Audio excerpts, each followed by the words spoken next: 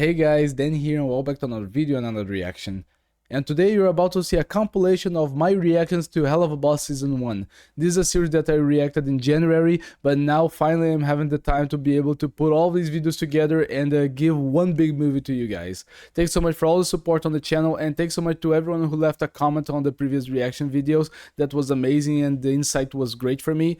And let's hope that in the future or in the near future I can react to Helluva Boss Season 2 and as well as Has Been Hotel. So yeah, I'll see you guys next time. The stamps of each episode will be down to the description, and also remember to give a like to the original videos as you're watching them, okay? So onto the video, have a good day.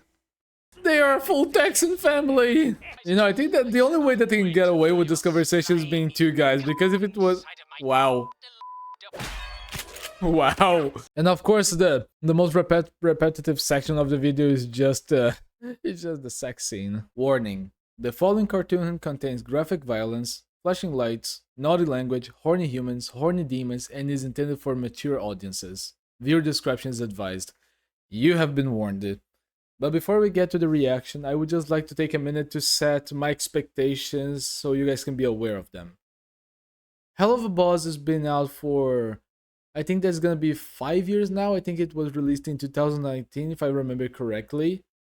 And I heard a lot of good things about this. I heard a lot of people saying that I'm gonna really like Helluva Boss, that the story can go very hard sometimes with the themes and characters. But I also heard a lot of bad things. Mostly criticism about some of the topics that they go about, or some of the characters around the show and how they are portrayed, and or what characteristics they have about themselves. And in the end, that doesn't matter for me. I think that what makes a good series is just the level of development and quality-wise that the creators and producers and voice actors put to the final result. I think that this is what any good show should aim about creating real characters that interact with an interesting world. And if this show has this is enough for me. I'm going into this show open-minded, and I will not criticize it for what I've heard, but only about what I've seen here. So without further ado, let's get to it. Let me go back to the beginning and go. I was a good person before it all went down. I was good my entire life. Puppy Junior School.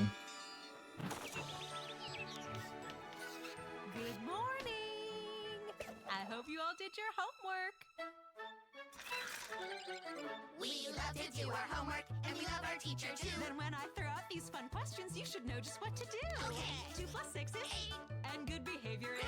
And it's now that part of the class when we say the time of day and date. It's 9 in the morning on January 8th. The sun is out smiling, and it's your husband's birthday. La la la la la la. Oh wait, how does he know that?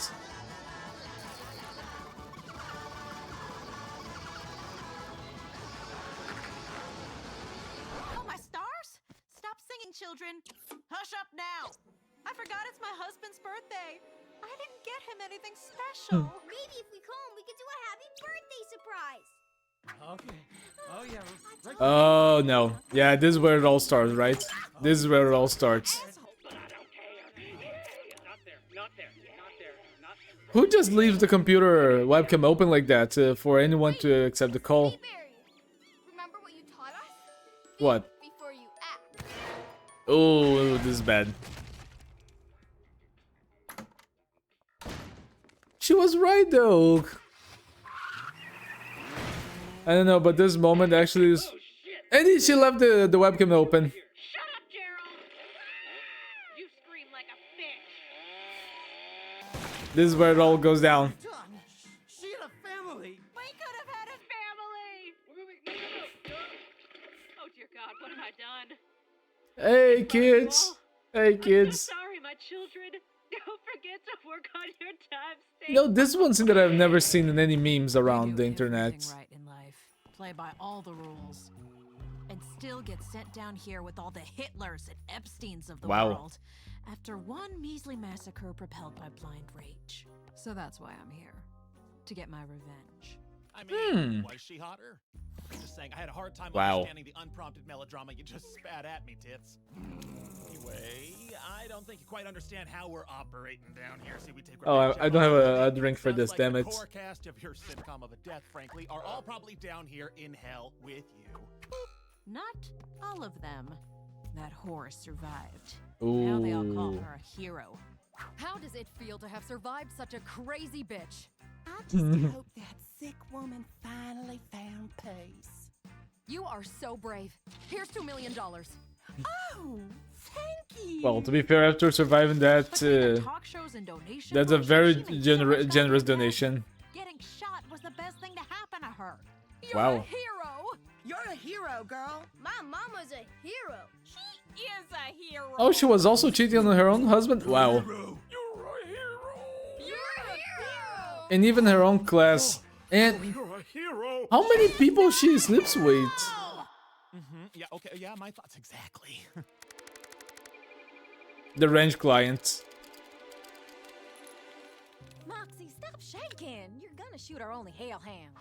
Wow, I feel so loved here. Just take a deep breath and let it out. I didn't know that this character. I've seen this too before, just as well as the boss that was previously shown. Kill a human family. I mean, if that's what But I Brian didn't wants, expect her to have this accent. Or a mob family. That's understandable. But to eradicate an entire innocent, seemingly in this instance, upper middle class family bloodline? Hey, you Yeah, don't know that's a you're good innocent. point. This kid probably sets dogs on fire. Maybe this girl gets off to bullying Australian kids online, and this guy. What were the Australian kids, Luna? And this is the only character that I know the name because of the internet went crazy with her. But guilty and innocent aren't our business, Mox. Killing who we're paid to is our business. Shoot the target. Oh, I just think it's a bit excessive, and we could be a bit more selective, is all. Guys, I want you to meet. hell of a shot. Our newest client. Damn it, Moxie, I just bought those eels. Bye, and don't worry, we'll get that skank in less than 24 hours or your first kill is free. When did we start implementing that deal? When you set fire to my office in front of a client, you fucking dipshit! Now someone please tell me that fancy book is still intact! You mean our only ticket to the other side? Yeah, got it. And that's why you're my favorite, Looney. You get a tweet now. Ew, stop. Oh, You're so gross. stop it. I get enough of that from my therapist. Now let's go lick some I don't know why, ass. but as soon as I saw this, already seems that they're going to Gravity Falls just because of the woods. That's gotta be her. This is too easy. Moxie, do you want this one? Me? Yeah, this one's simple enough for you to handle. It's just a happy mother who just got out of the hospital. Just got off the hospital now? And I got you, bitch. I thought it had been years since that happened. A family? No, don't be a puss. We're just killing a mother. We're ruining a family. But hold on. Big Let's difference. just think about this. What was that, Ralphie? I don't know, Martha. But whatever it is, there's gonna be tomorrow night's dinner. All right, kids. Oh no, they are a Texans family. They are a full Texan family. What the fuck was that, Moxie? I'm sorry. They just seem so wholesome and happy. I panicked. Oh, who the fuck is innocent, Moxie? Before your birth, you're already a parasite leeching off your mama's kids. Get the fuck over yourself, you baby dick prick! A new home! Ow. Scatter! Wait, she was with them too? I mean, I thought she was in somewhere else. Oh no, he was gotten by the kids. Y'all can't hide long from me.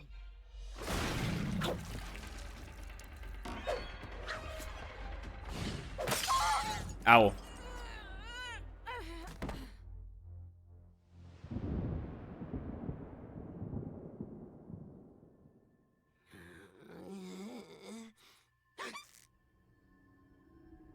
This is giving me such Resident Evil 7 vibes. Aren't you cute? It's nice to have a new critter to play with.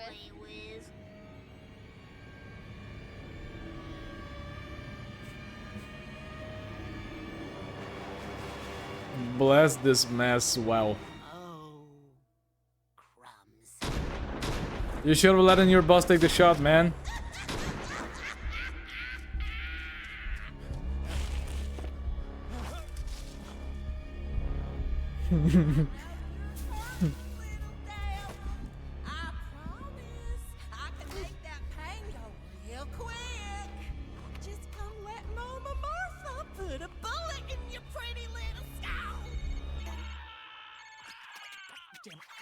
Why do people never mute their phones on horror movies or horror sections? What is it? I've been meaning to follow up on our last little conversation regarding my grimoire. What did you just call me? My book, Blitzy. The book I was given to do my job that I have allowed you to use to do yours. This book that they used to come to the human world. Shit. Anywho, I have been thinking. You know, I have been permitting you to access the mortal realm less than legally for some time now, but I do need it back to fulfill my duties. I was thinking, what if we worked out some kind of exchange? Favors for favors. Doesn't that sound enticing? You gotta stop using your fancy ass rich people talk, okay? I'm trying to concentrate on not getting fucked in my A! Then let me keep it simple. Once a month, on the full moon, you return the book to me, followed by a night of passionate fornication. And you get to keep it all the rest of the time. Sound fair, my little imp?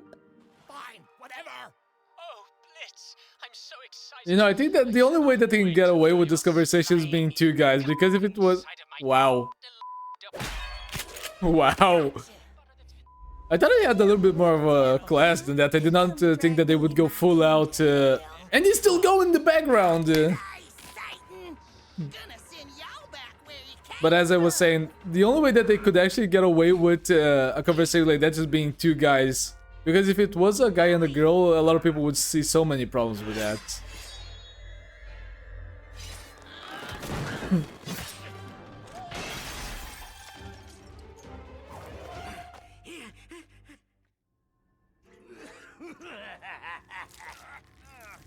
Oh, I had that fucking shot. God damn it, Moxie.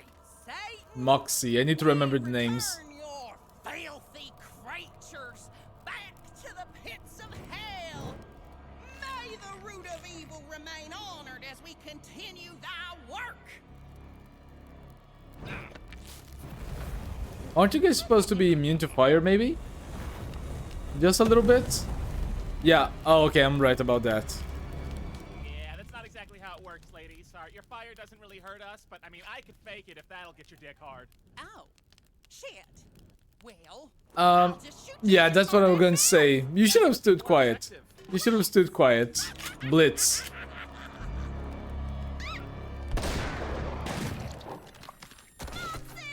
You're not Nice shot. goddamn paycheck for this one, Mox.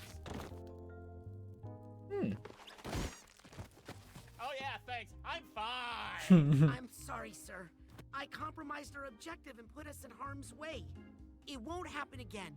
I promise. I don't know, there's still But if you ever 8 more episodes on this season. then I will fuck you and your wife. Alrighty, job well done. Now let's get on. Yeah, give me a moment. I need to get something I left at the house. Okay, fine, but hurry up. What did you left at the house? The Ready to book? Come home, dear. Oh, is he gonna finish off the whole family?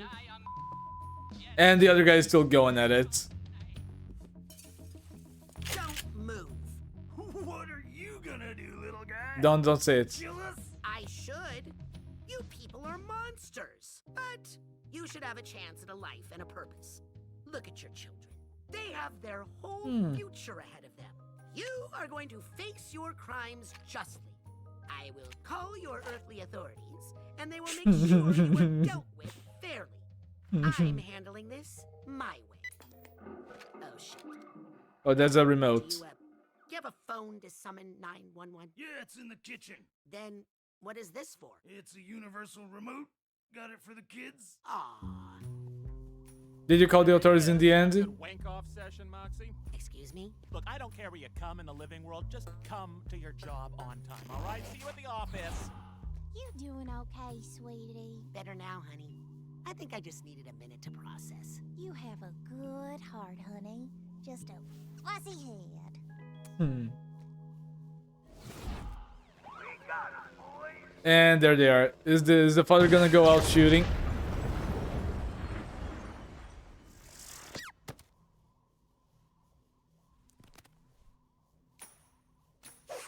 Texans, am I right? See my little Mox Oh, yeah. Oh, Moxie! Well, here's to another mission accomplished. Moxie finally learned not to fuck up. And killing people isn't that big a deal if they try to kill you back. That's messed up.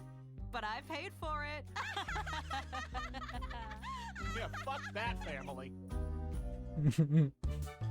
And I think that's the last second. Okay.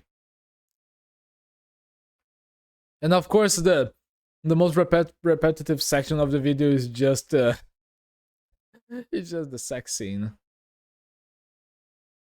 Let me go ahead and put it on the Helluva Boss logo. That family. Oh no, actually, I have a few more things to say. So, guys, let me just leave it here. I have to say, this was actually a very pleasant surprise, because since that Helluva Boss and more recently Has Been Hotel have been everywhere on the internet, just with the characters, the memes, and the stories, and also with a lot of hate as well as love, it's actually, for me, impressive to think that this series started small. I mean, animation takes a lot of work. I reacted to a lot of animations and animated channels so far, but I think that this is amongst the few animations that actually has a gigantic team. Most of the animations that I watch usually have 10 people working on it on smaller jobs. But just like with Canva the Pole channel, for example, there's just a lot that it takes to build a long animation, especially an animation that might take 10 to 20 minutes. Sometimes it's the case. And I think that it just takes a moment, but I think that we need to appreciate every single animator that worked on this. And since Helluva Boss became so popular, in a way I can see why. The world building at the beginning was impressive with just the way that they showcase the murder at the beginning, just how screwed the human society can be. And if I got it right, and for what I heard is right, this whole firm that the characters have, which I will once again be forgetting a lot of the names, so, oh, my bad. That I forgot a lot of the names, so let me just come here. Oh yeah, the character's name over here. Blisto, I think that's the name of the character of the boss. He has a firm that actually works on taking revenge on people. And in a way, that is actually quite a fun idea. I don't remember any other media, with the exception of one, that actually has this theme of doing deals with something to be able to get revenge on someone. I don't remember the name, but it was an anime that worked like this. There was a computer that you could write the name of someone there, and they would die in the most gruesome way, and they will be tortured till death. And their souls would be sent to hell. They would be dragged to hell. But in exchange, you would be the one to also go to hell as soon as you died. So there was this exchange. But Helluva Boss takes it in a very much more comedic sense. And seeing that they actually are going for people that might deserve, you know, I do not know that they will keep this filter throughout the whole season. But Blisto doesn't care. He's more of a lawful evil character in a way. You know, he just care to have the job done. Moxie, I think, is the guy that screwed up this time. I think that he's the character. He's more of a wholesome guy. I would call him more of a neutral good type of character. He tries to do good, and he still tries to just discern who are the bad people and who are the nice people, which is always good. It's kind of hard to maybe be able to see these characters in a hellish situation. Millie has not been able to shine a lot, but she has been shown to be a support character. I can see that she can do her job very well. Combat, especially in close quarters combat. And I did not expect her accent. She kind of reminds me Harley Quinn in one of the Batman animations. I do not remember which one, but it is the one that has the twin goons from Two Faces singing at a bar. If you guys know, please remember me. What is the name of that animated Batman movie? And it was very cute. And Luna, which I can say that is the most recognizable character in this whole series, just by the way that Luna has blown up in the internet. And one reason I might add that maybe the series got a lot of hate because the Helluva bosses can be associated a lot with the LGBT community and the furry community. Both communities that can suffer a lot of hate comments in the internet. But to be fair, I did not mind that any bit. I would just thought that there was one scene that they actually got away with the whole joke because we're two guys, apparently, having the conversation. And I think it was Blisto and what was the other character? Stolas. Let me go to it right here. At this scene right here, when these two are talking. I just feel like they just could only get away with this if it was like a male apparent character to be talking to another male apparent character, or if it was maybe a female character talking to a male character in this situation.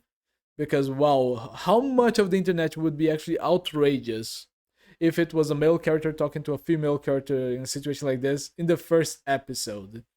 People would be up in arms to talk, no, this is not cool, this is not good, this is oppressive, this is just the patriarchy, etc., etc.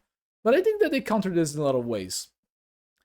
It's impossible to run from that, but the fact is, there will be double standards in many situations, including in storytelling and animation. But I just feel like for the way that I've seen the memes about this guy and the other two, the Blisto and Stolas, they still have a great story to tell.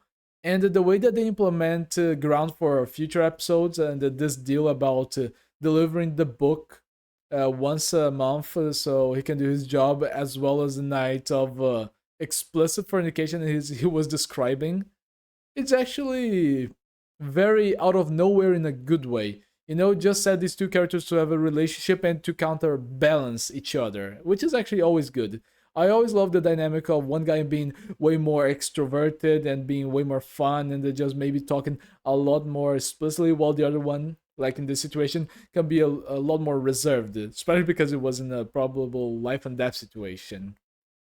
But overall, I enjoyed this. You know, the world building, the way that it's been presented, is not shown a lot like many animated shows try to do. A lot of animated shows that start small, sometimes they try to bite way more than they can actually afford to give at the same level of quality as the first episode.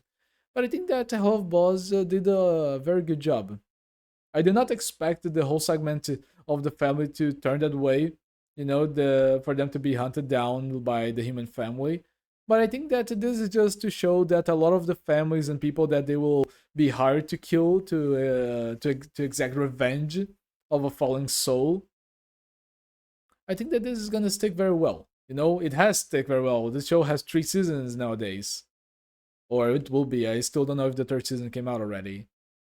But this is a series that, in a way, I never watched, but just because I never sat down and disciplined myself to say, you know what, I will watch this and let's see where this goes. And I'm quite happy that I started this new method on the channel. Just being able to let you guys choose what series will come out and I experiencing new series and new stories is cool. It helps myself to get more disciplined to watch new shows, and it also is a way to you guys to be able to just have fun with me and to select your favorite series for me. And I think that's all. But one more thing before we go, I would just like to showcase 2 more things before we actually end this episode. I would like to read this over here that says, "Goat and asshole in the living worlds, come to IMP. Make sure you put the sign on the right side. Don't fuck this up. Also, payment may take a couple weeks because it comes in the mail. Speech to text, Blisto." Wow. And there's a small picture of Luna over here. And it was very, very poorly cropped. And another thing that I would like to check is just this here. Condom building, and which is now their headquarters. And in the background, there's just saying, Dick. Oh, I wonder how many more Easter eggs there were in this animated series that I did not catch from starts. But I kind of feel really bad for the teacher at the beginning. But in the end, I think she got what she asked for. You know, she got her revenge. Because really, she was just trying her best at life, and then she snapped because her ex-husband, or her husband maybe, cheated on her on his birthday. Imagine that. And that actually kind of reminded me of The Walking Dead from Telltale, because Lee did the same. How annoying is this, that you're just trying to sleep with a partner, and the partner just starts to get all of the blanket to himself? Why did you need the bodyguards to install us?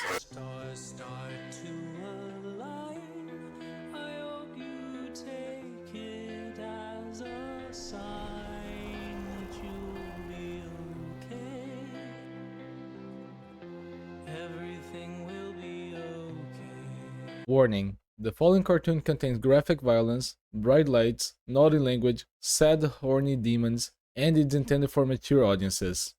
You have been warned. Let's go. Viewer discretion is advised.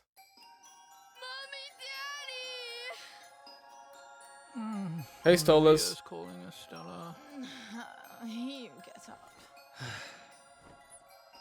How many times I've been in a situation where my partner is actually stealing my blanket? Daddy! I had a dream. A really bad dream. A nightmare. I was looking all over the palace, and I couldn't find you anywhere. You weren't there. There, Via. It's okay. You're okay. When you're scared, Oh, so this story is gonna focus more about the book. you must remember, no matter what happens to me, I will never be far away from my special little starfire. It always seems more quiet in the dark. It always feels so stark. How silence grows under the moon. Constellations gone so soon. I used to think that I was bold. I used to think love would be fun. Now all my stories have been told, except for one.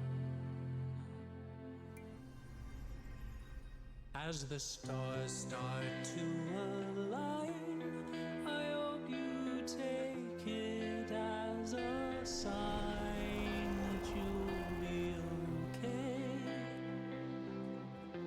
Everything will be okay.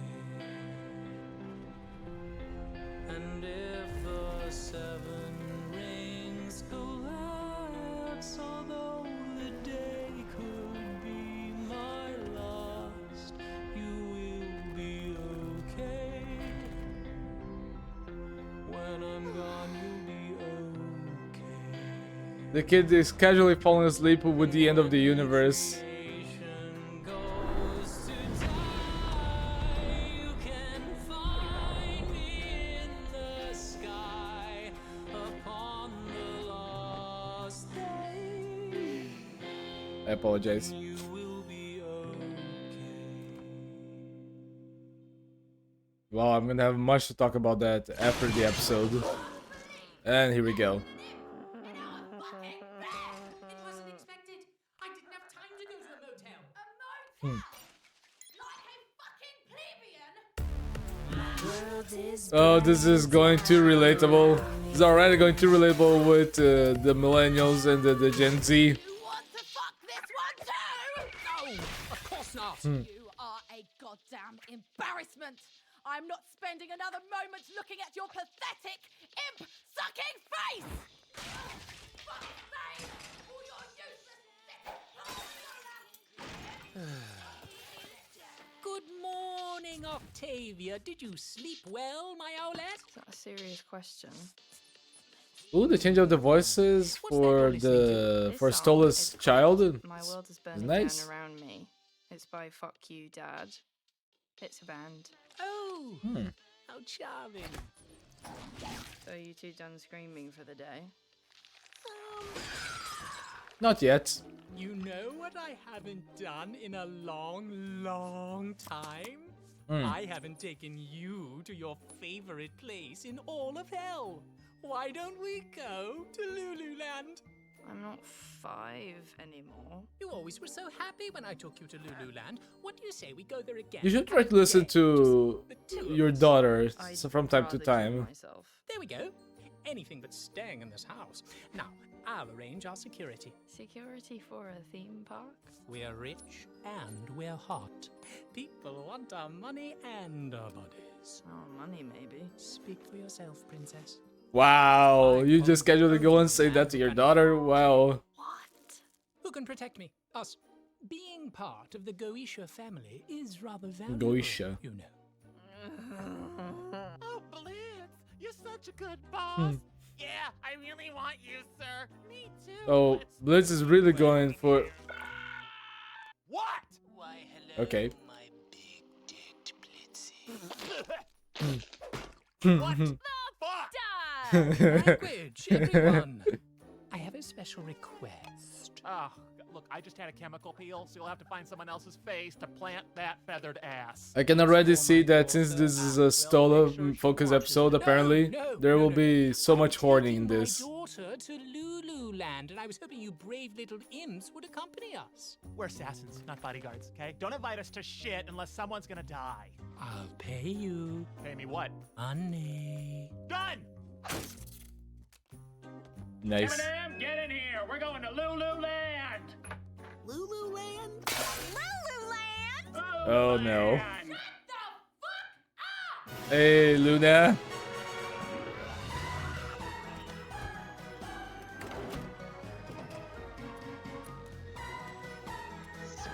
I also really enjoyed the design for Stola's family. You know, being more of an owl or a This is bird work and type of Me and my crew are not here to satisfy type your of, perverted inspiration, bird I'd say. needs, all right? Hey, Dad, do we have to... Okay, hold on right there, sweetie. If you try fucking my little ass in that park, I swear to You are so cute when you are serious. I'm literally gonna be sick. Oh, crumbs. I knew today would be a lot. What do you need? Antacids, ibuprofen, morphine? That was figurative, old man. Oh, right. that's so unpolite. Said it was literal. Wow! I haven't been to this place since I was a tot. It Ow. hasn't changed a bit. Oh! Look! It's big wobbly! The last time that I actually went to a park, I think it was Deeply upsetting. when I was a kid and I went to You've never been here? Disneyland. No. Theme parks always disturb me. Especially the mascots. Well, hey there! I'm Lulu. Welcome to Lululand. If y'all Oh, ain't so heard Lulu's here, the just apple. Try and sue us. Look, Thea, it's Lulu. I have a question. Well, ask away, little girlie. Is it true this And park is just a inspiration in really Disney and shameless Goofy spin-off right of there. Lucifer's far more popular Lulu World? Hmm. This place reeks of insecure corporate shame. Why don't we go check out the rides? That chick's creepy, huh? Wait Yeah. till her dad tries to diddle your holes. What's that mean? Don't talk to me. I know you're a pervert under there. Well, Yeah. at least he knows, right? You really like this At least he place, knows. I love this place. My parents would bring me and my siblings here when they could swing it, money-wise. huh? Yeah. The prices do seem rather criminal. Yeah. I mean, that much for a novelty cup that you use one time? Cause it's Lululand! Listen to your hoe, Mox. And he bought it. How about I take the first watch while you two have a little fun? Oh, we gotta do my favorite ride! Oh yeah? Which one? And he got it. And he got a little red. He blushed a little bit, I think. Oh, music time.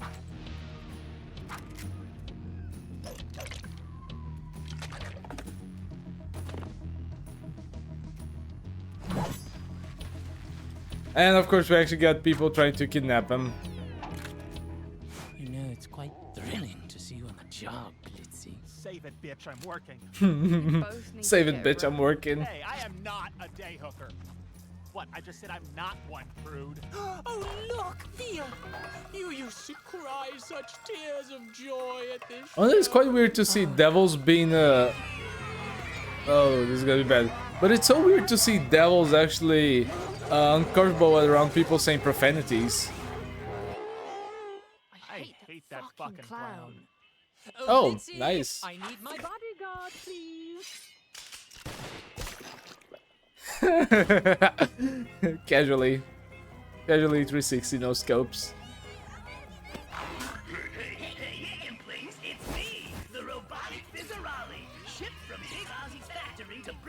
In a way, this kind of remind me of oh, I forgot which. I'm gonna have to look at that post later, but that reminds me of Five Nights at Freddy's.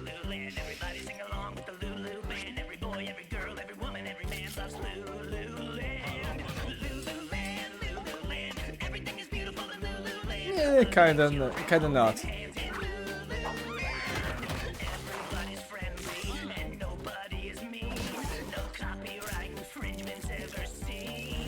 I see what you guys did there.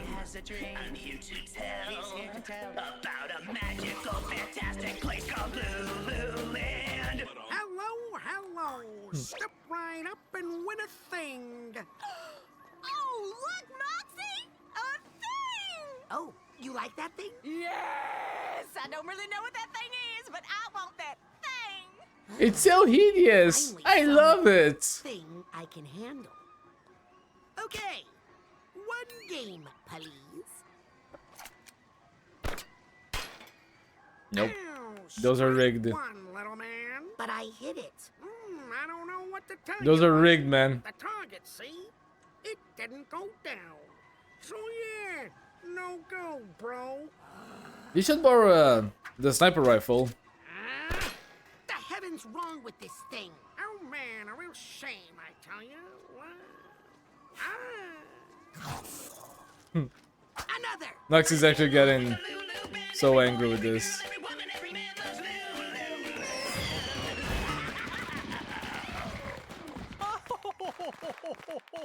How delightful! Nice shot. My, what good aim you have, Bletzy. Ugh, I can't do I think that Stolas is 95% horny and 5% try to be a good father. Is that lit soap my sensor spot up there? I guess the kitties are still running away from you, huh? The O is silent now. Just like your audience always was when you told your lazy jokes here. Bitch, I make more money killing people than you do being a cheap-ass robo ripoff of an overrated sellout jester! Someone's salty. Real or not, though. So Bliss actually used to work here. But we got a little bit of his backstory. No, but I'm really good with guns now. Dance, bitch!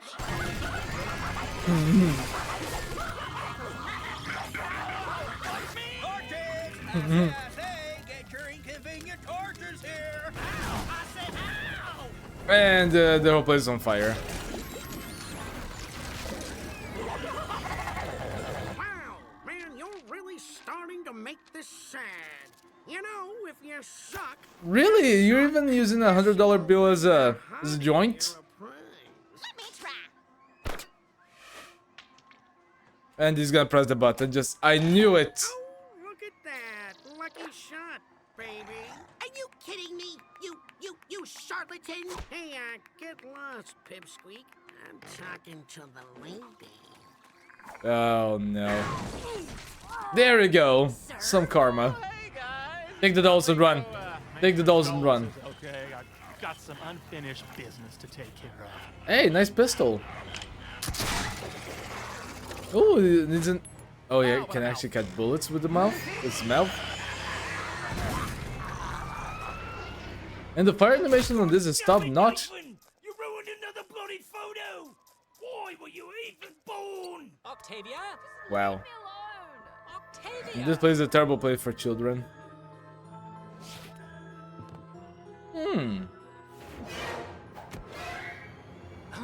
I think I'm supposed to be bodyguarded right now. Nice. Ugh, that's better. Where is Blitzy? He's my knight in shining armor, not you littler ones. I wonder what happens if you actually die as a devil. Is there anything? Anything else that happens? Anything? Do you go somewhere else? Octavia, I take it you are not having fun. I didn't even want to come here. I'm sorry, sweetie. I thought you loved it here. When I was a kid and my parents didn't hate each other. My dad didn't flirt with some weird red dickhead the entire time. I'm sorry, Via. I'm sorry for everything happening right now. I know it's a lot. I should have listened. I just want to go home. But home doesn't even feel like home anymore. She's open You installers. ruined it. Don't ruin it. You need to understand. Your mother and I felt. She's always been. I haven't been. Be careful what you're saying. Careful what you're saying. I'm sorry. I don't have the words.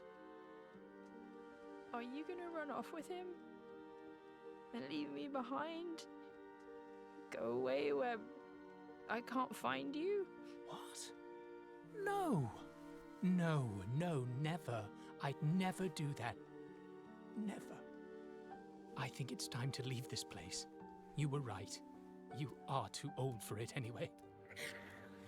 One more.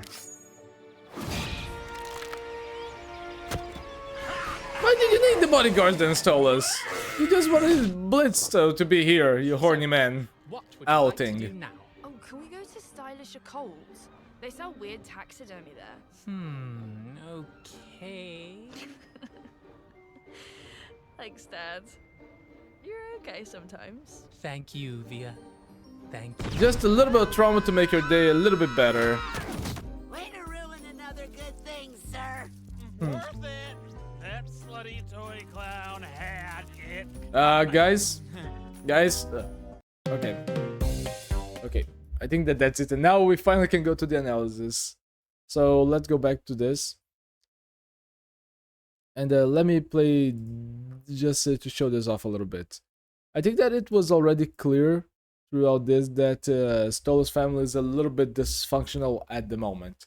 We see that at this point in the story, many years ago, he's married. And as I mentioned in the beginning, how annoying is this that you're just trying to sleep with a partner and the partner just starts to get all of the blanket to himself?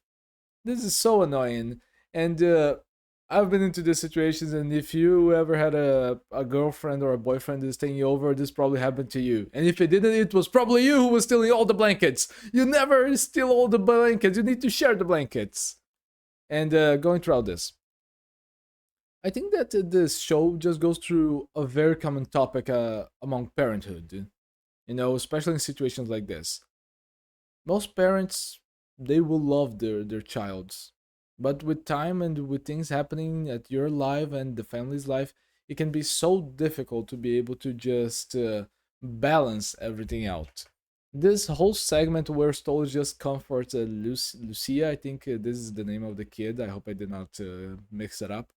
But Stolas' daughter, she's real cute, and she's just a normal kid at this point. She's scared of many things, and Stolas is just a father who wants to be there for his kid, and that's beautiful. And I also would like to be able to hear again the music that plays at this moment, and we see once again the book. I thought that the book was going to play some major part in now, but since they're just bringing the book back again, I think that something big is gonna happen in the later season, maybe. Let's try to hear this. Let's go and hear this again. Okay, you're okay.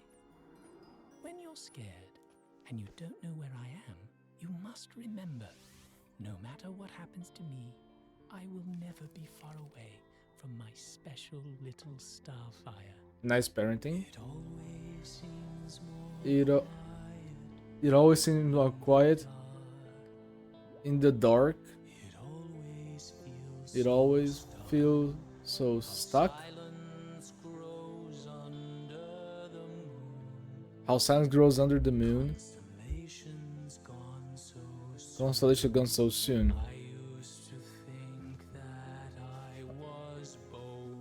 I used to think that I was bold.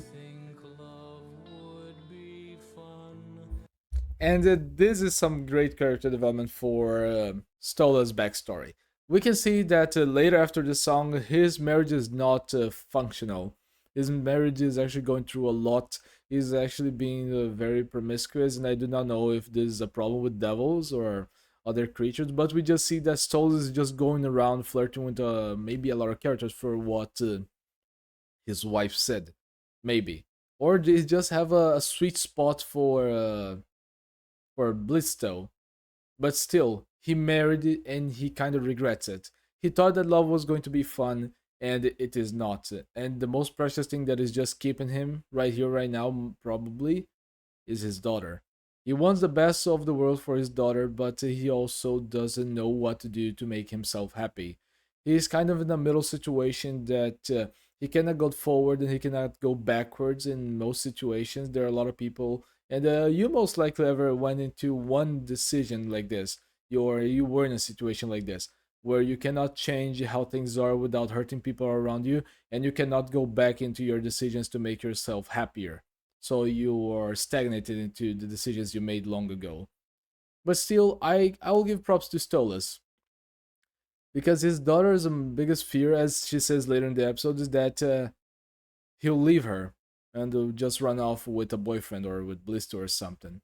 And she's scared of that. She thinks that she's alone. And Blizzo, he has a very hard time showing that in her teen years. And teen years is the years that it gets just more difficult to be able to talk between parents and the teenagers.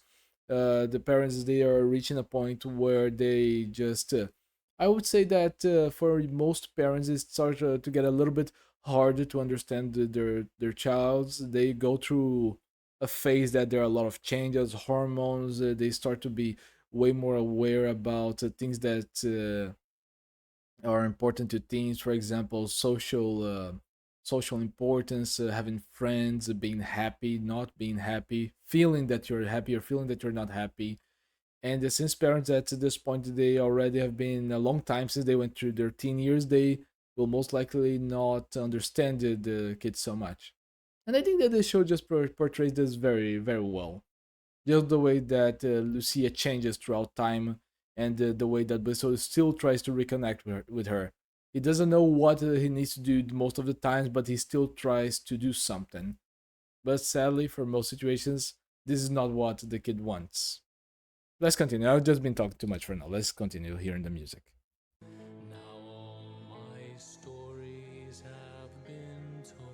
Now all my stories have been told except for one. It shows that he's only on this right now because of his kid, because he loves Lucia. And that is just being a parent, you know.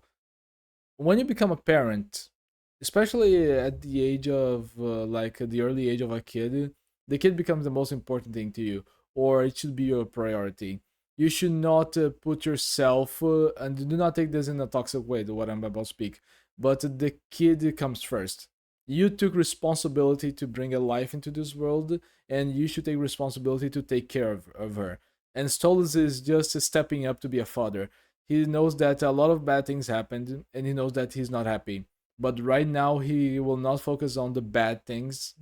He will try to focus on his kid. He will try to focus on being a good parent and being there for her. And this is being a parent. This is good parenting, even though if this situation has a lot more to it, he's doing his best. As the stars start to align,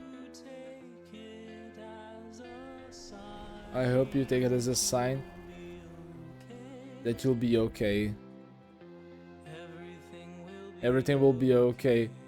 In a way, I imagine, would this song not be only for Lucia, but also Stolas just singing to himself to make him feel better, to make him also believe that everything is gonna be okay and that all of this is worth it because he's doing all of this for his daughter.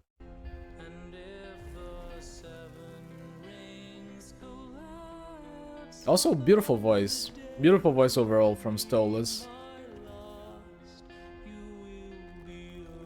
You will be okay. Oh yeah, there's something that I was going to mention. Just imagine like seeing the end of the universe and just start to casually fall asleep. What has this child seen so far to find this as a relaxing view? And how powerful is actually Stolas and his kind of demons or creatures? Solus being a bird or an avian creature with the cosmic powers, in a little bit of a way, reminds me a little bit of the cosmic owl from Adventure Time and the owl from Avatar: The Last Airbender, being beings that are wise beyond comprehension and filled with knowledge and power, each in their respective series, with their limitations and their godly powers or knowledge. So I wonder, what is the real potential of Stolas? Because Stolas throughout this whole thing, he could have just defeated his assassins, the kidnappers, but he also chose to just get Blisto to be his bodyguard because he wanted Blisto to be close and he wanted to flirt, showing that he just wants to be happy and he feels happy with Blisto. But at the same time, he wants to be there for his kid.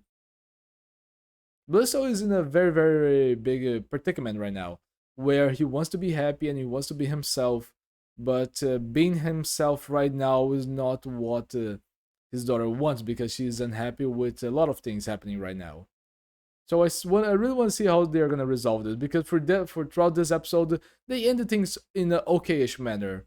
They are okay, nothing is truly resolved around the problems. Stoll is still in an unhappy marriage, and Lucia is probably still filled with a lot of troubles in her mind about everything that is happening. But today they ended things okay.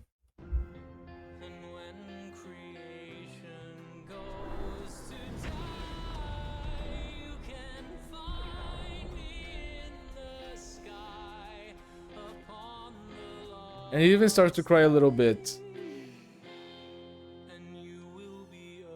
See, let's see this. He even starts to cry a little bit.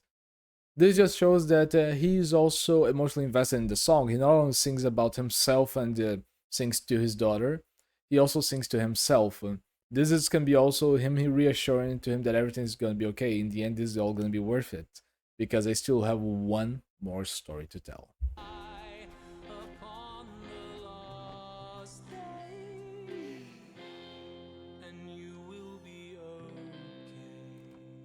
Also, cool portrait of Lucia and Stolas in the left when they were maybe a little bit younger. And wake up. I think that throughout the kitchen scene, there's not much that I would like to see, or not much that I just think that is necessary for me to comment on about that I haven't yet. Oh yeah, but they are still kind of owlish. They have some chocolate milk. I think this might be a beer or a Coca-Cola. They have some frozen rats, some zebra steak. And they did not know that owls liked zebra steak. Oh, we got this picture of Stolas, his wife, and his daughter. And this makes me wonder, did Stolas got his wife pregnant before marriage? I don't know. This might seem a little bit like a wedding picture, but it's just a theory so far. Also, here we can see a little bit of a Blitz character. I think that Blitzo, even though he's just still showing a lot of just being that crazy boss that makes you do horrible, terrible things and crazy things, I still think that he's looking for approval. We got a little bit of Blitzo backstory in this episode showing that he worked in the circus. The robot animatronic knew him, so he was selling balloons when he was younger or a few years back. And together with this scene where he just keeps using little puppets, makeshift puppets of his employees that say, "Oh, Blister, you're the best, you're amazing," shows that he's really searching for approval. And can might a little bit explain his relationship with Stolas. Stolas actually showing love and affection, which most of the time Blitzo did not directly corresponds, but I think that they have a thing. They have a fling. They have been around the block together, if you guys know what I mean. But Blitzo is just very deep with his emotions. He hides it a lot. At least that's what I get a little bit from his character. It doesn't show his true emotions, but I think that he's staying with Stolas because he's actually getting some love. He's actually getting affection, and I think that that's what he's looking for in the end. Even though he can hide behind this whole masquerade of being uh, a very confident and self-determined devil, I think that he's still looking for approval from everyone around him, and he's still looking for love, just like Stolas. And I hope that we can see more of that in the future about their relationship. Also, number one bitch, but he writes number one boss. And that picture, does Stolas also has one of these? Because wow, what a picture to have at your office. And he has a little crown because he's actually role playing between the three of these. Okay. And as soon as he mentioned money, yeah, he got it. He accepted the deal. He has a little boss bitch as a mug, the same style of writing that we got for Helluva Boss. And I don't know, but Stola just gives that whole vibe of kind of being that millionaire sugar daddy. Just say he's rich, and yeah, he can maybe be a sugar daddy to Blisto. And I will ask for your guys' forgiveness, but I kind of forgot this character's name because she hasn't just been too prominent in the series, and the majority of the times where she is, she doesn't has her name spoken a lot. I know Blisto, I know Stolas, I know Lucia, Moxie. This guy, I remember this, but her name I keep forgetting, and I still need to adjust to her accent and to her way to speak because still I cannot just correlate. I've seen her pictures a lot around the internet, especially when Helluva started to come out, and I saw memes and other things about the show, but I never heard her voice because she's not a character that I would imagine to have a more country accent. So it's still a surprise to me, even to this episode. Lululand, we can see so many Easter eggs about what is to come, about the apple, about the little animatronic plushies over here. Oh, look at this. Look at this in the background. I didn't see this before. Not Lulu World stops sending complaints. Everyone is so mean to me. Robot Fizz. You're gonna be sick. Vodka. Does Lulu World have a robot? No. So I think that they said this along the episode that this episode it kind of goes on to be with Lululand. It's a cheap copy of another place. It's not Lulu World. It's a this is Lululand. So it's kind of a copy. It's just the way to avoid copyright. And this goes hard because at the middle of the episode, better saying, when the robot singing the song saying that no copyright infringed or says that no copyright has been done, it's just a way to kind of give a little punch in a way and just to get the whole joke out of this episode to say that they're taking inspiration from a lot of things, but since they're changing names and changing a little bit of the characters, this is not Disneyland. You guys cannot sue. Ha ha ha ha. So yeah, they're just being very sneaky and smart with that, and I hope that that baby will be okay. Doesn't that baby looks a little bit like Moxie? Even, yeah, it looks a little bit. Oh, and I just noticed this. I think that for the male devils, they have longer stripes of black and white, while the female devils they have very thin lines circling around its horns. Having a look around some of the background design characters. There was something else around here that I wanted to comment on. Oh yeah, once again, just so much art design. Pizzaroli, Jolly Hour, Lululand, for things that will only be around the screen for 1 second. The attention to level design and background design is amazing, really. Funnel Cakes, Infinite Suffering. Funnel Cakes and Infinite Suffering. Oh yeah, when you go halfway through a cake that it was already too much for you, you start to feel like you're gonna die. I am a 24-year-old now, so I know I miss the time that I could just eat infinite sugar and I would be okay, but nowadays I start to feel heavy, so I need to be careful with that. Circus, once again, the Robo Fizz. Not this, also, that is not Disneyland or not a Lulu World. Fizzaroli, Jolly Hour, Maman Ula. Fizzaroli. Also, his name is Fizzaroli. RoboFizz or Fizzaroli. Handy Dandies.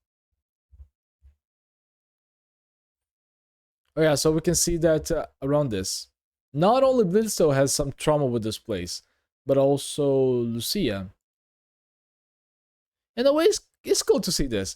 The way that the devils are portraying this, especially in traumatic flashbacks, just shows them as, in our perspective, to be truly a horror show. They are devils, they are evil beings, and the way that they are done in this background can really fit to trauma. Especially that we're seeing this in Lucia's eyes, her just being scared and not recognize anyone around her, but just having the memory of this robot engraved in her head. And really, Fizzaroli and Friends is terrifying, just a cheap copy of Chuck E. Cheese, or in this situation, Lulu World. And here we can see Blisto, and he's not so young on this, so I think he's probably already an adult. So yeah, they hate this place. So he was an adult already around this time. And it's kind of weird to see him with clown makeup. Very, very weird to see. But cool to see that he was in the circus working. I wonder what other jobs he worked for. Oh yeah, I want to read this. I want to read this. It's Lululand. I'll have to wait for the click. Now there's a little bit behind still. Lulu, not Lulu, but Lolo Land, the better one. Attention. This is a statement regarding the unfair accusations that my theme park, Lululand, is in any way trying to profit off my friend and ruler Lucifer's park, Lululand. Also, Lululand is from Lucifer. That is false. The accusations are baseless and untrue. You are all just dicks. Fuck right off and stop saying that already. They are legally distinct. I checked. Is this signed memo? I cannot read this very well. I feel like that there's at least one side that I kind of missed while I'm going through this whole thing. Also, this guy is just very unpleasant. He's just the embodiment of that one asshole working at Team Burke. Just being an asshole to anyone that is not interested, and just trying to get the attention of the girls. Really, if you ever try to do that while you're working, just don't. You're not being cool. You're not getting someone's phone. Just keep doing your job and keep moving forward. Let me see if there's anything else that I mentioned. Poison apples. And this design right here can also be a reference to the first Snow White and the Seven Dwarfs. I remember when the evil queen, she poured the apple inside her cauldron and brought it back, it would do the same thing. I think that's a reference to that, most likely, possibly. There's some basketballs in the background, and this whole segment right here of this kind of theme park over here is very cool. Just the whole interior design is very cool. And here I think this is a cool part. This is a very and the highest development for... I don't know why, but I just forgot his name. I totally just forgot his name. Stolas. Yeah, I remember Stolas. I don't know. I've been here for almost for beyond 40 minutes now, and then I've just been analyzing everything on the new series. And I will still mix the name sometimes. I apologize for that. But it just goes that to say that this whole moment where Lucy actually opens up to her dad, and Stoll is actively listening. He's trying to understand his daughter. He loves his daughter. But it's still hard. He still doesn't know how to allow everything that he's feeling to go out, because he still holds himself back. Because he doesn't want to make everything worse. I think that he already feels a lot of guilt. Not only with everything that is happening around with his family, but he also feels guilty for choosing this life. Not regretting. Do not mix those things up. He does not he does not regret his daughter. He loves his daughter, and he sees his daughter as his last story. He himself told that he loves his daughter, but he's just scared to say how he truly feels. I think that Blisto and I totally forget his name again. Wait, Stolas and Blisto. I got it. I think that the biggest thing that kind of connects Blisto and Stolas is that they kind of hide their true feelings behind a wall that says "I am okay," even though that is not true. I think that we're still gonna see a lot more of Blisto in the future with that, and Stolas is actually way more open to show that to the audience. We got his backstory today, a little bit at least. But he's still trying. Even though he cannot let out everything that he's feeling, he still is afraid to hurt people around him, because in this situation, he sees that he himself is not the important one right now. He wants to just make sure that his daughter is feeling okay. And even though he's trying to just protect her from the world, he's trying to be a good father, he's also hurting himself in the process. But in the end, today was a small breakthrough. Traumas like this do not get resolved from one conversation to another. Not in a short span of time. Sometimes trauma or feelings like this will last for years and years to come. And that's okay. You need to take your time. You need to advance with small steps or with steps that you see fit. And I hope to see that these two will grow closer to each other, and they will be able to just learn how to love each other and themselves in a way that they can actually grow as people. Or owls, devils, you guys know what I mean. But I think that this is the most important lesson of this episode. Is that it's okay to feel sad sometimes, to feel insecure.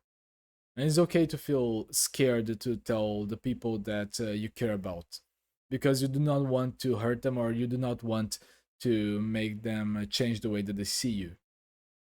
But it's also okay to trust them and to try to connect with them and to try to tell how you feel.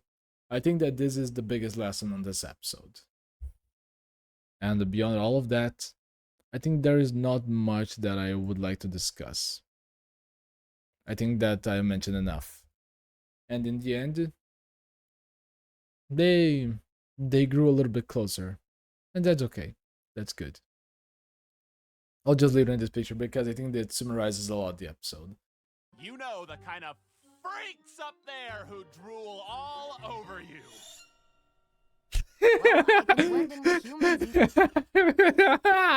They single-handedly called out the entire Helluva Boss community with that one. And that should mean something. Oh, what does it matter? You're not my real dad. I was almost 18. She can feel the middle fingers. And even the clown, I just noticed the clown. There's a fucking clown over here. And go. Warning. The following cartoon contains graphic violence, bright lights, naughty language, horny demons, very horny humans, and is intended for mature audiences. You have been warned. Viewer discretion is advised. So we're getting a human episode.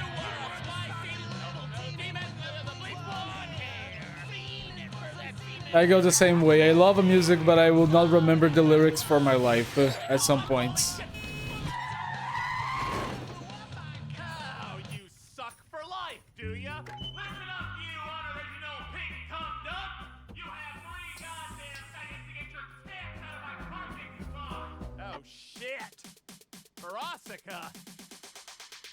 Blitzo.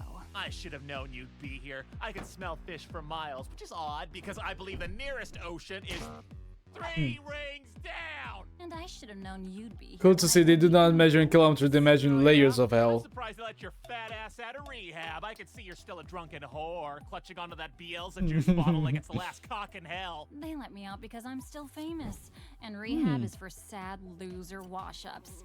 So your sister says hi. Why are you parking here? This is the only parking spot my company has, so take your tampon race car somewhere else. Actually, prick, it has my name on it. I'm Wow. trying to freelance for one of the infinitely more successful companies in the building. No And they wanted to have way. me come in this week to lead their team during spring break. A week? No, you are not parking here for a fucking week. Aw, you mad, Blitzo? You gonna run off, leaving someone else to pay for the hotel room, steal their car, and run 3 rings to Rap and max my out your credit cards on shitty horse riding lessons? God damn it, whore, you will not let that go. Choke on a I mean, I don't think I would have too if you did all of that. Hold on! You better move that pussy wagon right now, or I'm gonna. Or I'll call HR. Meet my new hellhound, Vortex. Unlike Vortex. you, he actually does his job well. Ta-ta, fuckstain. Ugh, I wasted. Well, so is this much being time a with bitch when you got a pickles mountain like to that. back you up? Verosika Mayday? Huh? Oh yeah, her. Yeah, we dated. Was it before or after she became a pop star? You dated a pop star. Okay, why are you all acting like that's such a I, shock? for a moment, I thought that was his Verosika sister. Mayday? It's you? Is she blind? Suffering some form of brain damage. Okay, look, you are all making this into a way bigger When that deal one than it friend needs finally to be. gets a I don't pry girlfriend, into all your of the buddies will be. stupid Is she personal well in the head? do that. Sir. What was sex with her like? Billy. What? It's a pop star. You'd want to know what sex with Michael Crawford was like. Touche. Okay, look, let's just drop it. Millie, just find a temporary spot for that truck. Okay, Looney, Moxie, let's go handle this shit. Do you think they saw me? Fuck, I did my makeup shitty today. Yo, Luna's getting a little crush. Shut up, Jack. Oh, Blitz. I kind of knew that Luna and Blitz kind of have a father-daughter relationship. Hi, big man. Where's your bitch Wait. employer? So it's on Vortex that you have a crush, There wasn't Luna? room on the sucking floor, so they rented one here on this one. Wow. Oh, come on! Sorry, man. Oh, no, you don't. The first time that I actually saw How Luna about smiling you in let an me go in episode and beyond try to episode reason 1. with her? I don't really listen to what's classified as pop genre music, so her status to me is name recognition alone. In my opinion. Why do I feel like everything that Moxie say just is instantly filtered by Blitz? Hello, Miss Verosika, was it? I work for IMP, and it is actually rather important for us to retain the singular parking space we were assigned because... Aw, look at the little one. He's got a widow bow tie. Please don't condescend me, ma'am. I Wanna kiss you, little guy? A kind offer, but I'm married. Hey, why don't you send a little message from me back to your limp dick boss? Moxie, don't let her access any of your holes! Oh, this is bad. I gotta go lie down now. Oh, this won't stand! Alright! That's it! If you're gonna be shitty to my employees, then I challenge you to a fucking... Dance off? challenge. Fuck, I said that twice. Yep. Is this imp boy starting a demon duel? I think he is. What is a demon What's duel? the game then, Blitzo? Every year, you STD spreaders go up topside for easy pickings, while spring break is a prime time for crime of all kinds. So I bet you suck, you bitches, can't fuck as many people as we can off. Oh no. Also, these guys are all succubus. You're Or serious. succubuses. Game on, An incubus. bitch. All right, shut your assholes. Here's how we're gonna do this shit. First, we find a fuck ton of clients. We portal up. We have our fun murder time as per usual. We pile all the bodies into a big fucking canoe. We push said canoe into Come some gutter? water. We light it on fire to attract the sharks and eagles and shit. Maybe a goose too. Fuck it. They come and eat the bodies. We win the bet. We rub it in that sloppy bitch's drunken whore ass face. Do you have any questions? Yeah. Why was that nonsense?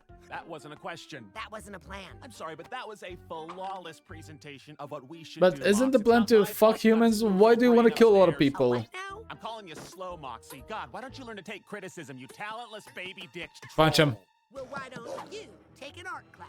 Why don't you see how expensive they are? Hey, is there a way I can come with you guys this time? He actually Absolutely tried. not. I He forbid it. tried to Not go gonna for art happen. Sorry, school. sweetie. Spring break is no place for young, vulnerable goth girls. You know the kind of freaks up there who drool all over you.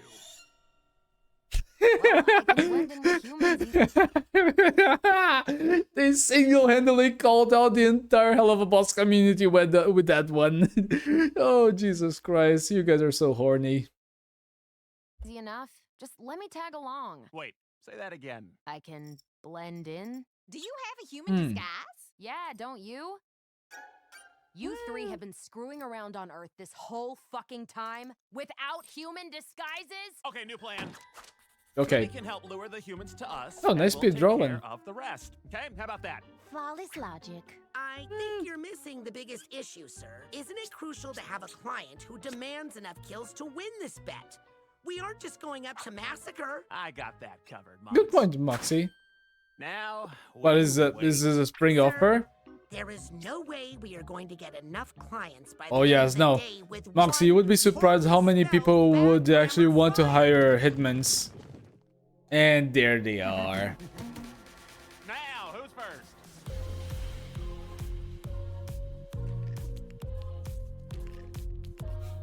Now remember, we can't be seen, all right? And loose shots will likely cause a panic, so Luna can help with leading targets to a better spot to off them. You got the list, Looney.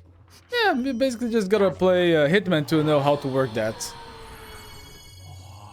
Looking Looney, good. Look at you. You look downright awful. I am so proud. Now fetch! So all these people, they are targets that how people would like to get killed. And one's down. 2, 3. Oh, poor guy. Oh, even the big dude? That's 9 kills in the bag. I'd like to see that whaley snatch orgasm that many. You guys are gonna have to just rush that up. Because they're just about to get in front of you guys in the competition. This is your final boarding call. All aboard. Fuck you, Blisto.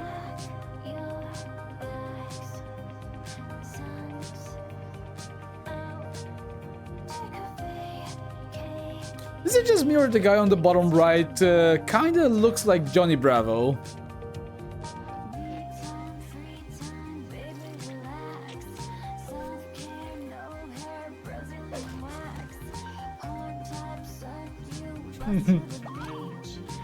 He's not ready for that one.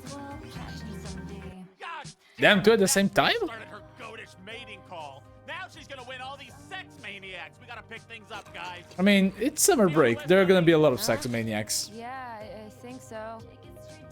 Good. Whoa, whoa. What are you? A leprechaun? You were asking to die. But you sure as shit ain't gonna tell nobody. All right, next one, Looney. Come on, Looney. And she's gone. Disappeared. Where's my baby?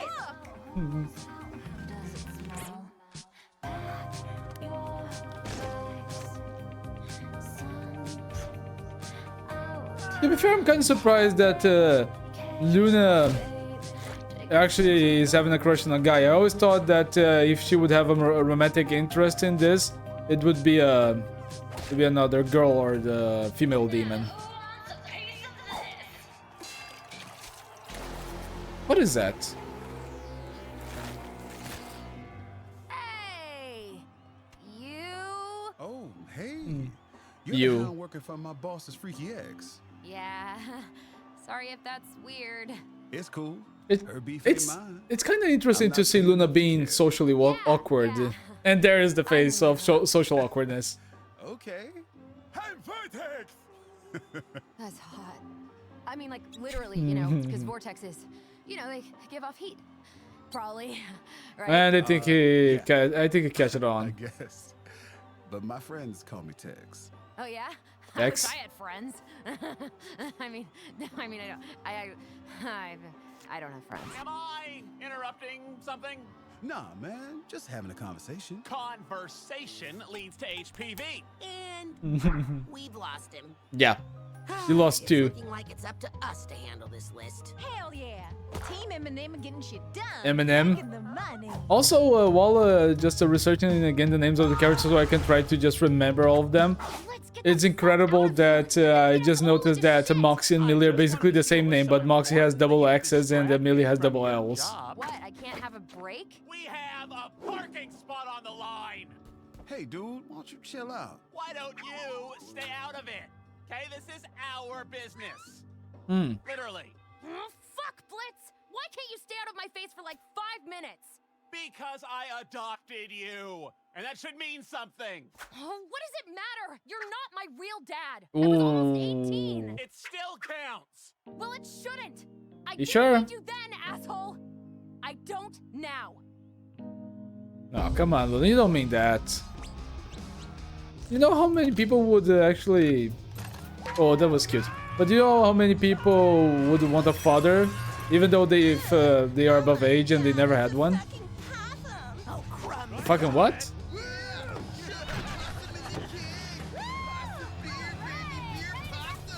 Poor Moxie. Blitz. Come on, say you're sorry. Break, Looney. See, she regrets it. Go kill something. Damn, girl, that was savage.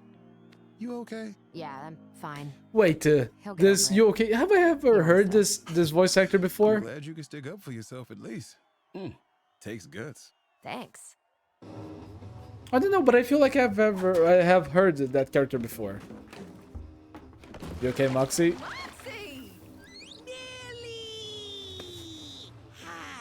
I thought that human beer would not be as strong as for devils as it has been for Moxie.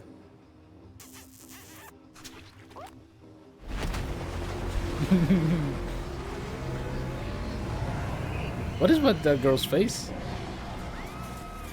And I think that you just lost the bet. Or those skills don't count because it's gonna be for the Succubus team.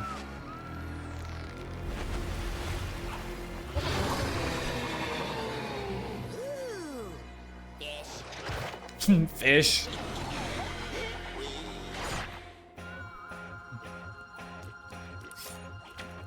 Oh, there are just so many details that I'm gonna have to look later. Ooh, cocktail motel time. Nice. I don't think that's gonna be enough, Millie. And really, is Millie's favorite weapon the knife? Because I think this is the third time that I've seen her using a different knife in these videos.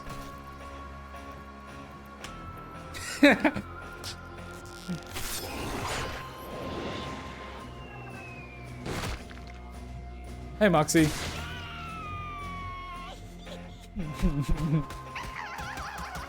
Moxie's voice actor really reminds me of Billy from the Grim Adventures of Billy Mandy. She totally pegs you, doesn't she? Wow. Wow, Blisso.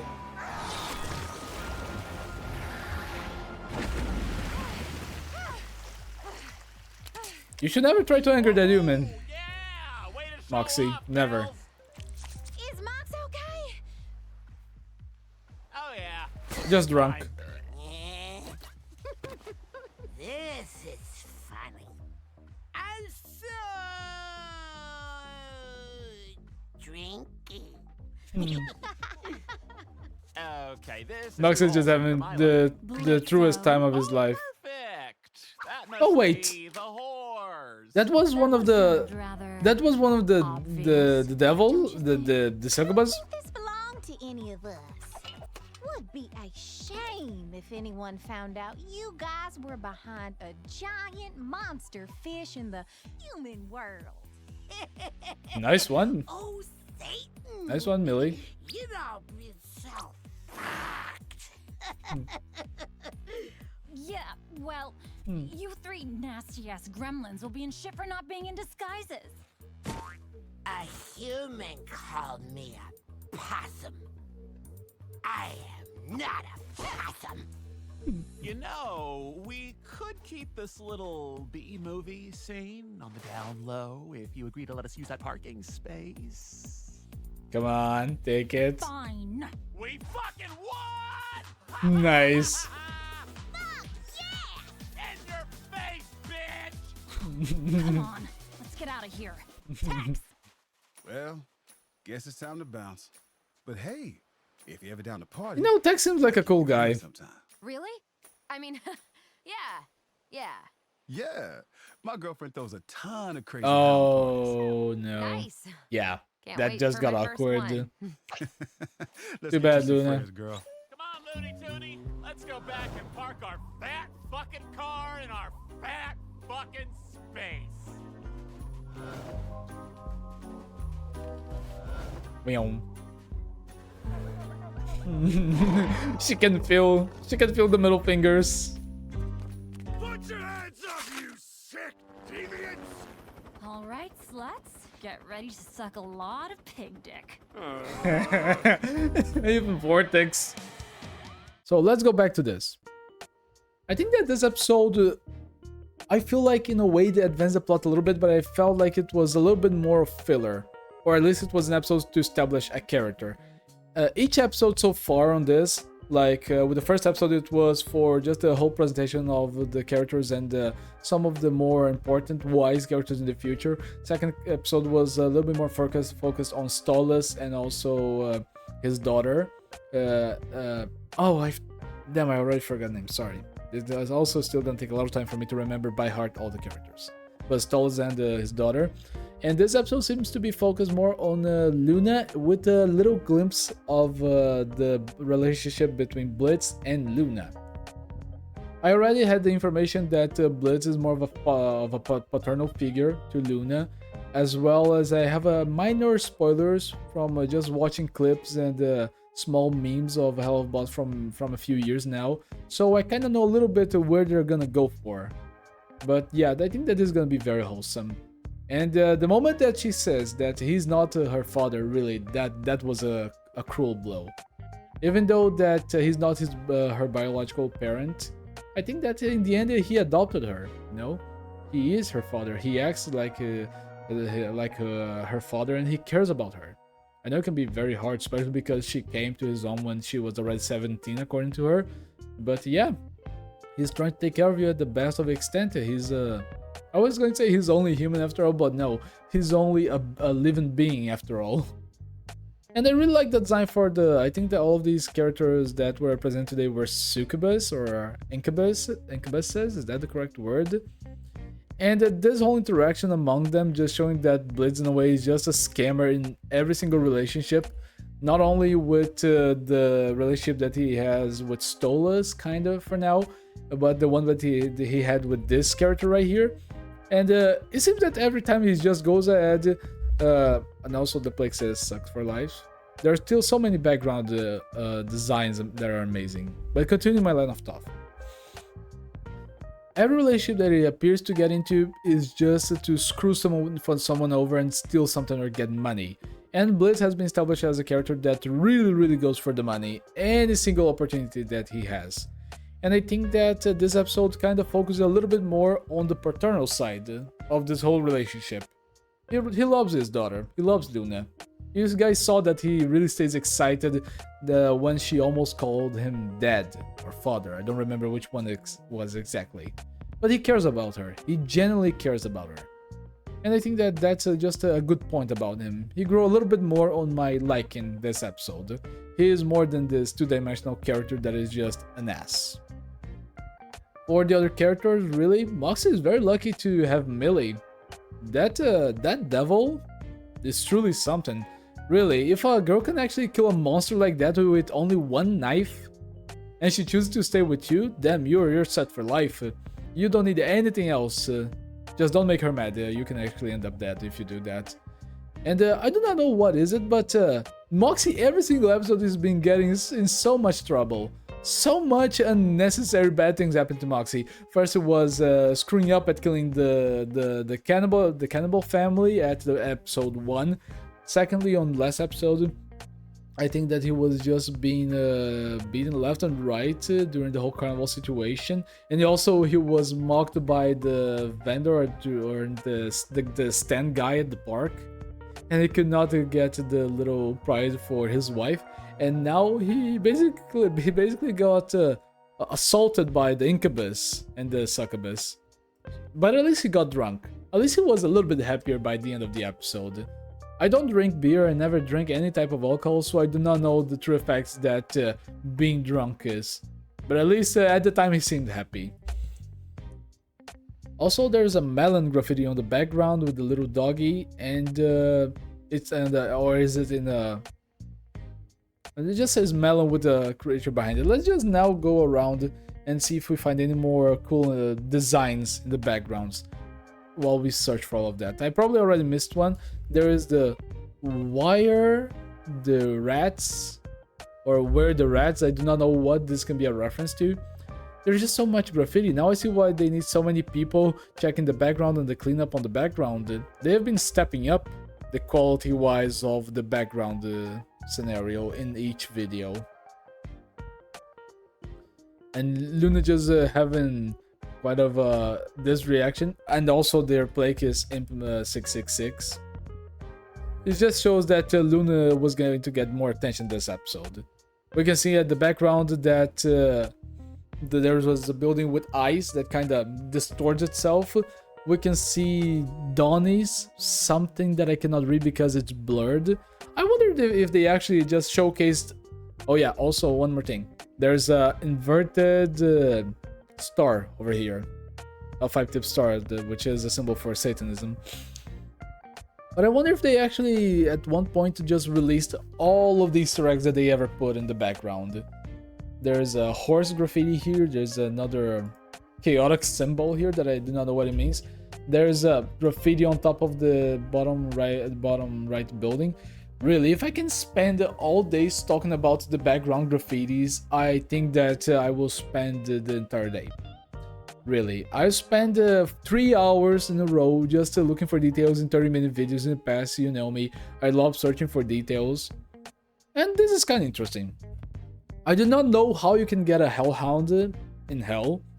But yeah, this guy Vortex, I think he owes some allegiance to the famous girl. And as I said, it's very easy to talk smack when you got a mountain like that protecting you. Hellhounds are meant to protect you in this universe, or at least they're being set to be bodyguards or creatures that own allegiance to their masters or to their owners or to their fathers and mothers, depending how you actually put it in. It's always interesting to get the reveal of this race, you know, just being able to see more of these creatures and establishments. I still think that in the future we're going to see more of these situations, just like we still have to see in the future more episodes about the book that Stoll has. And I think that we will see these two characters. I don't think that Hell of Boss is a series that establishes characters to just use them one time, especially in the Hell world. I think that these are most likely to return and we're going to get to know more about them. There's a van with the mouth open in the background. Let me just go ahead and see if there's anything else that I need to mention and more or to repeat. Just look at the difference of this. The left is Imp and the right side is VM. Just look at the difference of this, the studio. I had loud neighbors in the past. So really, having like a complete studio with surroundings sound like that without being soundproof, it's so annoying. And really, how can Moxie just always get the short end of the stick on this? I know that we have people that would debate that this is not so bad as it seems, but really, he's just being completely attacked against his will on this. And yeah, this is the crew that she goes with, the Succubus. And just seeing this one right, I did not recognize them in the crowd during the show, but only later I recognized them. There were some very horny humans that I did not recognize that it were them. And really, what Moxie, at least he's actually standing up for himself this time. Let's look at the board right there. Potential horse names: Grape Fiesta, Paperclip, Soapcrest, 32. They were really discussing a name for a horse instead of actually just seeing how to increase their business. And yeah, Blisto is not the best one to make plans. And I think that this actually summarizes very, very well the characters. Luna just being angry, Blisto coming up with a random idea, Moxie just being his sad, scared there, and Millie just being the hyperactive... I don't think we can call her a short stack, right? I don't think so. But just being her active self kind of reminds me of the meme that there are some like little human figures that are just like this, you know, just ready to do some damage. And even on the things, she just kind of keeps going around left and right, moving. At all moments, she's just happy in there. It's always cool to have a friend like that around. You know, they always know how to cheer up the ambience. But yeah. And there's this drawing right here onto the sharks and eagle. And does this confirm that ducks are like at the same level of threat as sharks? Because ducks can be very annoying and very angry. And there's even snakes on this. Wow. Party B. Let's see. And at this meeting, Moxie just showing to have some balls to actually confront Blitz in a more angry manner is actually very impressive. Blitz is still a very big bully most of the situations, but it's cool to see Moxie standing up for himself. And actually also trying to protect Luna, because on the meeting he says that Luna cannot go because it's dangerous out there and he doesn't want anything to happen to her. So that's cool. More character development. And yeah, as soon as Moxie said that he doesn't believe that there will be people just wanting to have someone killed just because 50% off, Moxie, you do not know the humans. If someone actually went to hell and there would be a chance to pay to be able to get someone you knew that is still alive killed, there will be people that will do that, Moxie, especially if it's at a discount. Spring Break victim 50% off. Yeah, let's see a little bit of the designs for the people that were killed. Come on, I don't have all day. And there they are. We got oh, look at all those designs. I'll have to go back again because it was just that fast. There's a good mix of devils, a gigantic plant, and other creatures. I wonder if we're gonna get explanations to all of these. If we're gonna actually see... even politicians, maybe there's a vote for me. What is all that about? I wonder if we're actually gonna see in the future origins of, or at least stories with creatures similar to these species. And they are very close to a cake shop called Erotic Cakes.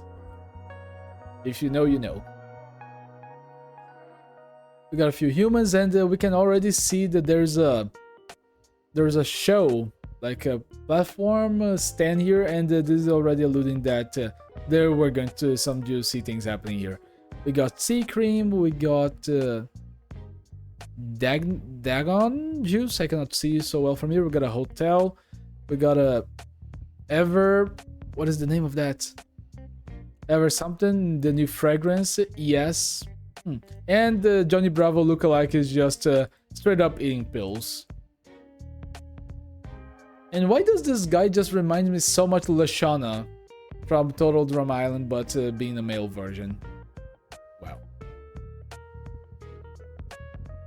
And really, I think that Luna's counterpart, the human counterpart that she has on this disguise, is very well made. I don't know, it just saves so much of her character-wise.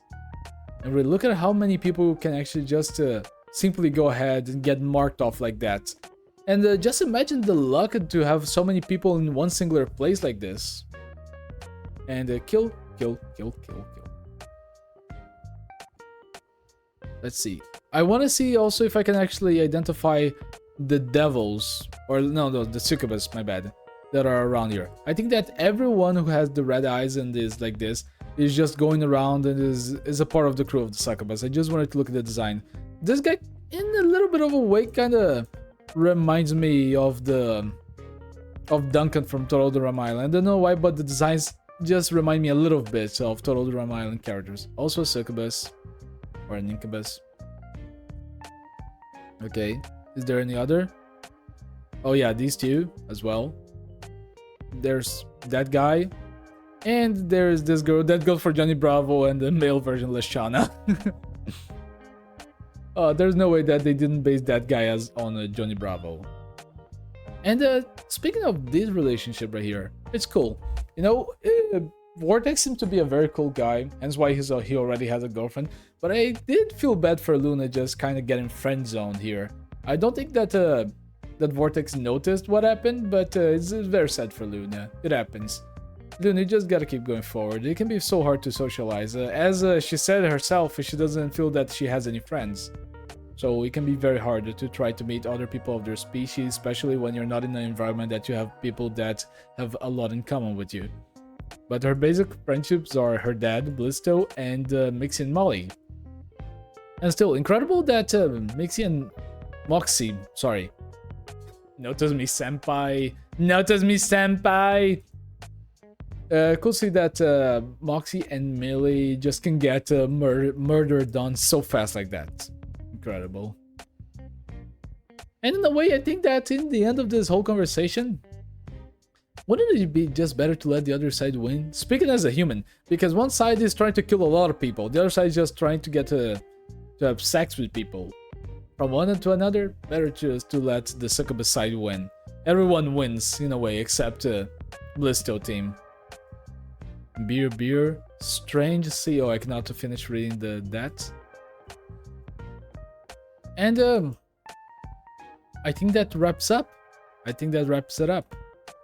I don't feel like there's much more else that I would mention about this, but I kind of want to see where all these stories are going to go for. Because so far we got 3 different story arcs that were mentioned. I still want to see more of Blisto and his past. I still want to see more of Luna and how she's gonna maybe come out of her shell to be able to have more friends. And I also would like to see more of Stolas and his family, and see how is he gonna deal about his own personal problems that I discussed on the last episode. But yeah, I think that's it. Let me just go ahead and leave it in a good position here. Oh yeah, and this Josie goes, guys, get ready to suck a lot of pig's dick. So yeah. This is a small gag right now. Let's just see how much they would maybe have to do. Let's see this. 1, 2, 3, the helicopter. 4, 5, 6, 7, 8, 9, 10, 11, 12, 13, 14, 15, 16, 17, 18, 19, 20. And even the clown! I just noticed the clown! There's a fucking clown over here! And the Pico Pancho Pizza. Really, and even a bomb.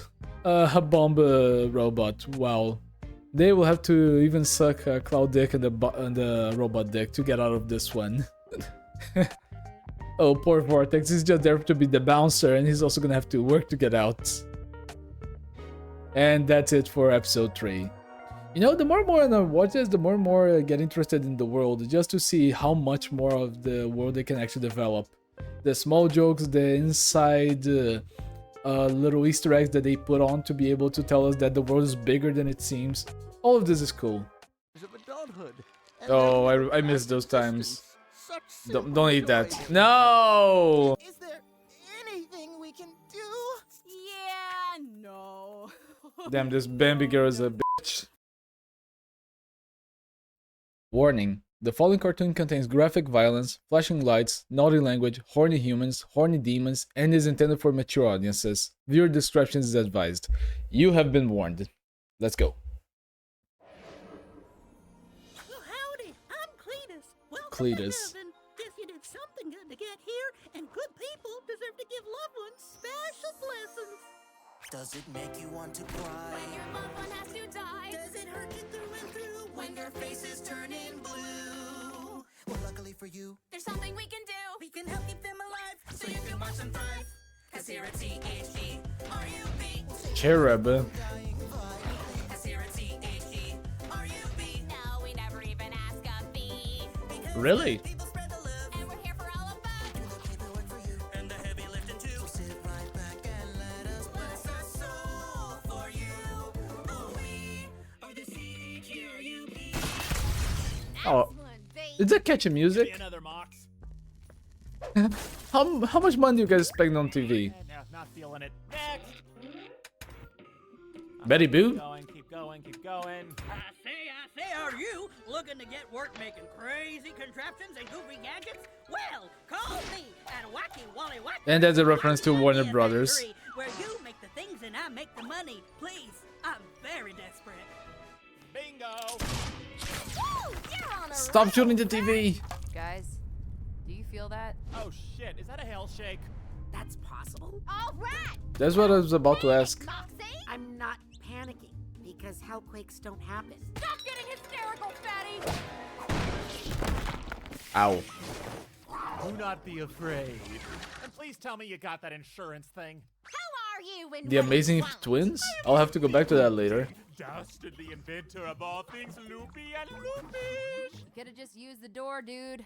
Doesn't need to be this whole thing. I am eccentric and must therefore do eccentric shit.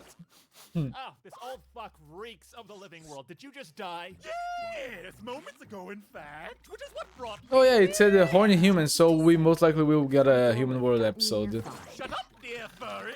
This Dear is the man furry. I'm gonna need you to kill. Not even a shit's length of time in hell and already plotting revenge. I can respect a man with that sort of passion. I'm Blitz. The O is silent.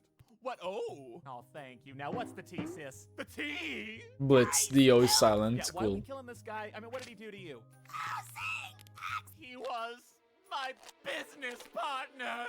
You see, I was not always an old man. My partner Lyle and I ran Lyle Loopy Robotics. Very dramatic reenactment from earlier that day. Earlier today, we were testing a new machine intended to stop or reverse the aging process. But saved all 3 trillionaires. Unfortunately, we neglected to test the machine on the poor, like we usually do. You neglected to test the machine on the poor? Genius, but the machine was accidentally set forward. By the time we managed to get out, it was too late. At least for me. Oh.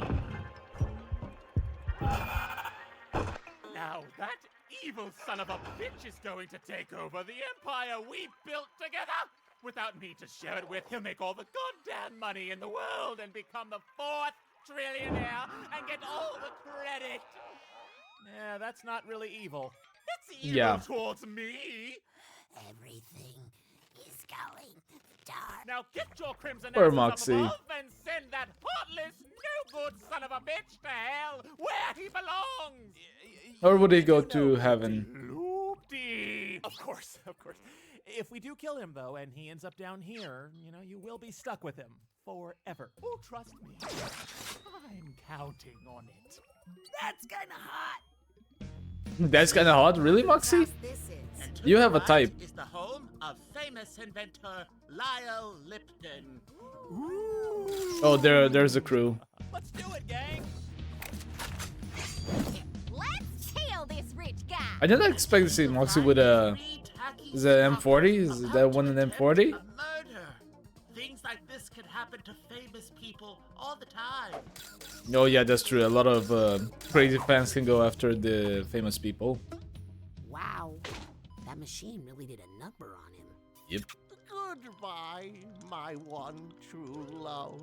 All the Free riches stock. of the world can't fill the emptiness I'm feeling now that my shitty old body can't do anything of value. Oh, fantastic. He's going to do our job for us. Should we go in there and tie it for him? Oh. Really, guys? Oh, and here comes the people from the beginning commercial. Wait, why are you so sad about the sock? Oh Lord, I'm being haunted by ugly orphan children now. Who the fuck are they? Oh no.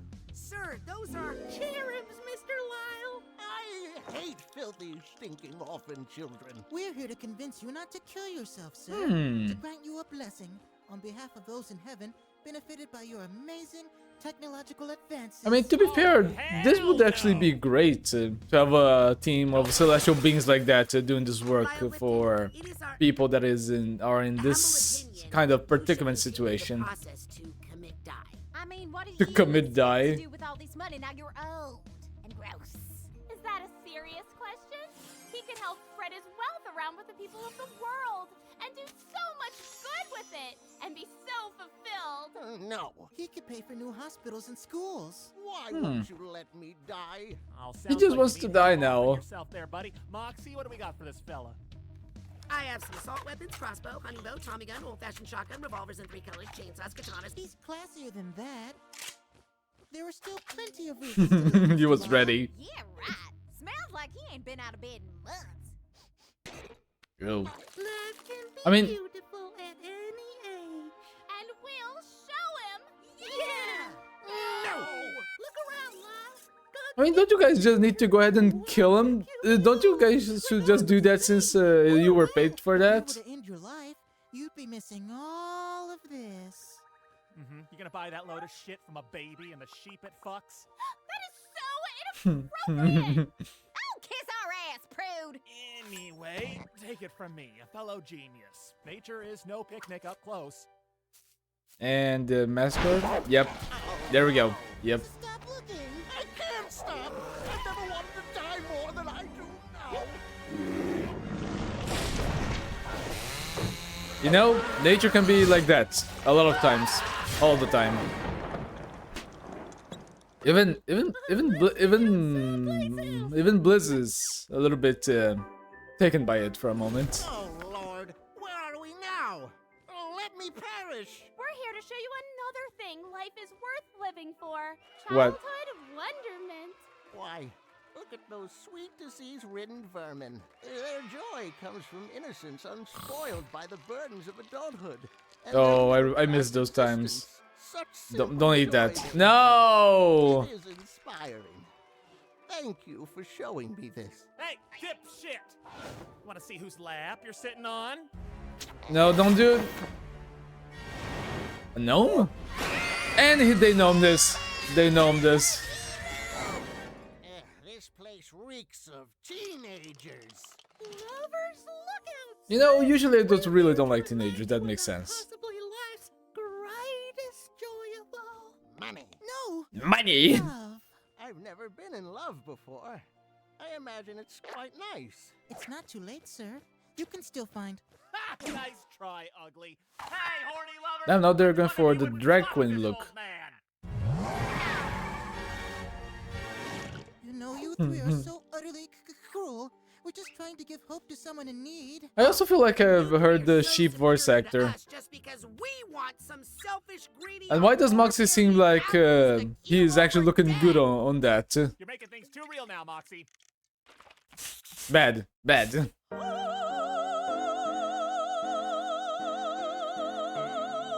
Behold, the wonder of art and music. Something always there to comfort, entertain, and live for. So, how do we make this bad? We can't. There's literally nothing bad about opera. I don't know. I think that Bliss has an idea. Somehow.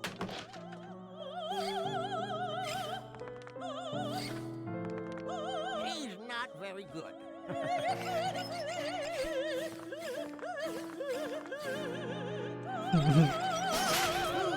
And kaboom.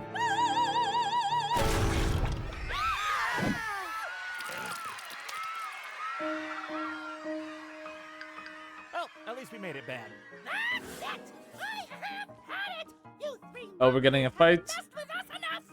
We're just trying to do our job. Well, so are we. Enough! We are saving that shitty old man's life, whether he wants it or not! Well, someone wants that fucker dead, okay? And he paid in advance, and I spent it all on this. So he's gotta go. Marijuana? Such disgusting, loathsome beasts. Your kind is nothing but dirt that shitty dead people tread on. And now you're trying to meddle with the lives of humans? So are you! So why don't you shut your trap, you judgmental cotton candy tit-having bitch! Oh, I knew that was coming. And the fight time.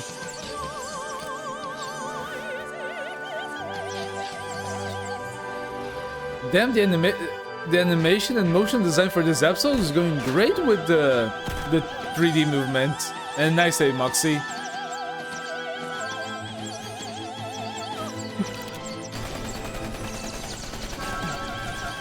You know, finally Moxie is actually getting some love out of all of this. Finally. Starting to make sense now. Oh, yeah? Life is worth living because we only get one. Finally he Let's gets it. cherish Yeah. Creatures far beyond this living world are going through these lengths over my life, then certainly it's worth living. Yes. Killing myself is not the answer. Yes. Plus, I'm still rich. Yeah. I could just buy all the things. Yeah. I no longer crave death.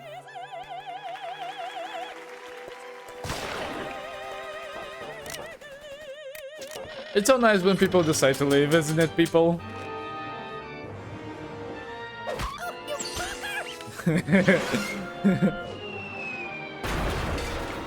And oh, I really thought the guy was going to die.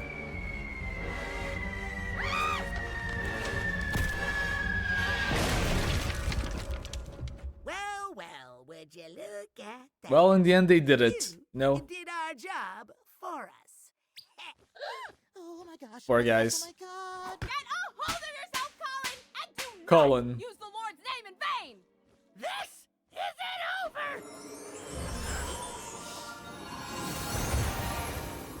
And they're banned from heaven, right? Yeah, no sorry, Cletus, but I'm afraid your actions resulted in the death of a human. I'm afraid you can't re-enter heaven. Yeah, no. What? Yeah, sorry. Damn it. No. Is there anything we can do? Yeah, no. Damn, this Bambi girl is a bitch. Oh, no. But we didn't mean to. We never. It was all. And they bounced. Anyway, sorry, guys. But those are the rules. Yeah. Bye. Wait,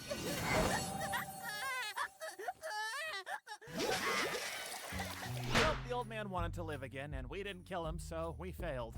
Thanks to those fucking cherubs, he's probably up in heaven now, so it's a shame. Is he? All our client wanted was eternal revenge on his business partner, and now the two are forever separated, and now we gotta face the fire of fucking up. Sir, when are you going to tell the client?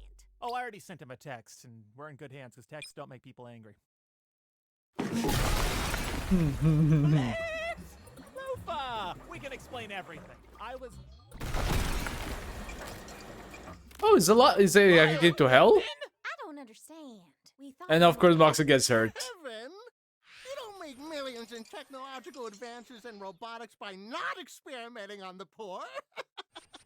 He actually has the same design as from that fat guy from Robots. In Portuguese, his name was O Grande Soldador, but I do not know his name is English. Old genius robotic inventors do now that we're in hell. Did someone say I say in Oh, and this all tied up with the beginning. Nice. for creative new people to exploit? I mean, employ. Everyone, stop fucking up my walls! Moxie's gonna have to fix all this shit! Now chill out, Moxie. You could kiss my ass any harder, you'll go right inside me. Satan's balls! First we deal with heaven's table scraps, now this? I guess you can say you have a holy operation here, Blitzo. Get out. I said, oh. At least he slapped his knee. Fuck out! And let's go back to the beginning and let's talk a little bit of this episode.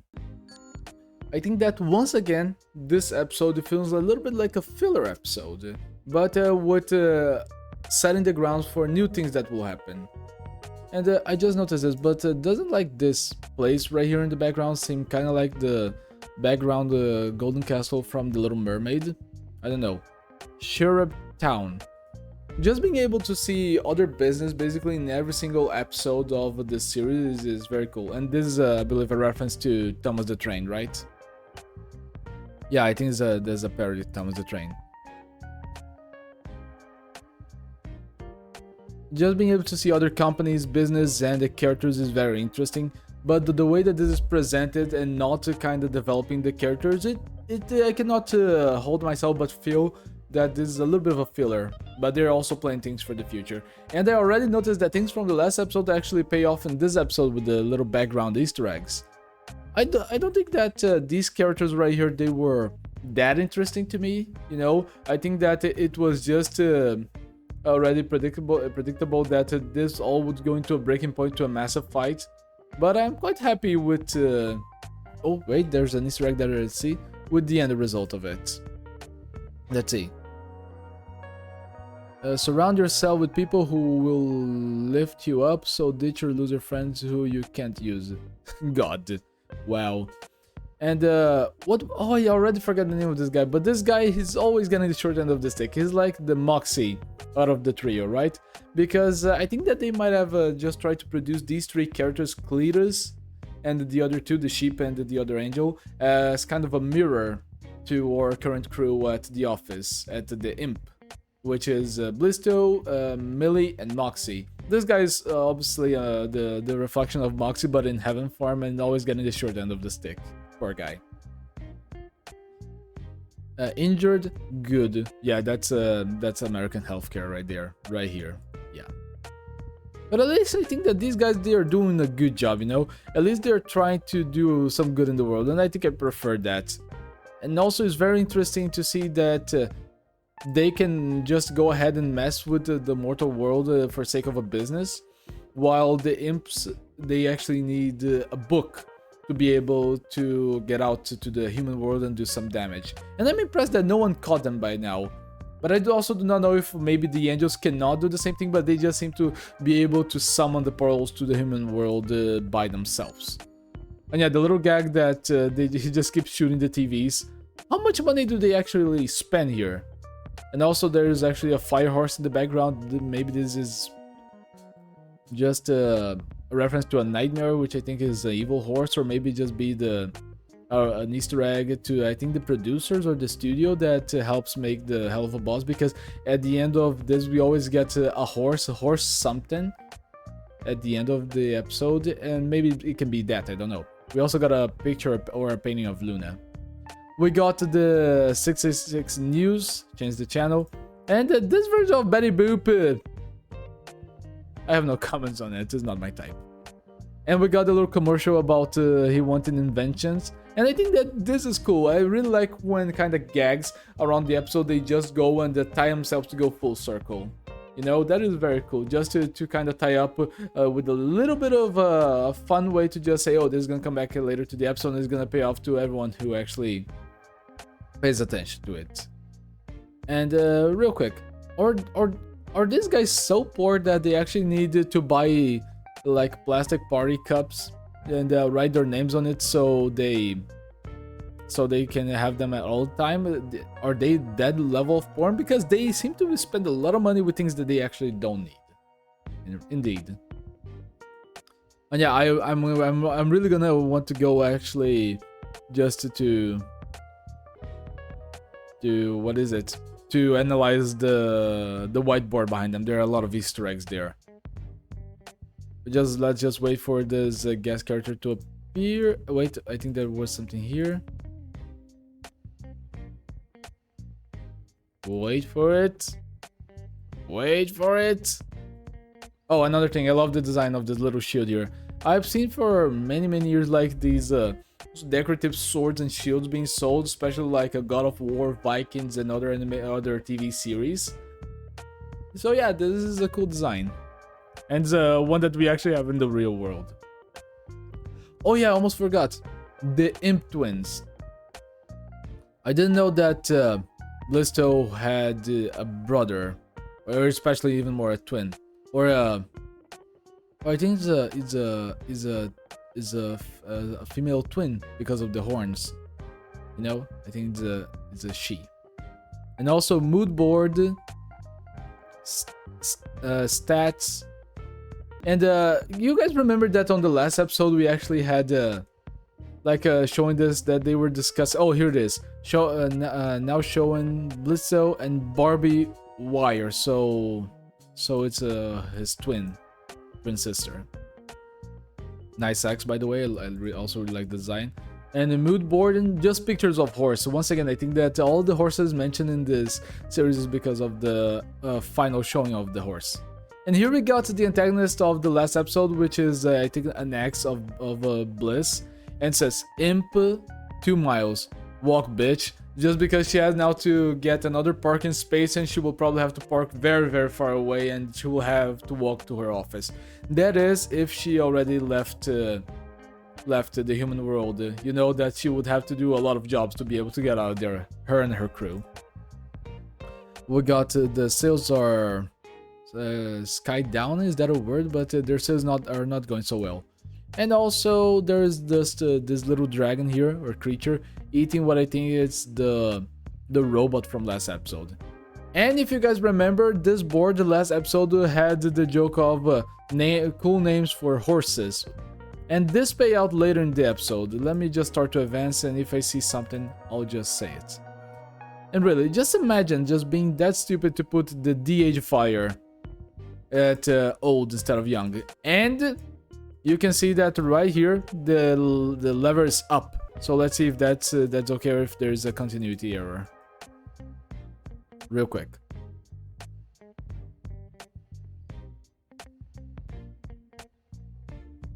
Wait for it. Wait for it. And yeah, so I think that was criminal. Unless it was a design mistake or a little error. Someone actually put that on old. Someone actually said that to old instead of young. So that could have been criminal.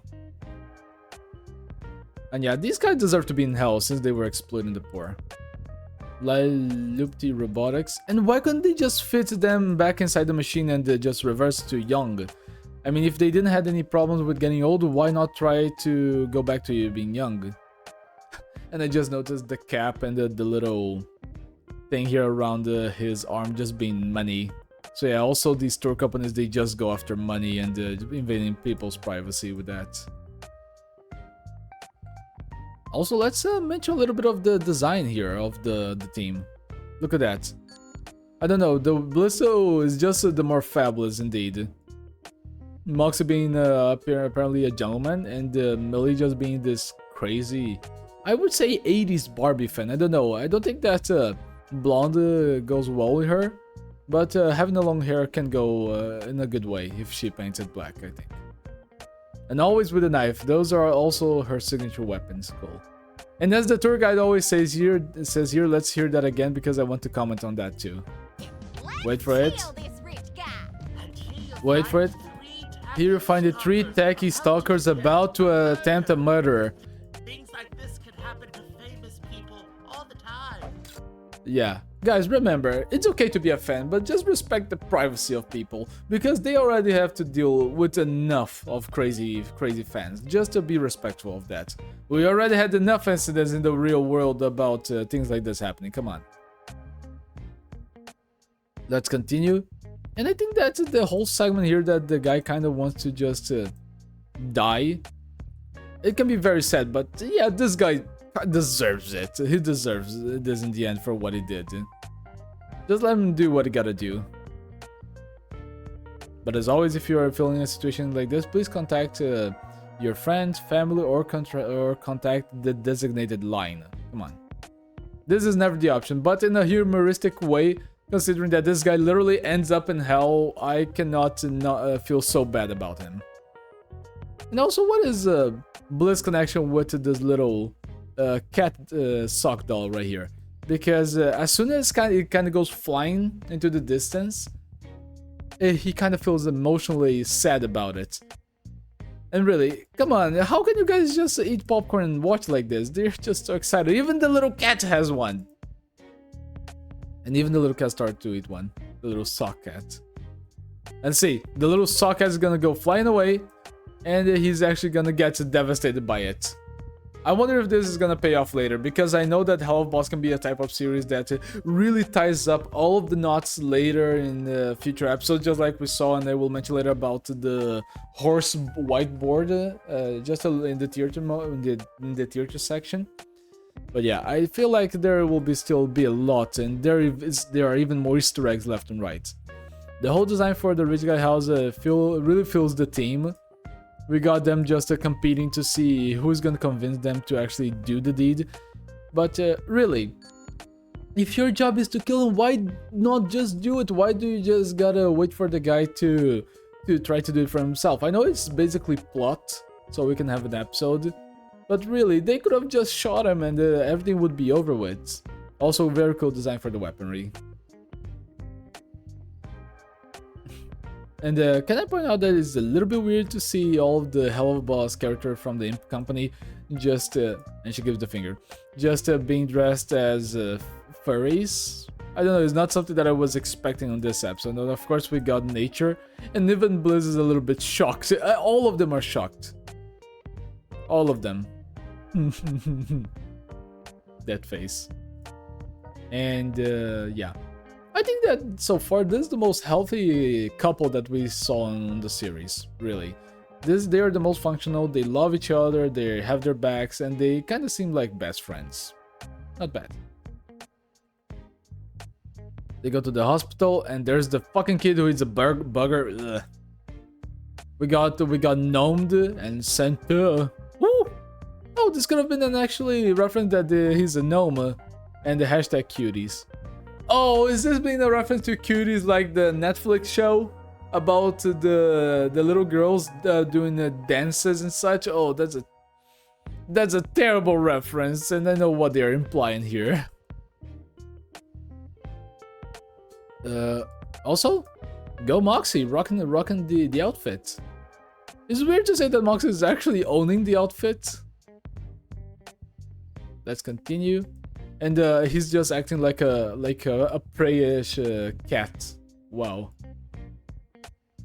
No, a predator. My bad, not preyish. Like a predator cat. He's just waiting to see what will happen, or if how he can ruin it. And really, how could the M&Ms not to think about? How could Moxie and Millie not think about just killing someone right here?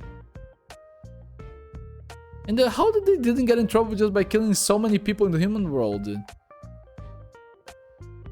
Oh yeah, this is what I wanted to talk about earlier.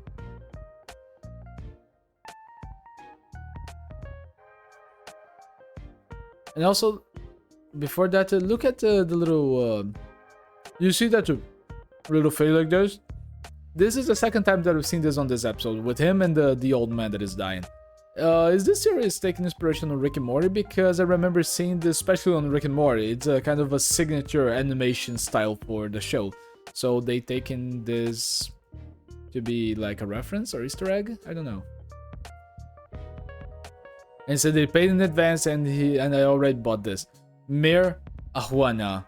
And remember last episode when they were discussing horse names on the board? I think that this is a direct Easter egg to that. This is a reference. In my book it is. And a great continuity, which again makes me think that all of this is all connected in the end. They have a story to tell in the end. And the guy just realizing that he wants to live because he's filthy rich. You know, there's a phrase that goes by that says, if money doesn't bring happiness, at least can help us suffer comfortably. And I agree with that. Damn, I wish I was that filthy rich so I could just feel good about myself on a daily basis because I'm rich! I'm rich! Oh, and also can we talk about the great Moxie and the Millie moment? Just how he actually saves her. And not only that, but they actually have a moment being a couple here. Oh, this is actually the first moment in this episode that Moxie actually has a win. And I think that the first moment in the entirety of the 4 episodes, because he went from actually feeling bad about killing a family, actually being wrong, feeling bad about killing the family in the end. He, on the second episode, he also had the short end of the stick on the park. He also was assaulted by the succubus when he didn't want to do anything. He just wanted them to turn down the volume. And now he finally gets a win. Oh yeah, and let's not forget to mention that he got drunk last episode against his will. But yeah, Moxie finally had a win this episode. And at the end of it, at least they were smart enough to bounce before anything happened.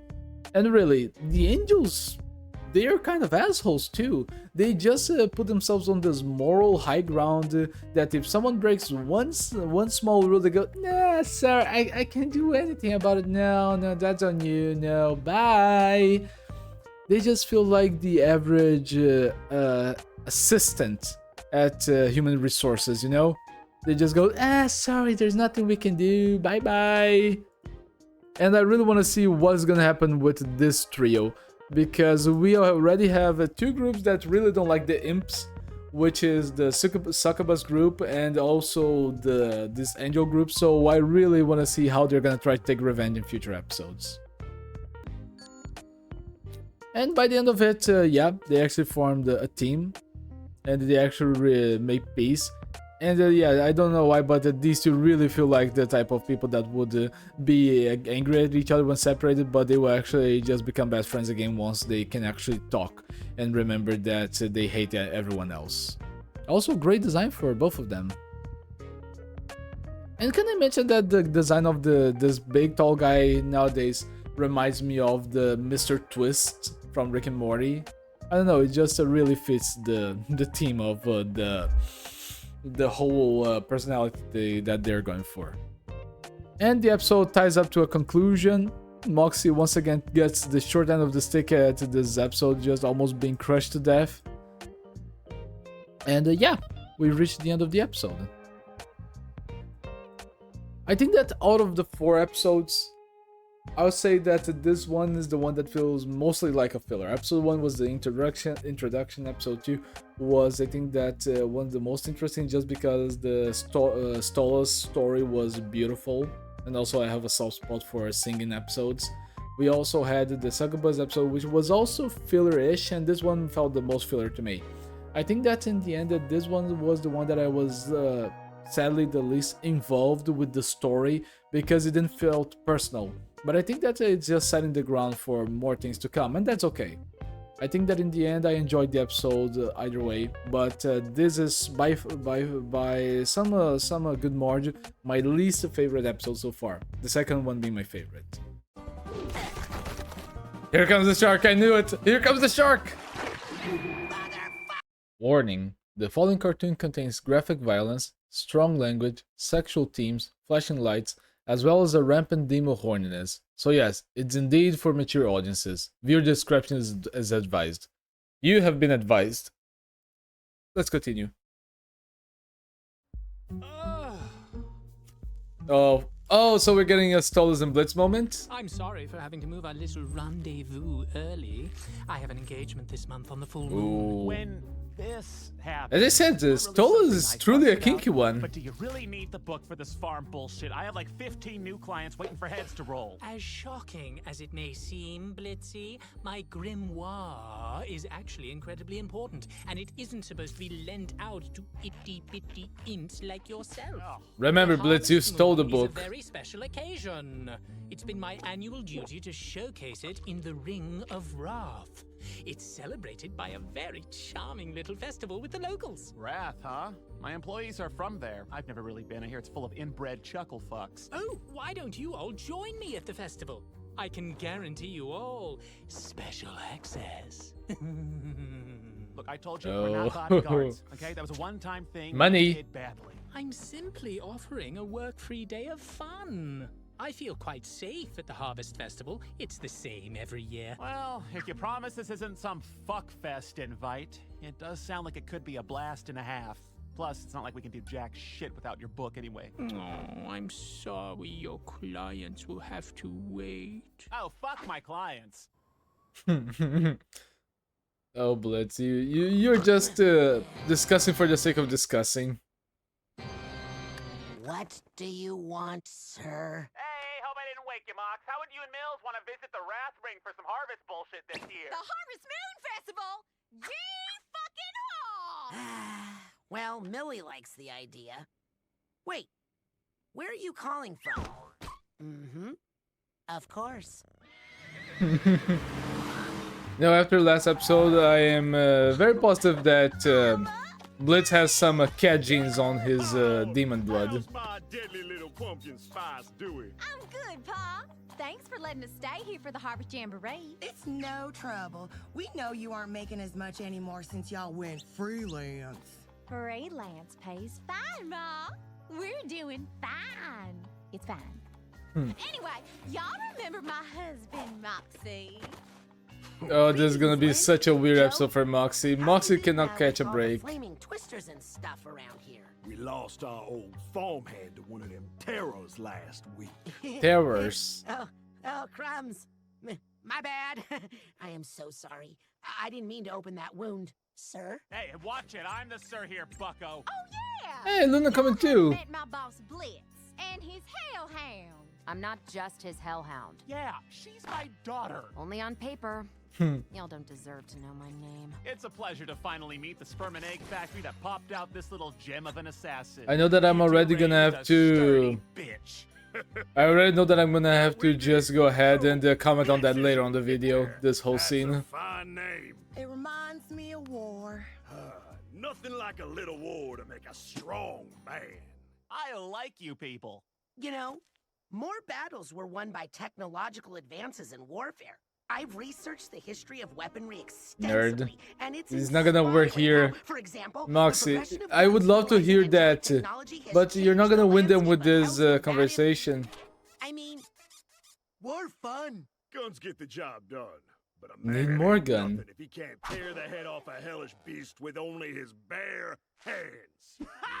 He's right, Moxie. You got cute little baby hands like your baby dick. Refrain, sir. Speaking of strong hands, y'all should meet our newest help. Hey, Striker!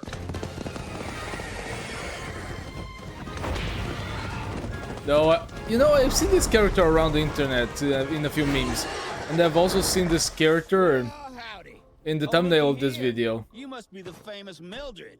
Heard some good things about you from your folks, little lady. Oh. What are y'all doing so far away from Imp City? Huh, the free working finally slowing down? Oh no, freelance isn't free, it's a... Never mind. We're just visiting for the festival. The prince is our boss's boyfriend. Millie, I am not above hitting a female in front of her daddy. Boss, huh? Oh, so you're the bold imp that started his own killing biz. Yeah, well, when you're good at something, you should probably capitalize. Not many imps start businesses on their own. That's pretty impressive, sir. Oh. Yeah, it is, I guess. Oh, he already charmed Blitz too. So you even conned that ditzy blue blood into getting you to the surface? Well, it's long and complicated, but the short answer is yes. But he's not like, you know, we're not like, we're not doing a... what's between... It's a transactional fucking, you see. You know... A transactional fucking, you say. I heard games. What games? I'm in. Every harvest festival, there's a competition to be the roughest, toughest bastard in Ram. Yeah! Wish I could play. Millie, you know you get too carried away. The last competition ended in 15 separate funerals. I'm aware, but I only caused 9 of them. How come Sally Mae still gets to compete? Your sister doesn't have a neighborhood head count. Oh, Mix has a sister. It doesn't count if they don't find the body. Still, you get to root for her and your brothers, and now you can cheer on your boss. You know, she can also cheer for me. I think that I know where this is gonna all lead to for Moxie. This is not gonna be good. But I don't think sensitive thespian types would last very long. And also I noticed the 2 devils or imps at the background, and I will comment on them later. Well then, little fella, won't you help me wrangle one of them hogs for dinner? Simple. Watch me. Nah, with these. Bullets can't pierce the shell. You gotta get the knife underneath and pry yourself an opening. Oh, so that's why Millie's so good with knives. Now, just remember, your rep with the in-laws is on the line here. So no pressure at all. You totally will not make an ass of yourself in front of everyone important in your life. Go get him, Tiger. Oh. Mox, you don't need to do this. Oh, he totally does. Kick its ass, Moxie! Yeah!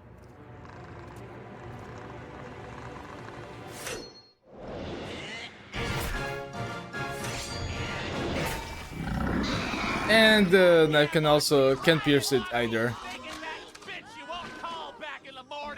This is fucking beautiful. Doing great, Moxie! Oh, Luna. Send me that video later.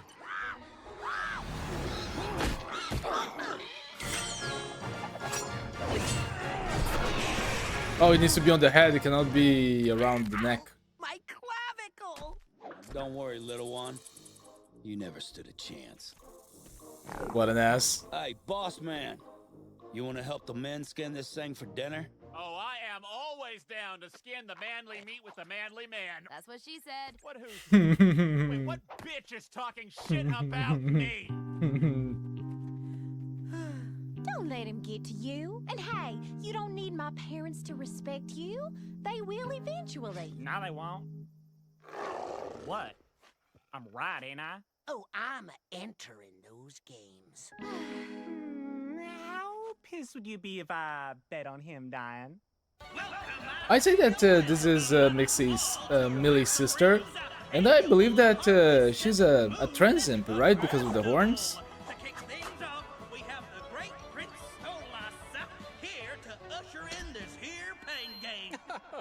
Whoa, Solo's having that hairstyle is weird. Tiny Wrathring imps. I hereby welcome you all to another year of celebrating the spoils of your labor that continue to feed the citizens of Hell. I'm happy to kick off the start of these games that will challenge the toughest imps to show their skill and dominance. Good luck to you all! Especially that sexy little one there. Yoo-hoo, Blitzy!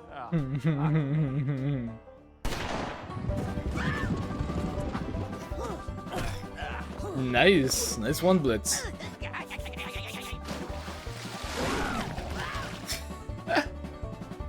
What a shark needs to do to end up in hell? Oh, you did that on purpose. Here comes the shark, I knew it! Here comes the shark! Amazing. I knew I've seen that meme before.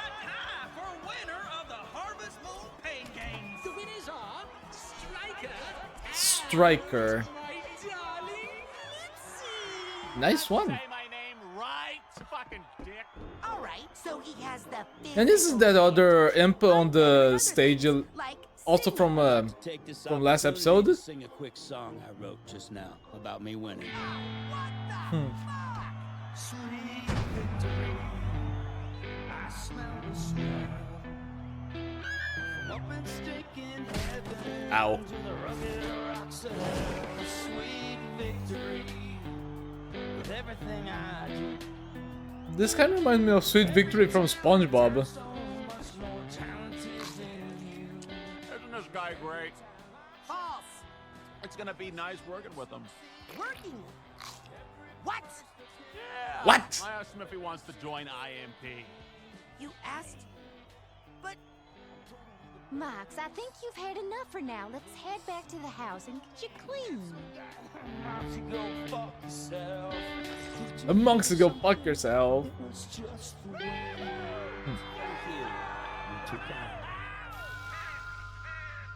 Ooh, nice background.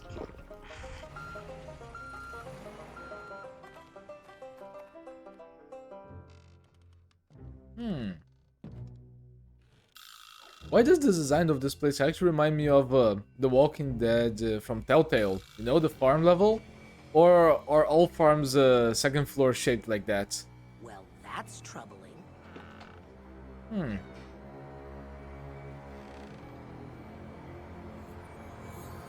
Oh my crumbles. A genuine Carmine crafted blessing tipped rifle. Blessed weapon? How in the fuck did he get one of these? Why don't you ask me, little dude? Shit! Why do you have this, mister? This is enough to kill something powerful, right? Weapon can kill. Demon royalty. Yeah. Yes, As I imagined. Oh, shit. That's kind of the point. Okay, while I'm relatively concerned by your possession of this, I'm also glad my instant dislike of you has been validated. Oh, you should have just jumped out of the window, Moxie.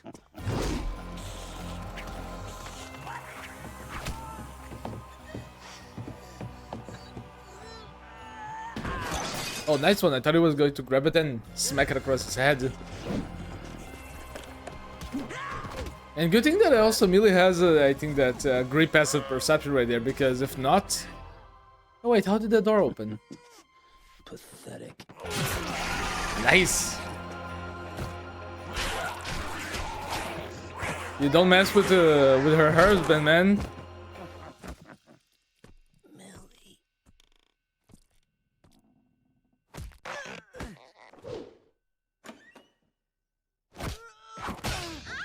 Ow! I'd kill y'all, but I feel like there's more leverage with your rodeo clown of a boss if I don't. Plus, you little things ain't worth the cleanup. Millie! Oh, Satan! Moxie, I'm fine. I got worse than this during the flower toss at my brother's wedding. But I caught that fucking bouquet, and it was fucking worth it. You just have to get out there and fuck up. Oh, really? Getting the bouquet in weddings must be a war zone. I can't break through it.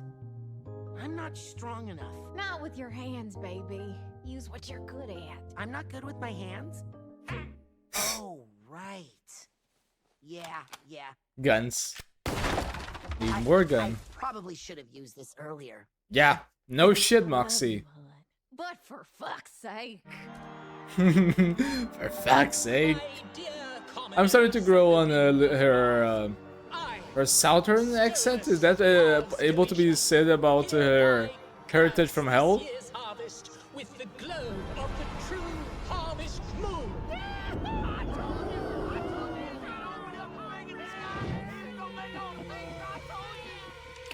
Excuse me, the fuck? Blitz! Nice one, I thought Blitz. you You found were them. still at the ceremony. You thought I wanted to stand around with a bunch of hillbillies excited about corn and shit with a thirsty owl on stage? Huh. Maybe. Now you seem disappointed in me. Yeah, well, I'm not a fan of someone I offered a job to about to off my easiest lanky ticket to Earth behind my back. Blitz, come on.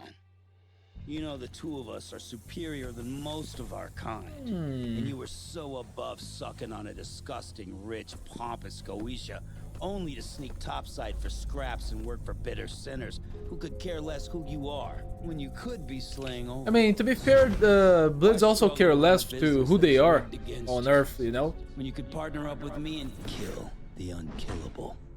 Starting with the one that treats you like a plaything. Ooh, that's kind of hot. We could be the most dangerous beings in hell, Blitz. Wow, that was a good fucking pitch. Been workshopping it. You know what? Fuck it. I'm in. Huh? Took you long enough, Mox? Haha! Wow, you should have seen your dipshit face. Your dipshit Okay, face. cliche much. Oh, you daddy fucker! Ooh, nice. Beat the shit out of him, Blitz. Oh no, oh, or not. You dumb fucks lost the upper hand fast, huh? Ha! You seem to have forgotten something, fucko. They have a hellhound.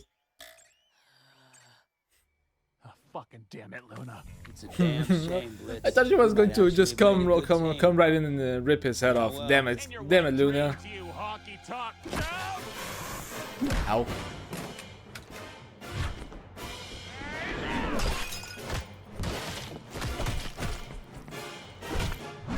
Ow.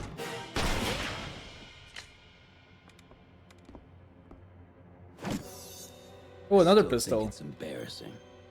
You're wasting a lot of potential relying on a Just shoot it. weak lip. You gonna finish that fucking sentence? That fucking Partner. sentence. Vermin. Who's weak now, bitch? Okay, I'm here. God damn it, Luna. Maybe you'll get me next time, Blitzy. God damn it, Luna. I can't believe you let him trap you, Millie. Haven't we taught you better? I was seeing red, Ma, and he was slippery. Excuses. You're better than that, Mildred. You know, she protected me. And maybe I'm not a strong, beefy dickhead. But Millie has the strength enough for both of us.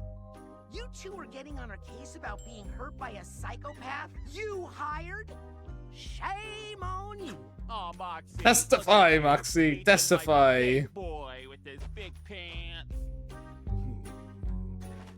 Wow, he nodded. He's never acknowledged your input before. So, Yeah, got a little bit of respect. is that progress? Yes, it is. A little bit, but yes, it is. I failed to kill the target at the festival. Who is Don't it? worry, ma'am. It Ma'am. won't happen again. It better not. I want this cheating prick. I had the feeling that it would be her. Well, as soon as he said ma'am. Make it happen! And he's just saying all of that in front of him? He's just saying all of that in front of him? Next time.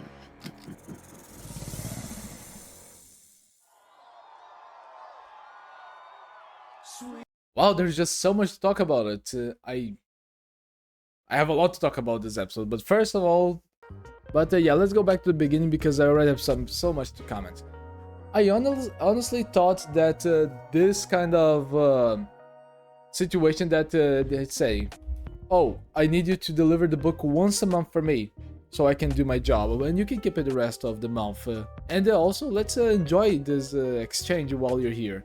I thought this whole plot was going to lead some way more shenanigans that led to this episode, but everything well so for now.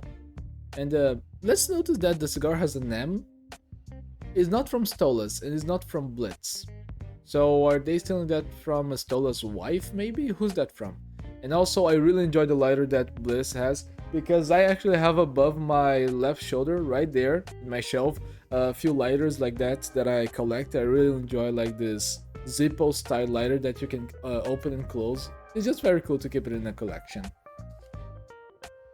We have, just to show that both of them are wearing leather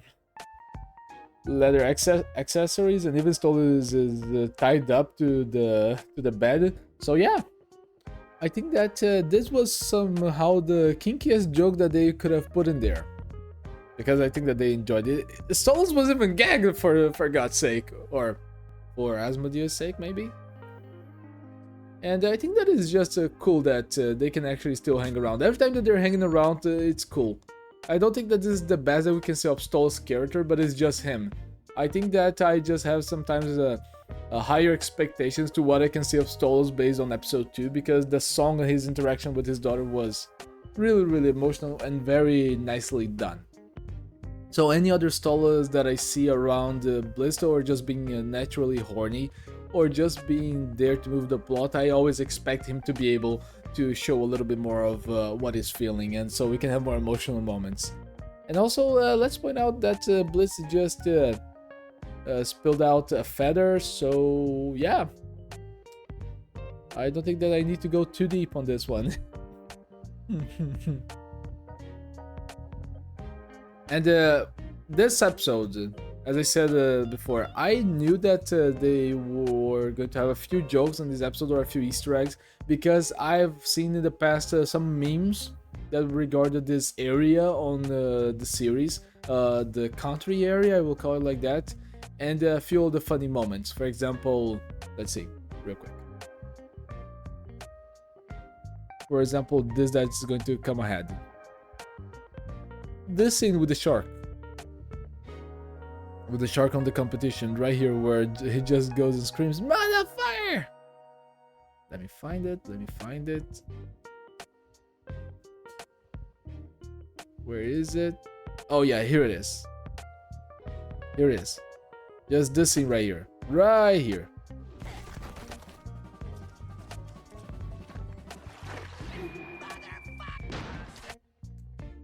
I already knew that this scene was going to come because I saw memes about it in the past. So this scene was not a surprise, but I was very much expecting it. You guys know, I've said this on the comments, on the last reactions, that I was waiting for this moment.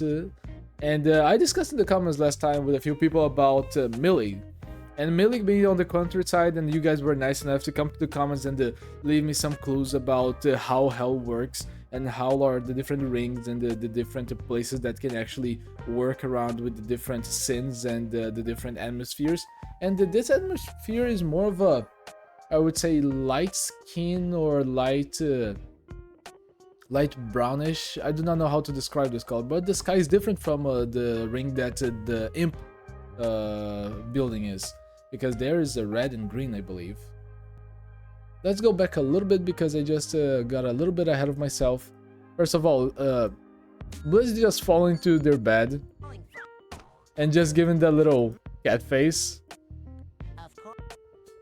It just shows that Blizz, I think he really has some cat genes on him. Really. He was just hanging upside down on the ceiling. He was just ready to bother his employed personnel. And if they said no, he was just going to drop them, make them go anyway. And also cute Moxie and Millie moment.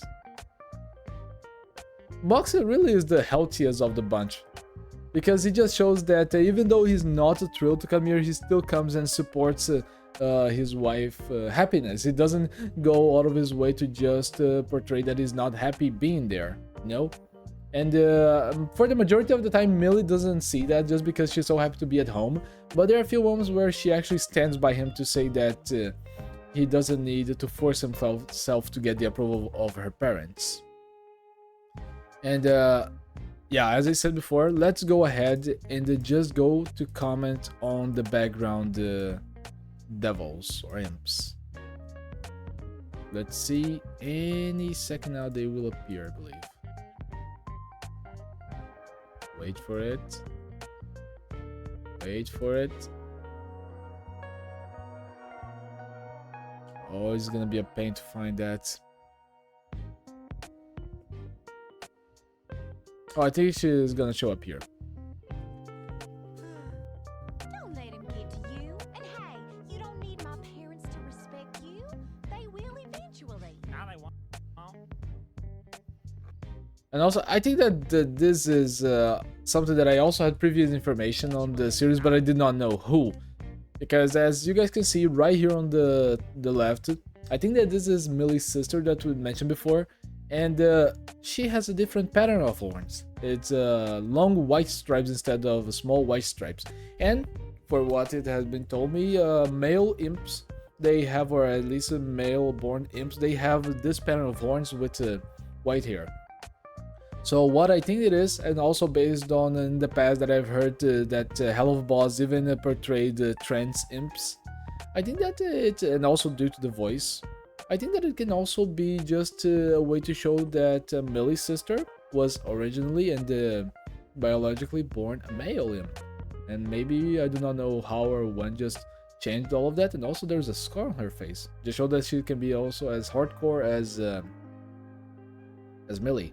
But yeah, a very slightly Easter egg for all the tryhard fans that I know they're out there to find. But yeah, I think that this was actually very natural done.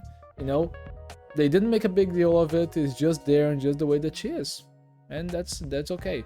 There are so many series that I've mentioned in the past that I covered with you guys that just wanted to put it out there that they wanted to be representative, that they want to be inclusive, that they forgot to make it natural.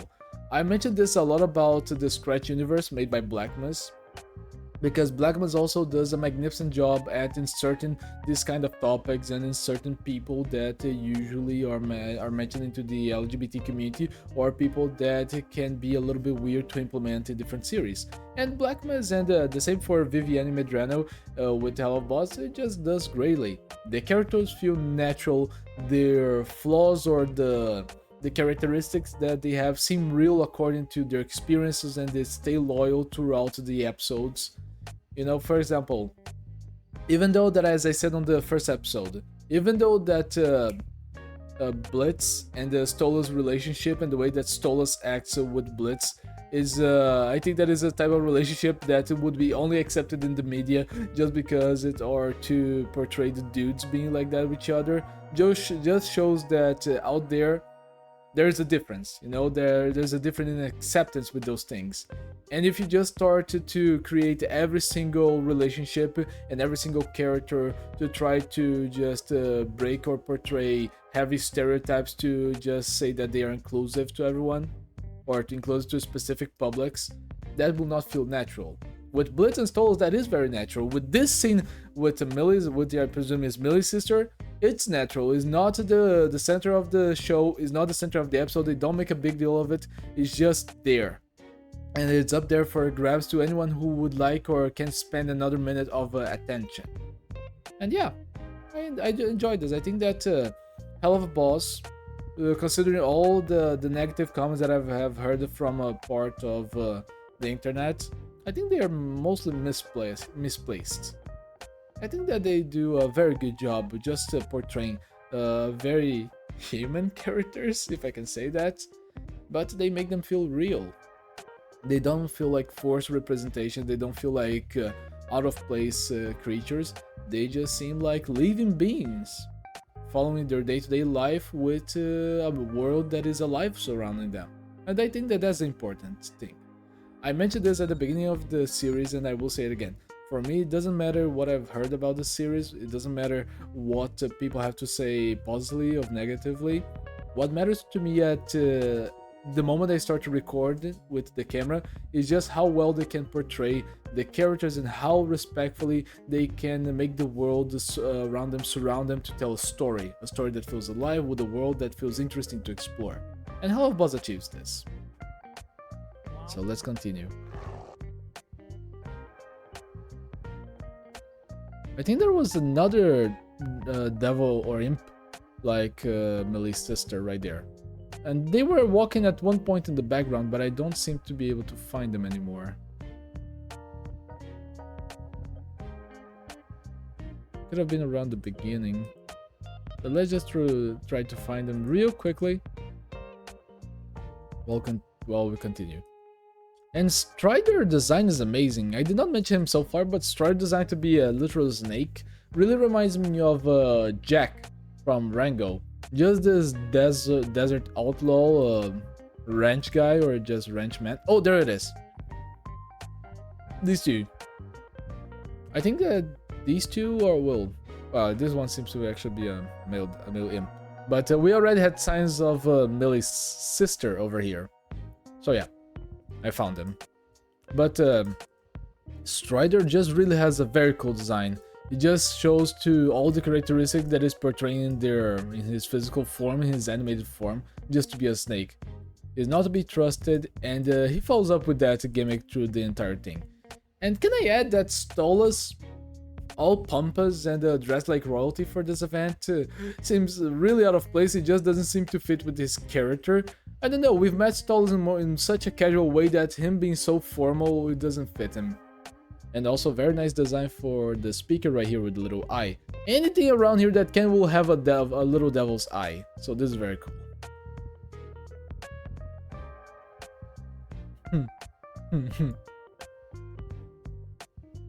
Okay, Blizz is more agile than him, nice.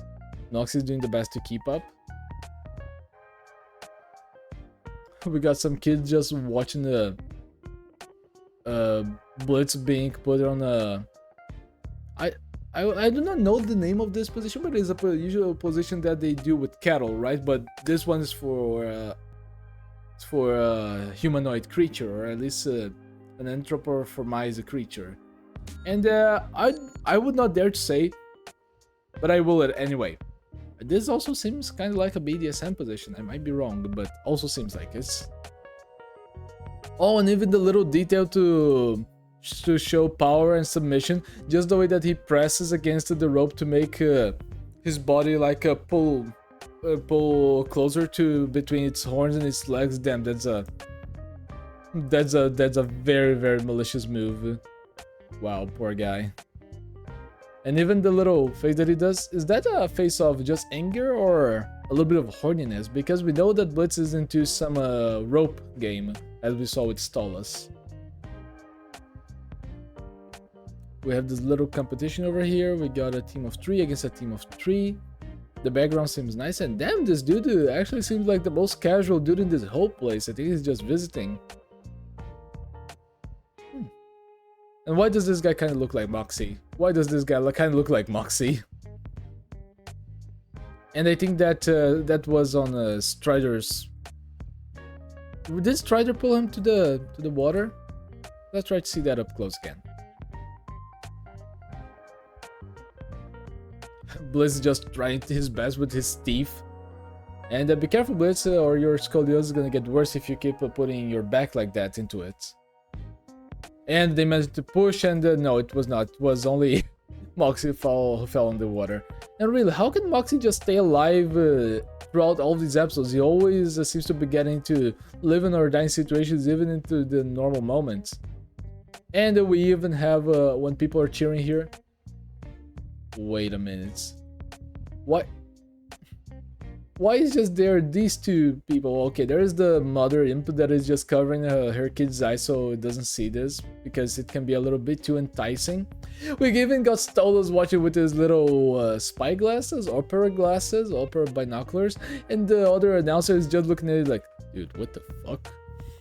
And he's just enjoying the show, just watching two imps fighting in the mud. And even this girl agrees with it. Look at her, she's just like this. So I think that 1, 2, maybe 3. I think that the majority of the people that are watching this fight, they're just a little bit horny right now. And once again, poor Moxie. Nice. This little moment also made me chuckle a little bit inside my mind. And also there's a little bee in her hair, nice. Where she just is devoured by everyone for actually daring to come close in. But I think that all of it, I think that a great message that comes to this episode is about acceptance. You know, because Moxie in this whole episode, he's just been feeling down, he's feeling misplaced, he's feeling not cared for, and he's feeling excluded. Which is something that honestly a lot of people can feel. Especially when trying to get into new circles, being a new family circle because of it's your spouse or partner. And the same thing when you try to meet new people that are friends with your close friends. You can feel dislocated, you can feel that you're not important, you can feel that you do not deserve to be there, but you still want to be there for the people that you like. And you can feel excluded. And that is more normal than you think. And it happens. Sometimes you will not connect with some people, and sometimes it will only take a little bit more of time. But what it matters is that you are comfortable being there. And it's comfortable that it is important that your partner knows when you are and you're not uncomfortable. Moxie really is a golden character, just the way that he acts throughout the series. Even with the moral ambiguity and the moral questionings that we can do about all the characters, Moxie, he stays by Millie's side, no matter what. Even though that he came to this place completely uncomfortable and just completely annoyed at all of this, you know, he doesn't want to be here, he feels uncomfortable. And sometimes Millie noticed that, but either way, Moxie swallows his pride and is there to prove himself because he wants to be accepted by Millie's family, because Millie is the love of his life. And he wants to be accepted. Moxie really is a cool character and is a cool imp. Continuing over here, we got a family picture, we got the father, the mother, we got Millie, we got maybe a little brother, maybe her sister. We got this character that I do not recognize, and we got this character too. So more characters than we actually saw here. Okay. Maybe they already moved out, I don't know. We have a room with a little sign, keep out. Is that really a normal thing in America? Because I only saw that in movies. And we got even a little Hellbow over here? I don't know. Yeah, on this scene. This whole aesthetic background really reminds me of the Walking Dead Telltale episode 2 on the farm level. I don't know, it just really feels like something. And also, just the fact that he actually goes upstairs and finds a weird thing in one of the rooms really kind of gives me the Walking Dead Telltale vibes. I think that this was all inspired by that segment. I don't know, it's just too on point with the reference game that I'm given. I don't know, if you guys have ever watched The Walking Dead from Telltale, you know what I am talking about, and I think that you guys will agree with me. Even it's even a farmhouse. And as soon as he found this gun, as soon as we saw that this was a gun right here, a blast gun that can kill royalty, devil royalty, I kind of knew who was the one that sent this. And yeah, I think that we're still gonna get a little bit more of this whole segment, this whole arc throughout the series about Stola's wife trying to kill him because he cheated on her with the lesser devil, with the nymph. And he still keeps doing so in their own bed, I believe. So I think that this is just something that we'll have to go ahead and see where it's all gonna lead.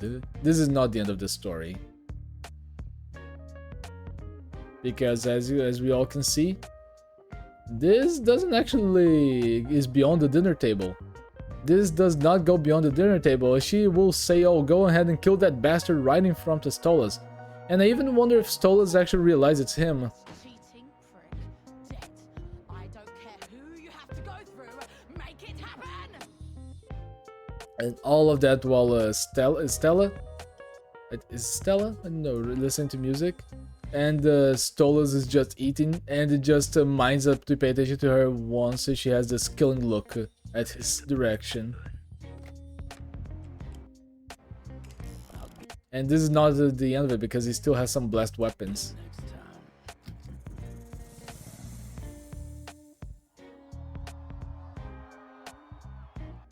So yeah, great portray of characters, great new characters, great guest characters, and great way to move the plot a little bit forward without showing too much. Some small mistakes that a few series can do is just trying to advance the plot in a pace that will just not allow them to show the world. Because if you have an idea that to show a very interesting and non-explored world, you should do so. And Helluva Boss, even though I've mentioned in the past that has a few episodes that feel like filler, in the end, I think that that's okay. Because we're learning more about the universe of Helluva Boss, we're learning about the different layers of hell, we're learning about the heavens, and we're learning more about the characters, and the characters are being established and they're not being rushed with everything that they feel. So I think that is the most important part on this. And I really enjoyed this episode. Alright, but you're keeping quiet or I'm using those bear traps. Oh, this episode was amazing! I have so much to talk about! This was actually great! Warning. The following cartoon contains graphic violence, strong language, sexual themes, flashing lights, as well as a rampant demon horniness. So yes, it's intended for mature audiences. Viewer discretion is advised. You have been warned. Let's go.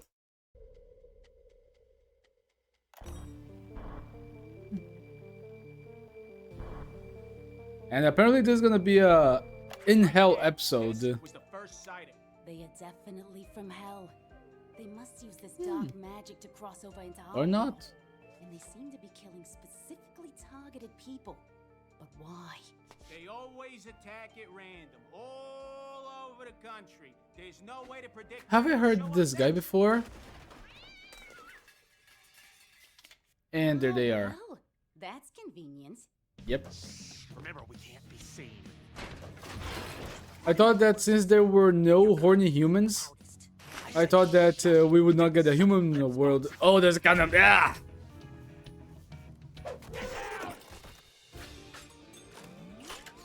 I'll say that soon enough. Let me try to focus on this.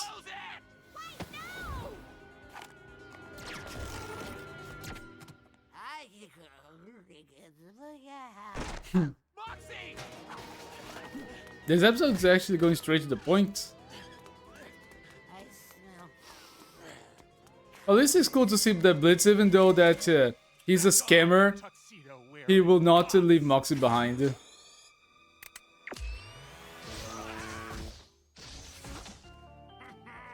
like to see the suits at corporate corners losers now. Wait, is the same voice actor for Blitz? Super badass.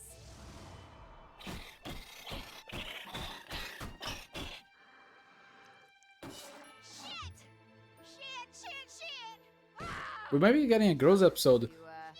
You okay there? What are you doing sitting there?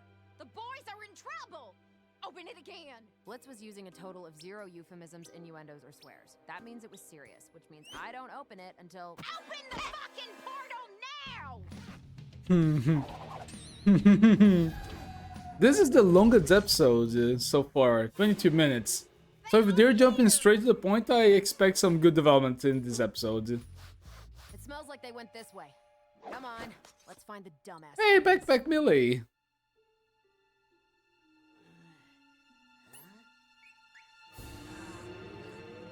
Finally awake, huh, little fella? But I really didn't think we were gonna have a human episode world because it didn't say that they would have horny humans. I took a fuck ton of tranquilizers in the college I dropped out of. Also, I've been strapped nipple first to a car battery, so oh, okay. Philistine scum.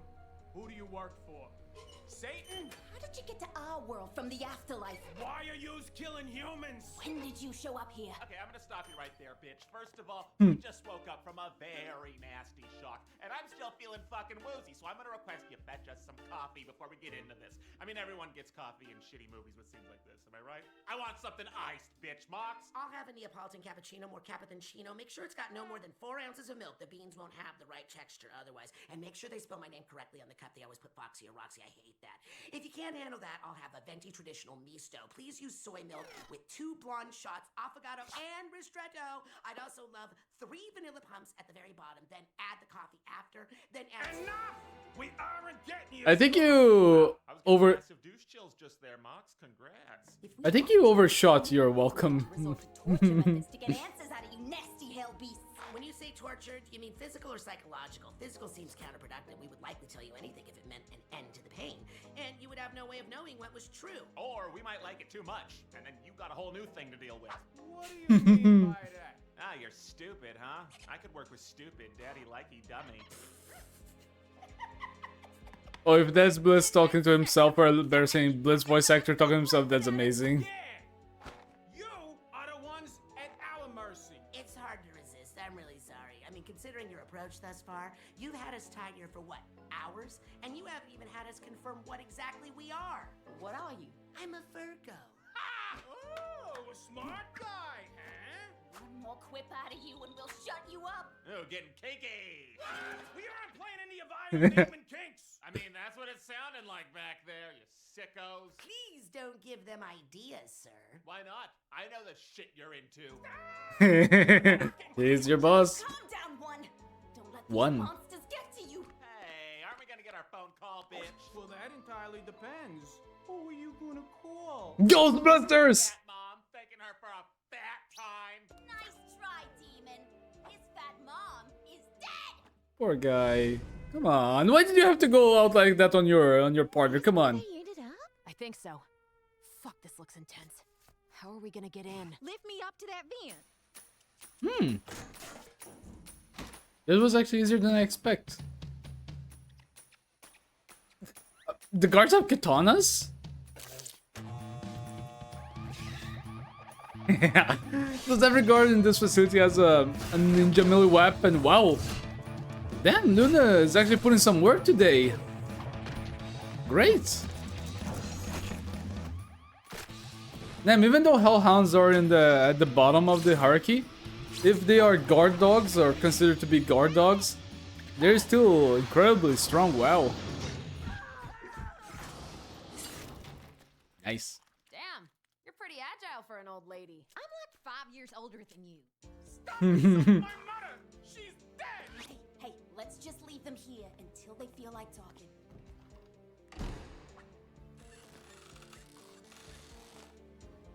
Don't worry, Mox. If we keep being obnoxious, they'll eventually slip up and we'll get a chance to get out. Let's just keep fucking with them until they get so frustrated they stop thinking clearly. I think that that our crew never actually got Demons wanna play games. never actually got to see a Black Mirror like that before. I do not know the technical name of it, but they should just keep them to themselves. Truth bomb? Millie, she'll be on her way by now, I'm sure. Ugh, she'll be fine, Moxie. It would take a roided up hippo to take down that woman when she's upset. We've never dealt with the human government before. She's in danger. Do you ever honestly shut up about Millie? Let's see what's gonna come out of this. Millie, I can't tonight. I'm hanging with Millie. I'm so worried about Millie, and she's always 5 fucking feet away from you. It's pathetic. That was oddly personal. Yeah, you're right. I don't know why the fuck I just let my guts spill like that. Sir, I wonder what Mox is gonna spill out. What the hell is this? I think it's some kind of airborne truth-telling syrup. Oh, you just guessed that's what it is? Well, just ask me something specific I wouldn't normally tell you. Okay. Why? Did Millie ever peg you? Sometimes. Wait. That's a actually that's a great continuity. I have to pause for this because he actually joked about that on a previous episode. So of course he would come back and just use this opportunity to know that. And she pegs him. Okay, great information. How fucking dare you? You have shitty. Wait, actually, let me just go back to that real quick. Your suit is tacky. Fuck, I'm sorry. Wait, that's the worst you can come out of? Moxie? You have shitty taste in music. I'm sorry. Shit taste. No, this is personal. Like that musical I recommended to you. I lied. I left halfway through. You said you loved it. It was awful, Moxie. It was about ugly, horny cats. I've said so many lies to you. This is gonna be a good night.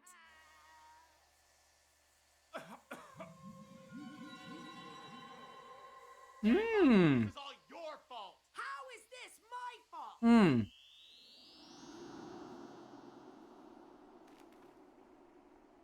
Ooh, hallucination time. Blitz? I can't see you.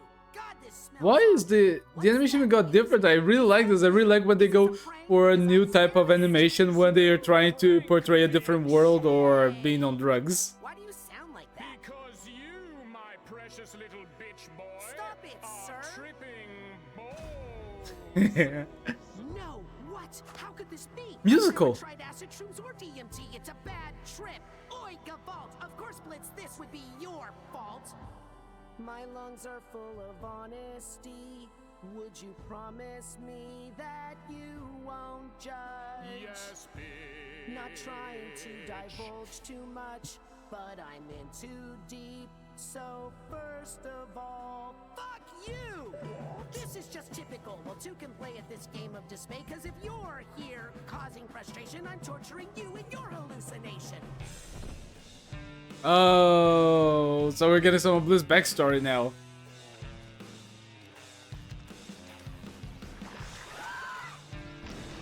I realized that Bliss had a heart that was broken at his forehead. I simply follow your orders. It isn't my fault if your orders are as nonsensical as a suntanning bed left out on the cold rainy And what is Bliss wearing? He's wearing a clown suit. Speaking Satan's plain English, perhaps you should crack open a dictionary sometime, and then maybe you could understand half of the frivolous things I carry on and on. And also great like comparison between both of them. While Moxie has a musical to portray how he's feeling, Bliss is just feeling lost.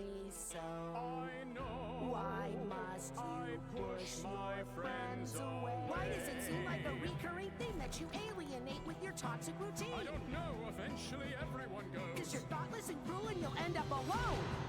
Admit it, my dear boss. You don't know what you are doing half the time. And you depend on me and the missus to manage your foolish flights of fancy. That is true. I can do this shit on my own so easily. Can you? I don't think so.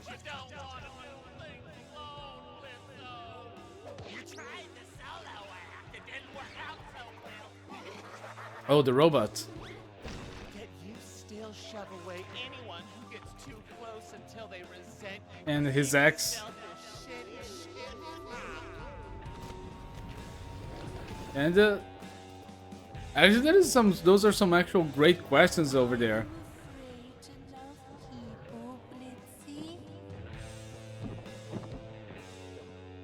I believe your self-conscious is trying to tell you that you simply cannot fathom proper intimacy, but also craving as well. It's rather unfortunate, sir, considering it's often how you treat those who stand by you, such as myself. Are you worried I may have enough of it one day as well? Once Moxie just slaying with the dresses.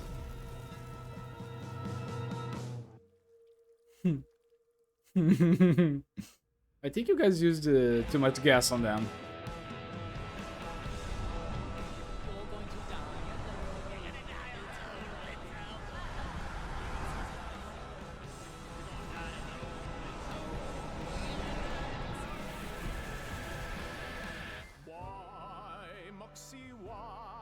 Have you held your true feelings inside? I am scared of rejection. Why, Moxie, why do you have Millie put it in your butt? It gives me an erection.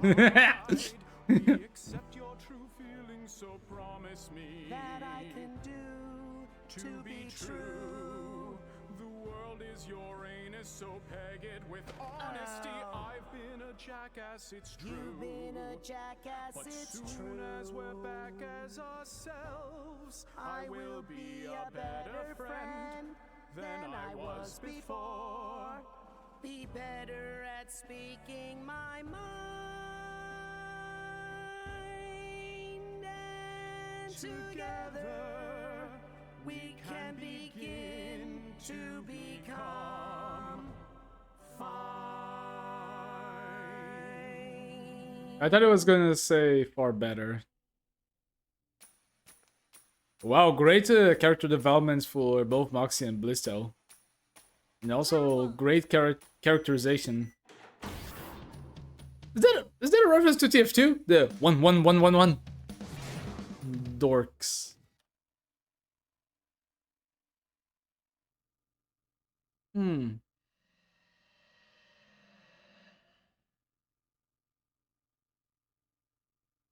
And again, all of that was happening. Remember what you said to me after my first day with the company?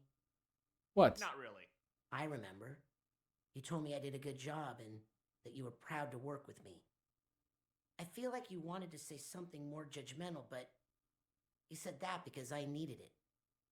And it helped. Look, I'm hard on you because I know what you're capable of, Mox. You care too much about what everyone thinks, except for me, because, you know, my opinion is correct, but just keep doing a good job, okay? You shoot and kill good, you escape things easy, you can be strategic and cold-blooded when you need to, and don't expect any more compliments. I'm maxed out. Thank you, sir. You know my name. Use it. Thanks, Blitz. Nice. There's my Millie! Impressive work, Mills. How'd you get here all by yourself? Looney! She was not alone. Grass is out here before more fuckers show up.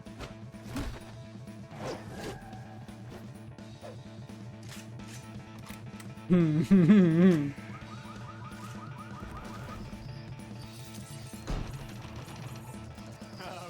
I've had one too many emotions for today, guys. Let's fuck these fuckers up! So looks like Hell and Heaven are gonna be a little bit more filled today. Nice one, Luna. Ooh, they went over the budget with this one. Look at this three-dimensional shots.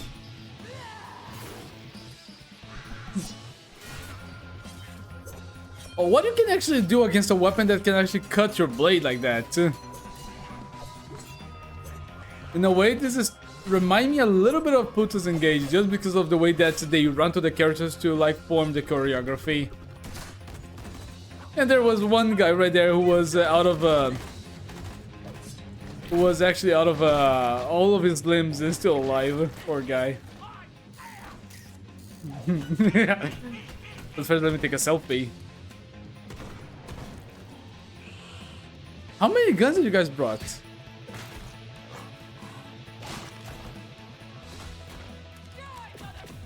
I am just so damn proud of you, Looney. Bye, sweetie. Hey, Mills. Just one sec. Just casually. Hi, guys. Yeah, Millie is more of a melee type of warrior. How about some water? Yeah, that water was dark blue. Who wants some quality time with Daddy? Oh no, this is just trying to be looking cool, Bliss. Because if you have a lot of guns, why get into melee with them like that? Okay, now that was fucking cool.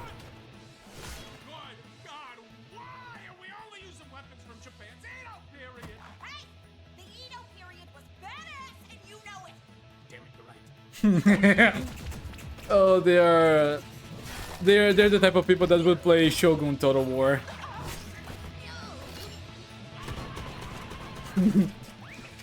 I'm going with the 12-gauge shotgun. Ah! Oh, at least you guys finished him off. Jesus, that must have been so bad. And it said Pussy Destroyer. Oh, crumbs. Is everyone okay? Woo! How's that for demon scum? Red button. What is this? Oh shit! Come on, family. Is the plate gonna self-detonate?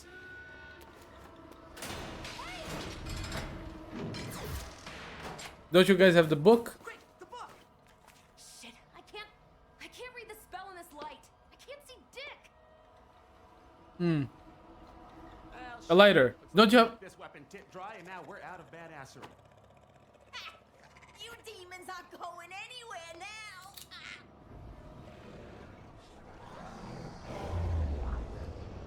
Is that... Wait, there's no way that that stole us, right? Oh, I think it is. You guys don't mess with his favorite imp.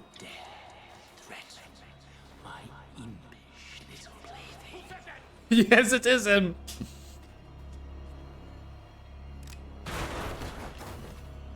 And that's why he's royalty.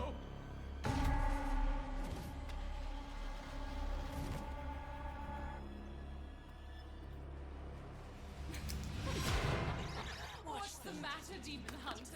Never seen a real demon before.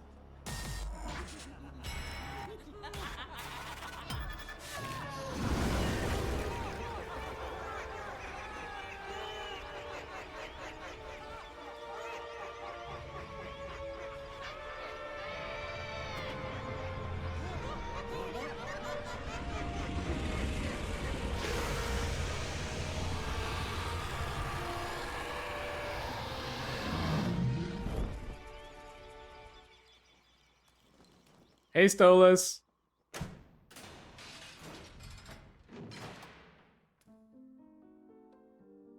Stole it.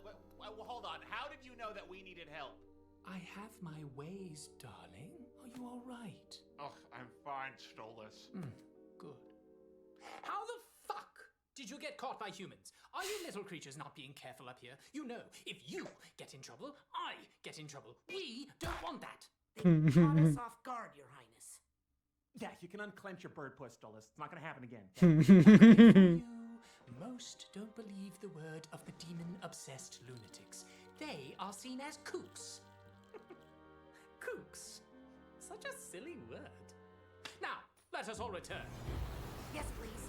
I'd like to get back to the correct hellhole as soon as possible. Am I going to get any thank you for the rescue, Bitsy? Well, I suppose you should. Want me to fuck your brains out tonight? Very much so. All right, but you're keeping quiet or I'm using those bear traps. Oh, Jesus, these two. So what now? What now? We finally got the evidence we needed to be taken seriously. Ooh, they got. Nobody at corporate is ignoring this.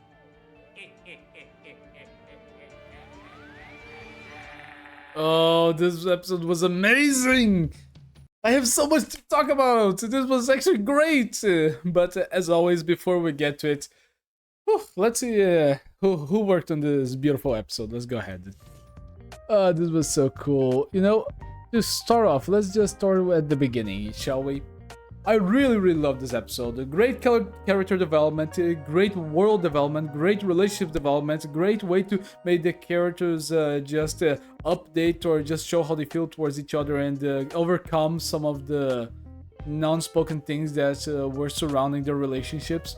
And even with 22 episodes, this episode even seems shorter than other episodes.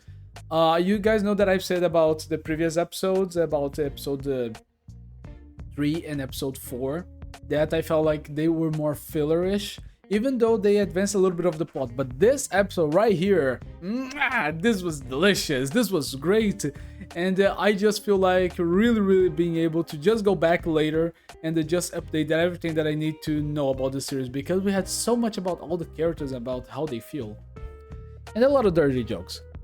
I feel like the way that they just kind of skipped the whole introduction for this, it doesn't really matter what they are doing in the human world. They just got captured, and that's what's important. You know, as my old buddy, Master Rhino, I hope that you're doing good, buddy. He says, Heavy does not like filler. So yeah, this episode just jumps straight to the point. It's actually with what they need to tell the story and to make this the most of the best experience that they have. And I really enjoyed this about this episode. They brought back all of the things that were kind of happening on the other episode, and yeah, he had a cut on his finger, just ew, completely. Ugh. And to start off, at this scene, we had some great character showcase of Bliss, because Bliss, he's not only showing that he's selfless to protect his friends, to say that you guys go, you guys save yourselves, so we're gonna find a way, don't worry, because he trusts Millie and he trusts Luna, and he will not allow Moxie to be taken down, because as soon as Moxie is taken down, he just goes out of his way, out of cover to save him. So at the start of this episode just shows a lot of what he is on about. Even though Bliss is actually kind of an asshole character, most of the time show that he doesn't care to anyone about himself and his daughter, Luna, he still goes out of his way when the time is to see what's what. You know, he goes out of his way, he jumps out of cover, takes him on his shoulder, and just charges the first agent that is on his way so he can try to get out of there with Moxie. So this is really cool. Just be able to see their relationship being like that. That one of there are things that are not said, but the actions are the things that really matter. And this is just amazing. This is really cool. And how did they manage to actually electrocute them? Is that a weapon from the anti-demon division, anti-devil division that they're on? I don't know, but it feels weird that he just pressed one button and out of nowhere they both were zapped and then just bliss. Can you guys explain that to me in the comments? I know that AC and Gator will probably be at the comments to explain me everything. And thank you guys for doing that. Really, thank you guys. You guys are amazing. They are captured. And moving a little bit ahead, because right now I don't have much to talk, but just to show that the girls are the most competent workers that they have. And look at that face that Luna's making. You should not mess with Luna and Millie when they're angry or when they have their object set. They will not stop for anything. And just seeing, like, in this situation when they're in actual danger, how Blitz and also how Moxie can be kind of a great chaotic duo together when they have to work together to be able to just buy time and get out of the situation is very interesting. Because I would expect most likely that they will start fighting, especially Blitz just being an ass towards Moxie. But no, he was actually very straight to the point. They worked together with the jokes with annoying Agent 1 and Agent 2, and they were great. Even with their own chaotic selves. For example, Blitz just being horny, and Moxie just being completely a dork. Yeah, the cappuccino gag really caught me off guard. And now let's go to the juicy part of this episode. Just the truth serum really went ahead to just expose a lot of what was actually going on under the skin. And this must be one of my favorite jokes out of this entire episode, and one of the greatest continuity gags that they had. Because Blitz in the previous episode, he actually said that jokingly and kind of annoyed at Moxie or about Moxie that he believes that Millie's probably the one that's holding the relationship as the top. And he even says in the previous episode, oh, she must peg you. And then Moxie goes in this episode and says, oh, okay, just ask me something that I would not respond normally under other situations. And he goes, oh, Moxie, you are a demon. You are an imp in the end. Look at the little proud and kind of look at that face. It says it all. This is a great continuity gag. He's not ashamed of it. He's even aroused by the idea. And even in the song, it just complements the whole thing. This is just a great continuity on this series. And this is something that I've been mentioning on every single episode. And I think it will just be a continuation. The continuity on Helluva Boss is top notch. Every single episode there is some aspect of the world being developed. There's a character or an emotion or a backstory being showcased, which will come off later to return and just reminds us that, oh, you remember this? It's actually connected to this and now you're seeing it. You remember that? So Helluva Boss is a really cool show when it comes to rewarding a keen eye from the audience. We will know what is happening and we will be able to connect everything that is happening because of those little moments. And still, just showcasing both of these segments, it can be just a little bit weird for me to imagine that they are both having a conversation during their respective hallucinations. Because in a way they kind of complement each other, but I still think that, and I can be wrong with that they separate each other from one another. Because at this moment, as seen later, they're kind of just groggy. But the way that Moxie, in this beautiful kind of Disney-styled musical animation, just goes off saying everything that he feels, that he just wants people to like him, and he feels too self-conscious about being who he is. It's very relatable. The same with Blitz. Blitz actually is scared to love people. He doesn't think that he can love anyone or that anyone can love him. But still, he also wants that. He wants to attempt to get that. So he's almost in a paradox. He doesn't feel like he deserves love. He doesn't feel that he can love anyone truly. But he also doesn't feel that anyone can love him. But he's still trying. He still allows himself to go ahead and try. And I think that in the future we're gonna get even more circus backstories. Something happened there. Oh yeah, so he doesn't have a tattoo of a... Look at this, look at this. Let's see if this Dream Blitz actually has something. No, it's not gonna be shown now. But this Blitz in the memory, actually, god damn it, actually has a broken heart on his forehead. So I think that something happened at his time on the circus. And not only that, but also we've seen glimpses of the Easter egg that he has a sister. Posters, mentions, and I think that was during the circus, so something really happened. I think the circus that he was on really broke his heart on Lululand. And that is the thing that scarred him for life. Because not only we saw the return of many demons per se to come and haunt him on this vision. For example, we got Moxie asking him all of the truths and the why he is the way he is. But we also got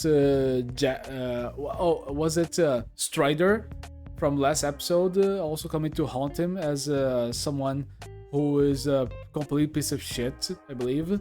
We got his ex-girlfriend, the Succubus, who also comes to say that you cannot love anyone, that's just who you are.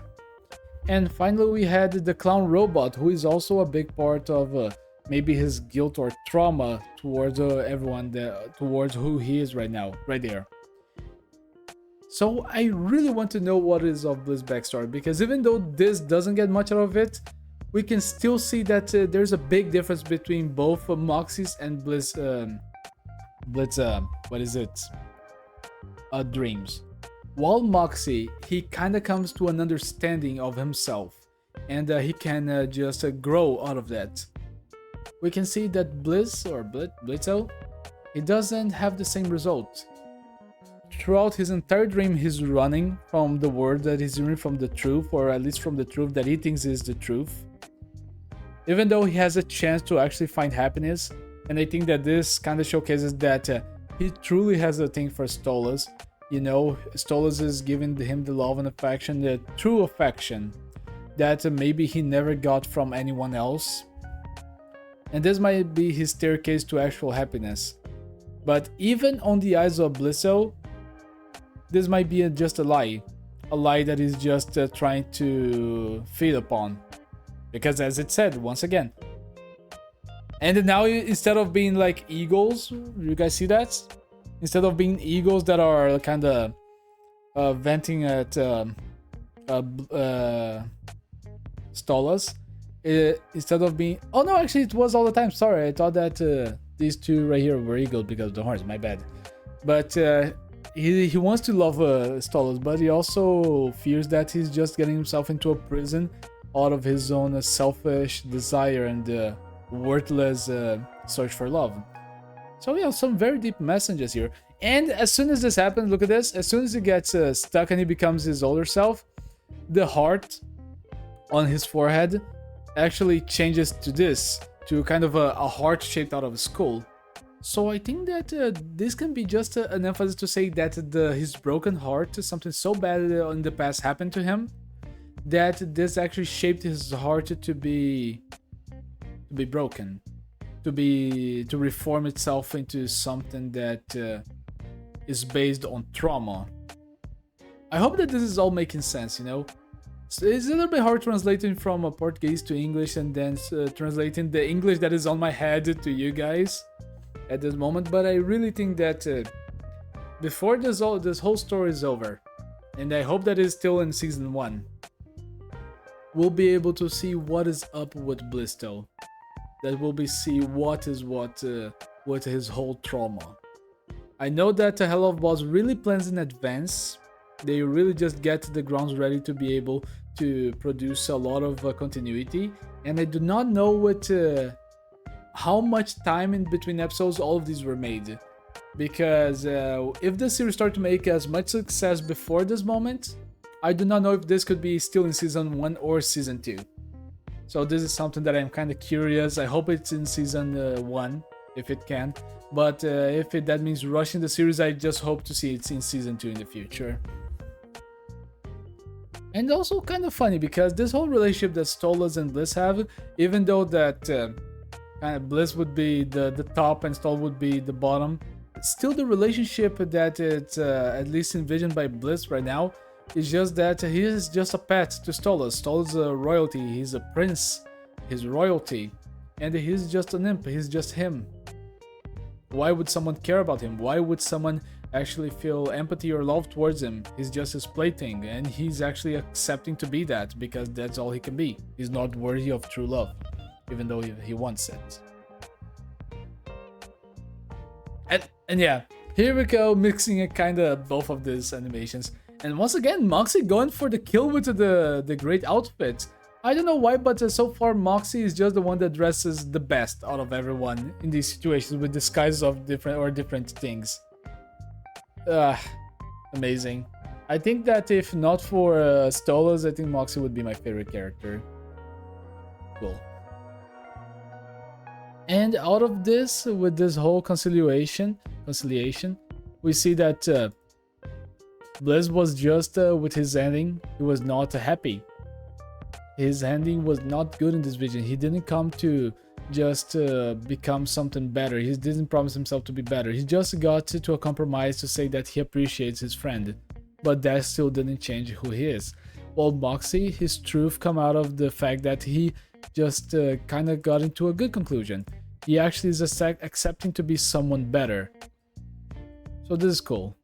And as we see by the different endings, while Blisto is just getting tied up by all of his feelings, the counterpart, Moxie, is just having a breakthrough about who he is and about accepting himself. And after all of this talk, let's just go and say again. Look at this. There's only the one, and there's only the one scrapped off. And I think that I've seen this also with the... Oh, I forgot about it. I'm gonna Google. It's real quick, guys. It's about the TF2 animation that I reacted to a few weeks back. Let's see.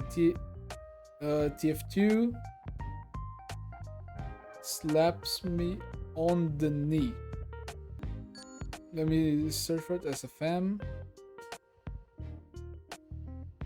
TF2 creepy pyro. Oh, it's just a minute. I need to search this.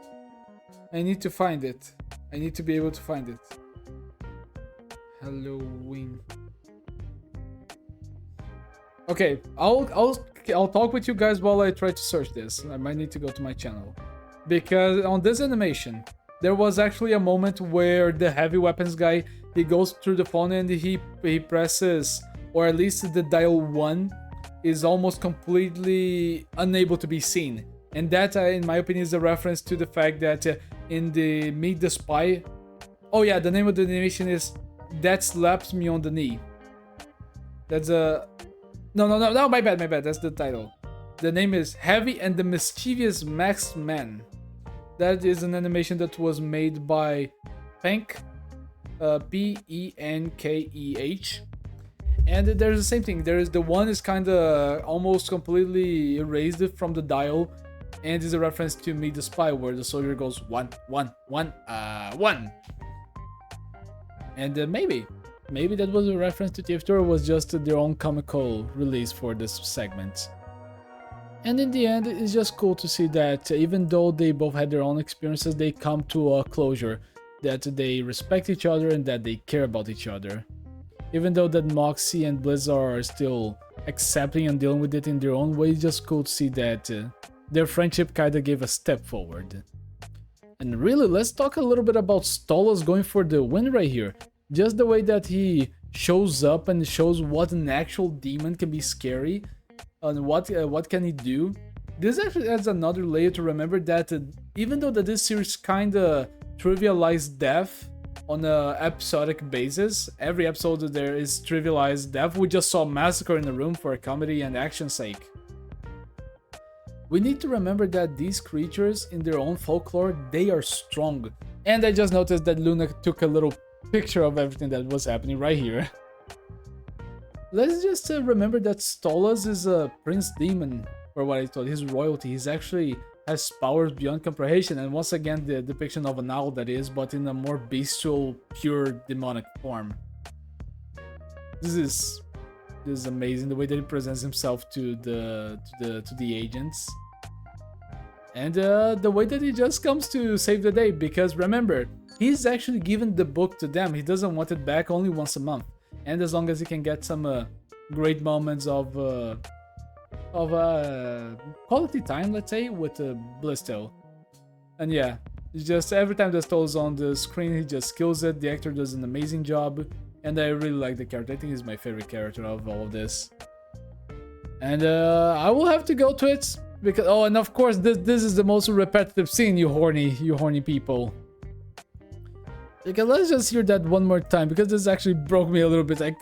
You guys saw it, I just laughed a lot, because I was not expecting Blisto to actually just respond the way he does. I thought it would be a little bit more dismissive, just like in every episode, but he actually embracing Stalls and just teasing him a little bit. I have to say, I think that even just by a little bit, Blitz actually is just learning to try to love a little bit more, and that's great. Let's just hear this one more time before I close all of this. I suppose you should. Want me to fuck your brains out tonight? Very much so. All right, but you're keeping quiet, or I'm using those bear traps. Oh, please do. And also, can we also point out the fact that even though that this series just has everything that is... Oh, I actually have one more thing to comment before that. That even though all of them, all of these series, all of these episodes that we've seen on Helluva Boss, even though they have a lot of jokes, sexual jokes, and much more, I have to say it's cool for them that they actually got they kind of got the green light to actually show a kiss between Blitz and also Stolas. It's cool to see that they actually got that much support from their community and from possibly patrons and much more to be able to show that, because there are not many series, even though with all support, that would have the balls to do that. You know, there are many series, as I said in previous videos, that try to make an agenda out of the LGBT content and even nowadays trans content. And I think that Helluva Boss is not that case. I think that they're just portraying very, very living characters and how they interact with each other.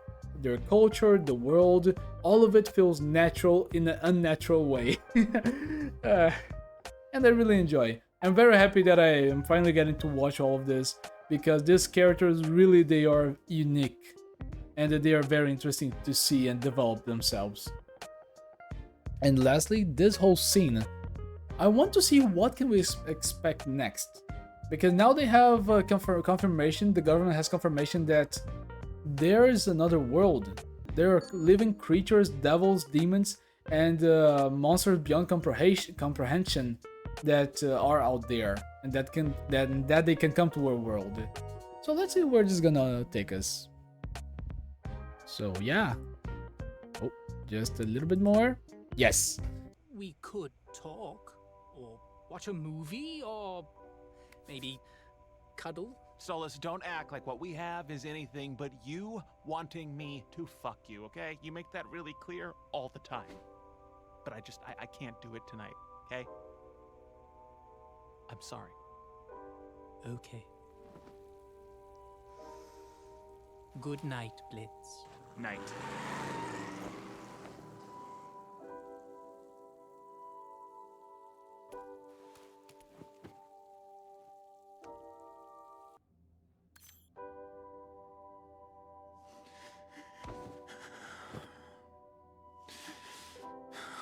Ah.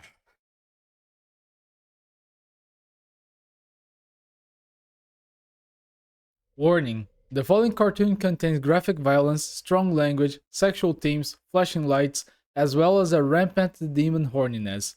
So yes, it's intended for mature audiences. Viewer discretion is advised. You have been warned. Let's go. Only 2 more episodes to go. And by the way, I am recording this at almost 1 AM in my time. Oh, Imp Gossip. Hey, it says Blisso X.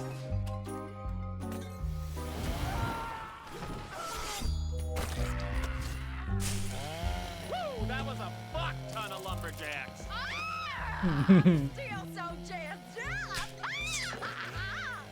Will you you better stay jazzed, Hacha, babe, because guess where I'm taking you tonight? Don't you dare finish a filthy pun in my presence, Moxie. Sides, drinks are on me tonight. Let's hit up the new dive down the street. Actually, sir, it's our 1-year marriage anniversary. Oh, congrats, so you I'm two. taking Millie to Ozzy's in the Lust Ring. Aussies. That place is always booked. Yeah, well, I've been planning it for quite a while. Nice one, Moxie. Good to show that you care. Can you two not? What? Blisto, you're the one that's always fucking around with someone or something. I can come with the two of you. Help you celebrate your boring as fuck monogamy. No, the reservation is for us. Uh-huh. Just us. Without you there. Blisto is just like Donkey at the beginning of Shrek 2. I'll wear something nice. It's a big deal after all. See you love bugs later. Damn, Blisto, he really cannot love anyone. He's so scared of love, but he doesn't want to be alone. Let's just go home and clean his blood off. Considering what we know from the last episode, I'm scared of what they're gonna actually do. Oh, 666, okay. Looking good, you two. Oh, of course, Blisto's just gonna come ahead and ruin this whole thing tonight.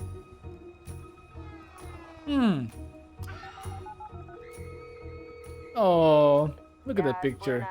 Whoever you are, go for it. Hey, Looney. Just want to let you know I'm not going to be back home until real late. I got something important. How can they not listen to him? Okay, how can they not recognize his voice a mile away like that? Asmodeus Aussies.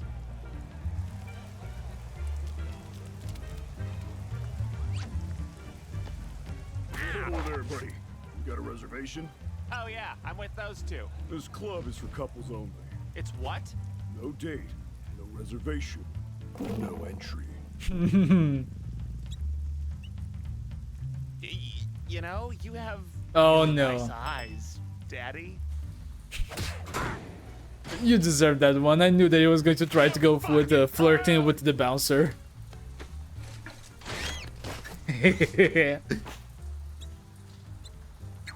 Just respect their privacy, man.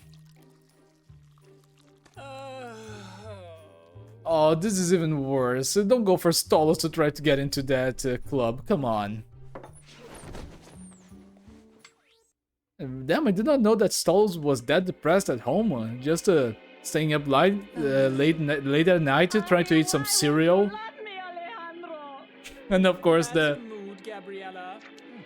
of course it's a Spanish soap opera, or is it a Mexican? Hello, Blitzy. Stolas, hey, you I feel so bad for Stolas. Why do you ask? I was wondering if you want to come with me to a club tonight. Are you asking me on a date, Blitzy? Yes. I love that Stolas is in this episode, but I feel so bad for him. Come on, have a little respect for him. Have a little bit of respect of for the elf, for the man. Come on, Blitz. Be a little bit more respectful of Stolas. He really cares about you. Don't do that to him. Come on, come on, come on. Oh, Blitzy! I'm here. Wow. That's a bit overkill, don't you think? Well, I just wanted to look a little nicer. Stolas is so nervous. This is our first real date, Oh, and his after all. cape! Look at that! Oh, yeah, I guess. And now they're gonna get a free entry to the place because he's royalty. You again? Beat it, shithead! Ahem. Do we have a problem? Oh, shit. My apologies, Your Highness. Please, go right in. Give him the finger. I knew it! I knew it! Oh my! Oh no! No, but yes! It's really quite a luxurious place, wow. Oh, Blitz, how romantic is this? What made you choose such a place to bring me? Oh, it just sounded like I just thought we'd have a blast here, you know? God. Gotcha. Oh, Blitz, what are you looking at? I'm looking at nothing. How about that? Can I get you two off? I mean, start you two off with some drinks. Yes. Nice one. Perhaps some wine to share. Do you prefer red wine or white, Blitz? Or perhaps some champagne? Yeah, whatever. Perhaps all three. Why not? So, Blitz. I feel so uncomfortable just seeing how Blizz is breathing That's stoleless. good, I guess. We killed a bunch of beardos. That sounds fun. How did you? And the background guys just having a little fun. Everyone's having fun A lot of today. them, so, I don't know, bullets? Right. So, what made you decide to ask me out after all this time? Ladies and gentlemen, Saved by the bell. sexy faces around here tonight. Welcome, welcome. Oh, not this fucking clown again. #1 place for all kinds of sick, twisted fantasies. Put on display. Wasn't he a robot? Hey, we actually saw this succubus on episode, I think 3, right? Did he just say Osmodeus? Oh, no fucking way. Not him. I am the one and only Fizzerali. Some of you might recognize this dashing clown face from my numerous toy project replicas across the Ooh, okay, that makes a lot of sense. gloriously designed by the big man himself and ribbed for your pleasure tonight. We have a great lineup for you tonight. The Rossica Major. Hey, Veroska's here too. And the Squirters. But as everyone's warming up, Dude, Blizz is so fucked tonight. you hear about the bat shittery that happened at Lululand? Oh yeah, we were there. Oh yeah! Ooh, wow! You know, I'll tell you what. I'd sure love to shake the hand of the crazy son of a bitch who decided to burn down that off-brand shithole and then slap a fat subpoena in it, because I'm very much looking to sue. That robo-me made us more money entertaining those kids than the ones we sell to get you freaks off, if you know what I mean. Oh, I know what you mean. I have 4 of them. Okay, keep that Wow. guy far away from me. So, without wasting any more time, our little opening act is a fresh one. Coming at us from a little imp from the rap. Oh, they even had the little detail of him actually grabbing the phone and messing around with it. No creative stage name whatsoever. Oh, nice one, Moxie. Let's see. Hello, everyone. Oh, hi. Thank you for letting me be here. It's an honor to play. Hurry up, bullet, and sing, boy. I say. This song is for my beautiful wife, a surprise for our first anniversary. Really, Moxie just doesn't feel like he belongs in hell. I love you more than the brimstone loves the fire, more than Bielsa loves her. And also cool to see she has a shoulder tattoo. Gangrenous stubs, you make my spirit sing.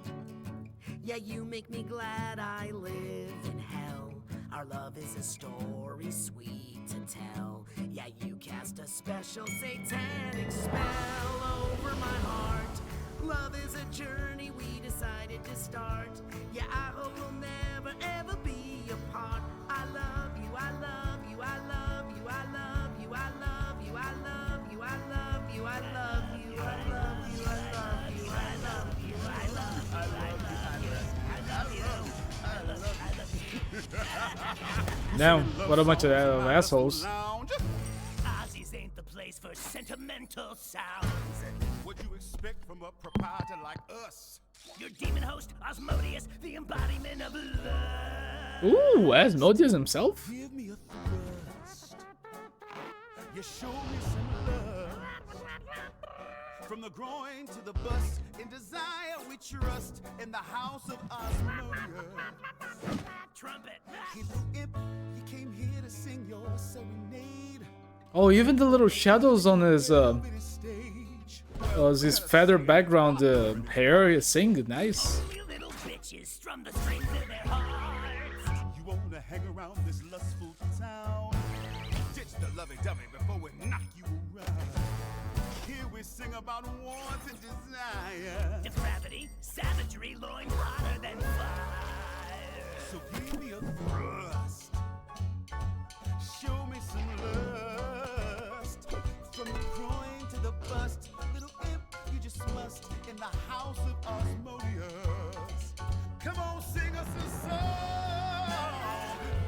subject is getting on. Make it graphic and tactically loud. Be sure to rhyme thong and schlong. Go ahead, the mic's on. I want to. Yeah, what do you want? Butt stuff, piss play, bondage? Make gentle love to you. With a lipstick imp, you're really killing the vibe. Get a load of this dweeb and his unsatisfied bride. Hey now, I've watched those two pork many times. What? Blitz? And honestly, they make missionary look relatively exciting. That Blitzo? So you're showing your face? Hey everybody, this guy's a total disgrace. Some nerve you got to comment. Oh, so we're gonna get some Blitzo background story? Jeff, your love life is a pile of shit. Oh, Blitzo? I used to do And this is gonna be a shit show. stroke on my plate. Yeah, but when it was my turn, he did no reciprocating. A selfish imp in the sheets, and just as bad in the streets. A reckless, heartbreaking freak. Who's that at your table? Is your data demon Prince? Stolas, is that you? Are you sleeping with an imp? My dark lord, how the mighty do. So many characters together in this club. I hope you didn't give it up so you and him could get it up. You sold your life for a thrust. Now that's the spirit of the lust. Grab your groin or a bust. You better get your hair mussed. Pretend you don't see that crust. Hop till you jump to the dust. In the house of I think you were trying to sing something for me, Mox. Yeah. Fight. I was. I love us. I love us just the way we are. Don't have to pretend to like to do things we don't. I've always got you around to laugh at my stupid jokes. I'll never take you for It's always great when we find someone that laughs at our stupid jokes. my best. And if you can offer the same fate, we'll handle the rest. 'Cause I love you. 'Cause I love you.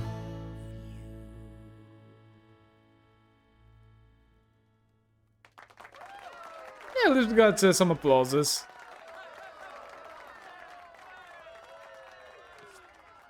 You know what? This was a mistake. All right, let's just leave. Come on, Blizzo, he was trying to reach you. He's trying to be there for you.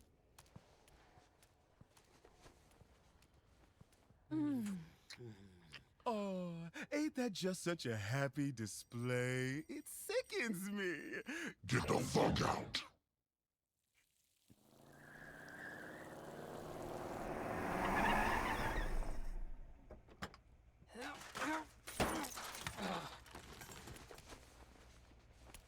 Thank you for inviting me out tonight. Despite everything that's happened, I enjoyed spending time with you. Yeah. You know, I have some more wine in the house. Octavia's with her mother this weekend, so we could. I'm not fucking you tonight, okay? I'm really not in the mood, Stolas. We could talk, or watch a movie, or maybe cuddle. Stolas, don't act like what we have is anything but you wanting me to fuck you, okay? You make that really clear all the time. But I can't do it tonight, okay? I'm sorry. Okay. Good night, Blitz. Night.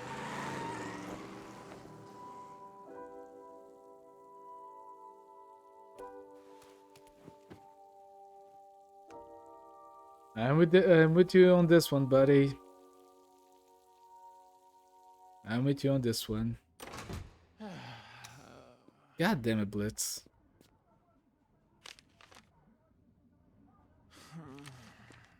And Luna's not even here today.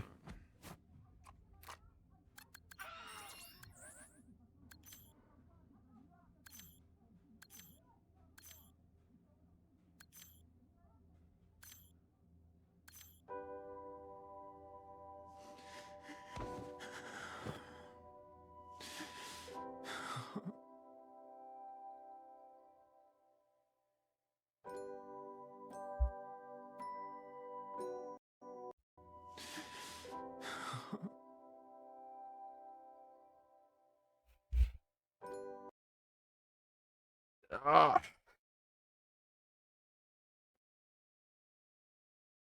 Mm.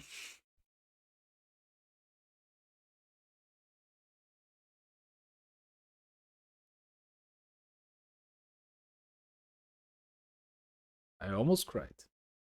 Almost. Just almost. Thank you for your work, Steve. And I cannot even joke throughout this episode.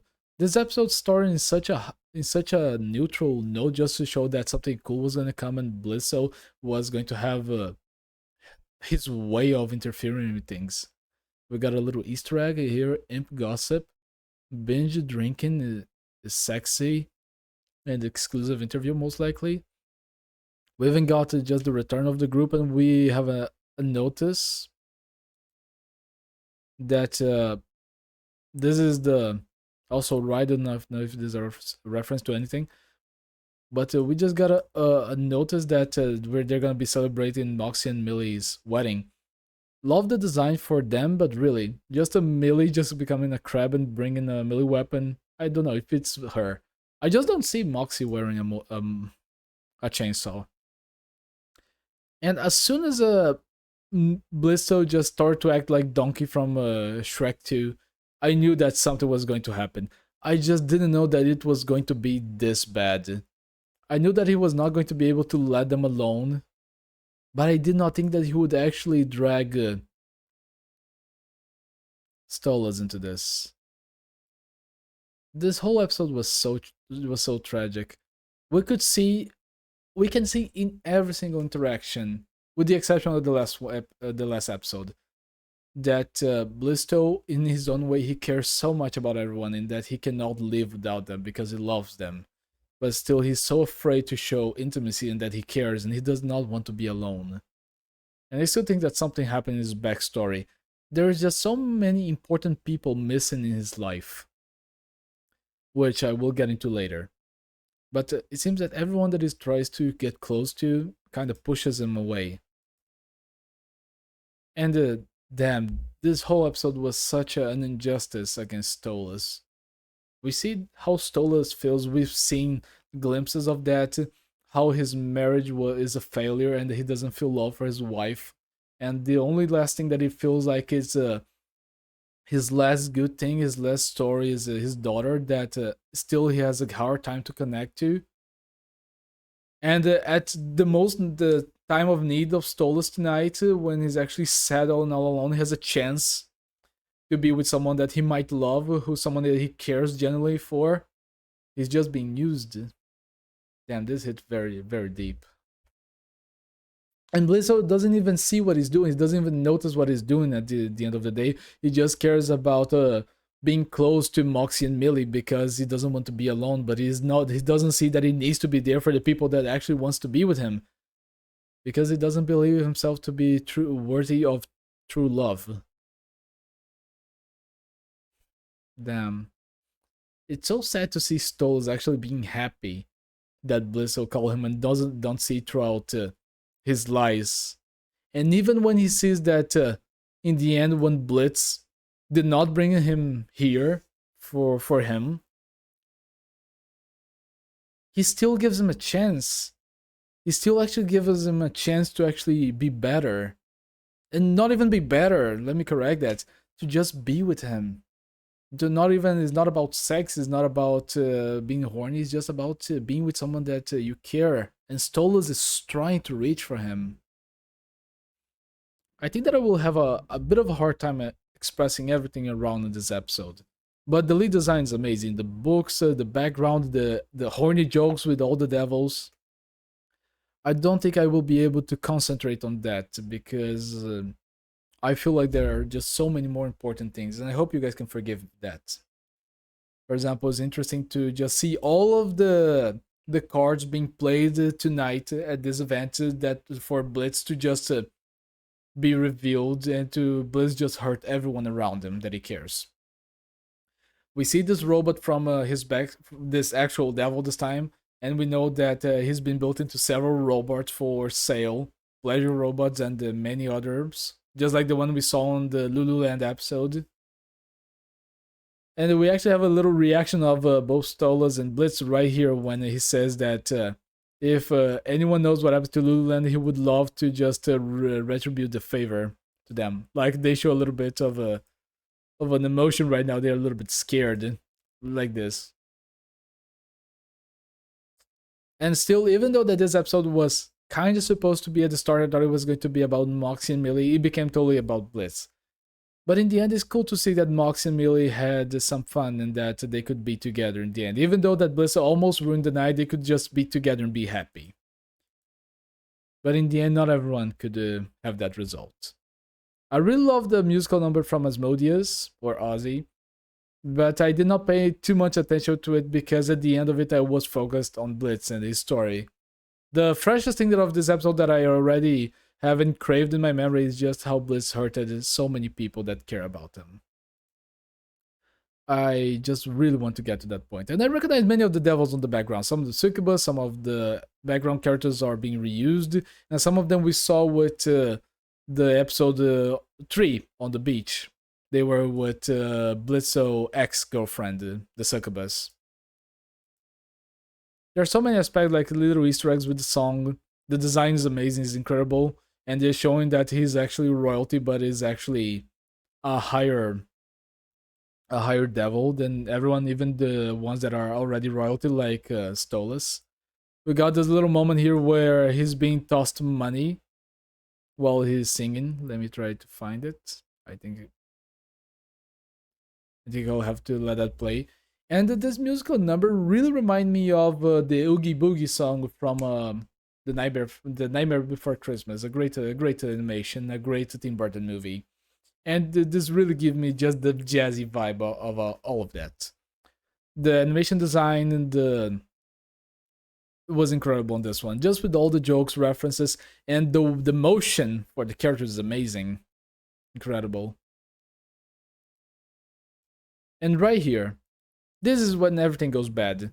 Because Blitzo cannot allow Moxie and Millie to have this about themselves. He needs to try to jump in. He needs to make things about himself. He needs to have his opinion heard. He tries to defend them. He tries to defend Moxie. But still, he exposes himself to the public's eyes and to people that know him and that hate him, like the robots that would love to make fun of him as he does. Let's hear this again. He exposes Stolas for having a thing with him right now. We have his ex coming up. Oh, and there's this little devil actually being a little bit, how can I say that? A little bit charmed by his ex. Veroska. And I think that even Stolas a little bit impressed that he actually dated her. But in the end, Veroska just exposes him, tells how he betrayed her and never even cared about him. And I think that even though this song is so hyper-focused on Blitzo, this also ended up jumping to Stolas.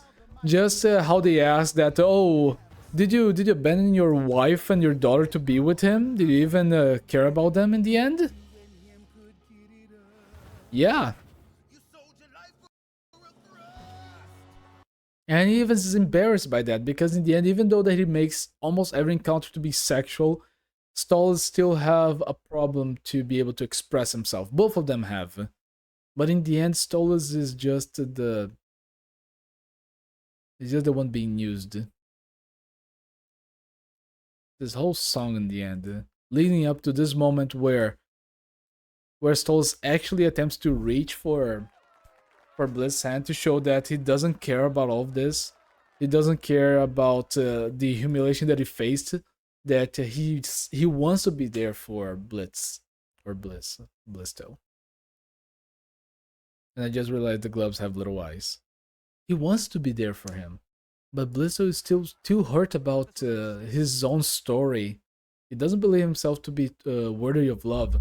Last episode on the musical drug trip that he and Moxie had, remember that when he was a clown, he had kind of a heart-shaped tattoo or this symbol in his head, and later during the song it became a split heart, and now it became this skull heart right here. He's still scarred. Let's just leave. But just because you're scarred, guys, this is not a reason to hurt everyone around you.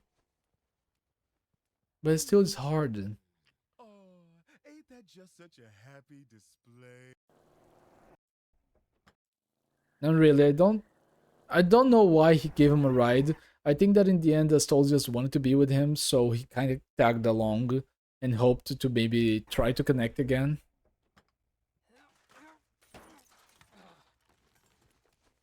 And there's a little horse right here.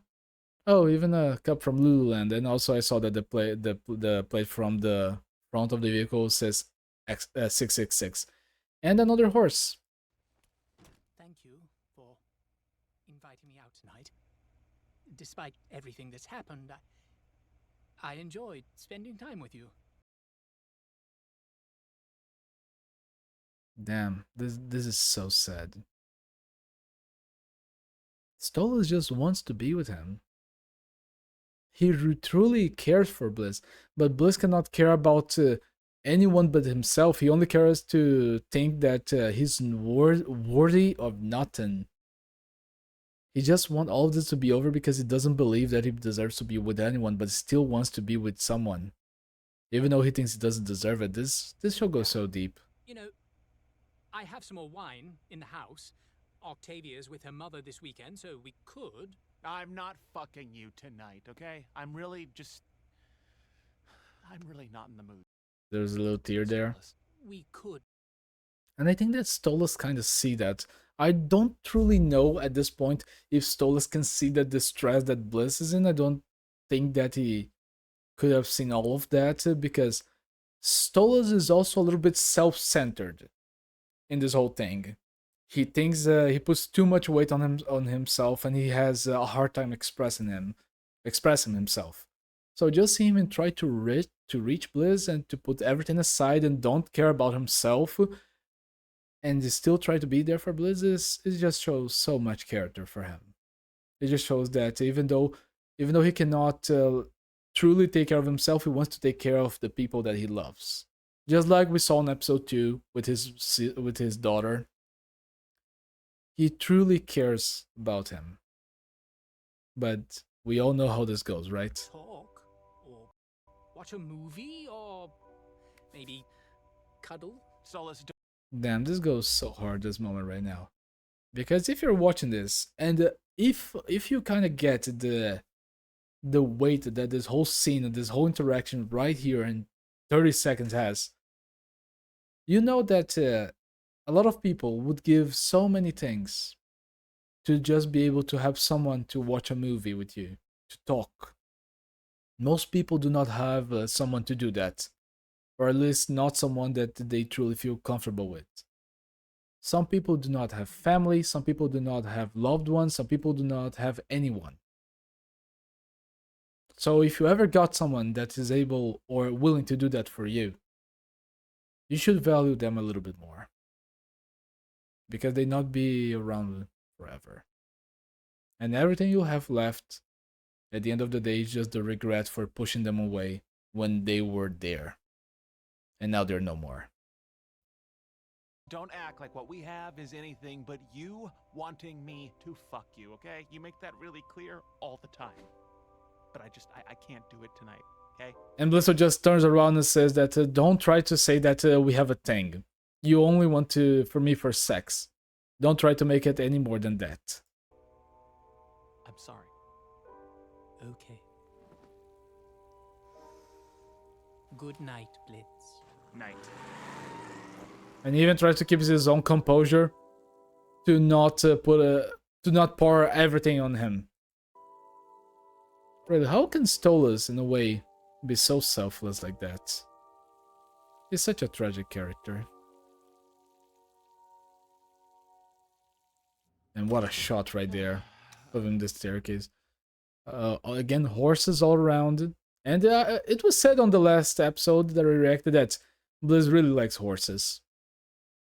We got a picture of all of the imp members. Luna, Moxie, Millie. And he even kind of just marked him off of the picture. We got more random pictures of everyone. And beyond this one, there's no picture of himself, just of horses and the crew. Even drawings of horses. We got a. I think that this is a picture of his sister, and maybe this portrait is also risked with his face. And all of the other drawings or pictures, they actually have drawings or they're marking his face off the picture just to show that he cannot look at himself. He hates. Damn, poor Bliss. Luna's room must remain locked all times. Keep out. Tex invited me to a party. Be back late. Don't wait up. Danger, beware of dog. And an adoption certificate and his signature. The only thing that is not kind of marked off, and also I noticed the design of the frames. It's just everything that is actually preserved in this apartment is just the pictures of the people that he loves. But there's only one on that is actually marked off himself. He doesn't love himself. He most likely hates himself. And tonight, and the way that he acts towards or after the episode, just shows everything. Home, but instead of an O, we got a picture of a horse. I think this is Stolas right here, and him. We got Moxie and Millie again. More pictures of horses. His phone is 327. He actually makes a pentagram to unlock it. The only one that is not marked off is his face. I also noticed the designs over here of the carpet and on the flower plant. Himself, Millie, Moxie, and Luna. And also there's the little... Let me show that to you guys again. Hello. Battery 42%. Emails 99. Instagram, nice. What's this? Whack Donalds. I cannot read this one. Webflix. Messages. Horse dressing. NV. Or NV. Oh, NV. Okay, I got it. B eats. What is this? I cannot read this. Damn, there's so many that I cannot read. Can you guys please let me know in the chat the name of the apps? Because it's really hard and it will be really uncomfortable to try to get close to read all of them. And pictures. Stolas and him. Him and the Millie and Moxie. I think that this is when he hired Moxie. We got when he adopted Luna. We got him and his ex. Is this oh, he even has bracers. Is this him and his sister? Oh, she has the same tattoo. Does he still have the same tattoo, or was this before it changed? Oh, they had the same tattoo. So is this like the other? Is this actually the? I think this is this the other devil? The one that was also robots? The one that we saw in the club? Oh. This one, yeah, this one we'll have to analyze a little bit. The last picture. A picture of his mother, I presume, his sister, and himself. And this is his breaking point.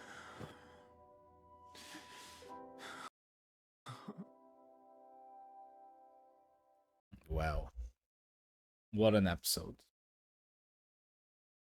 I think throughout my life, throughout my 24 years of existence, I think I have known of quite a few people just like Bliss.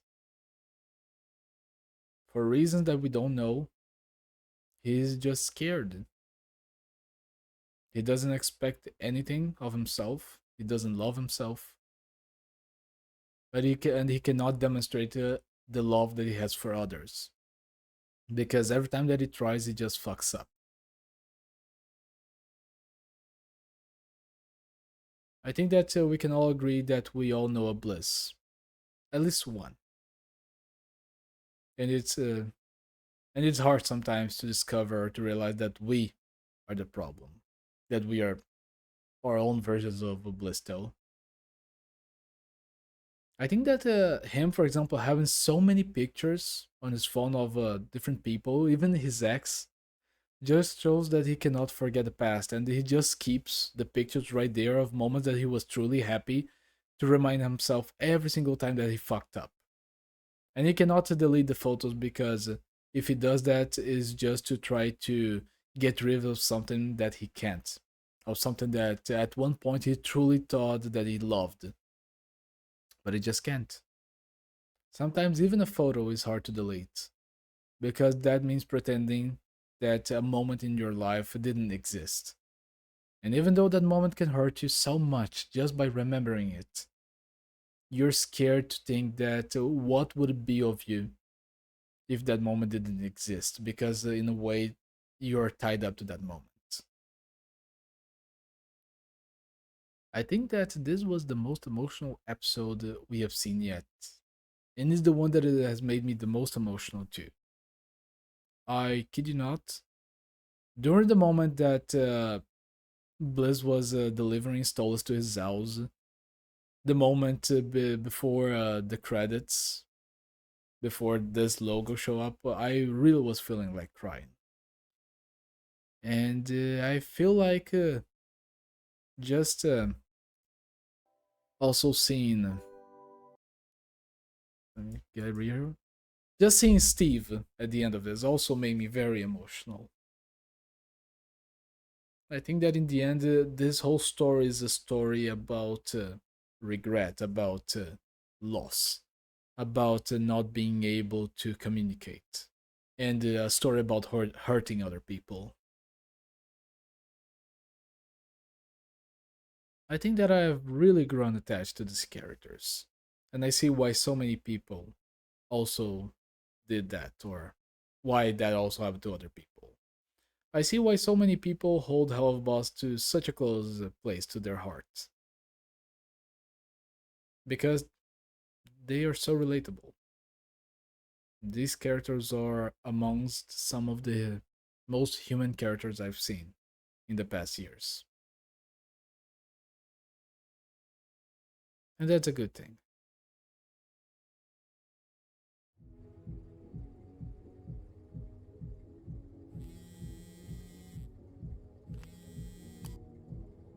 You want me to drop you off here? Oh, yeah, this looks right. I haven't been here before. Oh, Luna's wearing a dress. It took me a moment to recognize it. Damn. Luna is such a social awkward person when she's around the other hellhounds. And I guess this is the party that we saw Luna's message on last episode. Thanks for inviting me. Course. Hey, everyone, meet the new face. There's something different with the animation, isn't it? Yeah, totally. There are even imps here. I'm not gonna go get it unless you fucking throw it this time. That is so not fetch. Not fetch. Yeah, like that happens all the time. Don't do that, Luna. OMG. Luna? Lunatic Luna? That you? Yeah, it's Luna. Yeah. Wow. I can't believe you're showing up to another party. I mean, do you even remember the last one? I'm sure you'll remind me. Yeah, this? This you, right? Oh Why no. do you still have that? It brings me joy. You know, you're supposed to keep things that bring you joy. I love the voice design for this hellhound on the left. It's extremely annoying. Oh yeah? Well, maybe it's because I'm in the presence of a massive fish. Oh, my dog. Wow. What? Is that not an okay thing to say? Like, come on, it's true. You can't say that. Did I miss anything? No. No, nothing. No. How are my dirty bitches doing tonight? Oh, now it's an okay thing to say. Y'all ready to party with the queen bee of gluttony? Come on. Oh, gluttony. So this is another specific ring of hell. Flowing tonight, and this bitch about to get fucking wild. Let's get it started. I think we're gonna have a musical number, aren't we? Yeah, we are. Hey,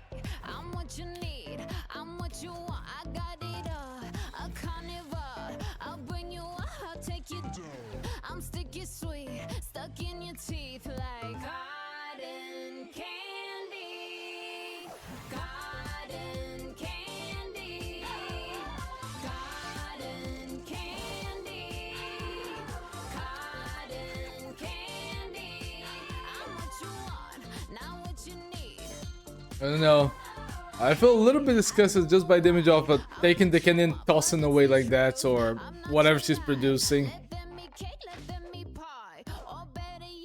Oh, okay, I get it now.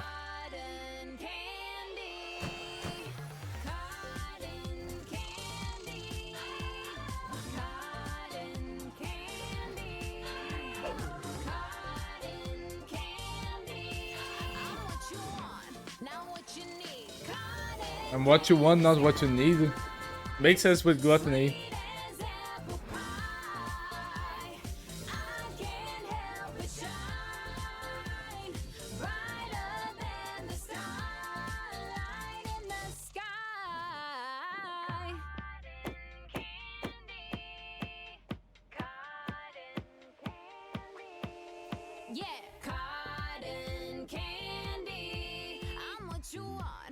I wonder if this is Texas' girlfriend. You hungry?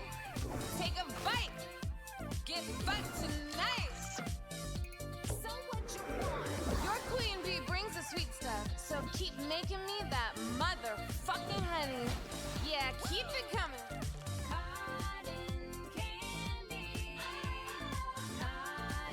I'm with you on this, Luna.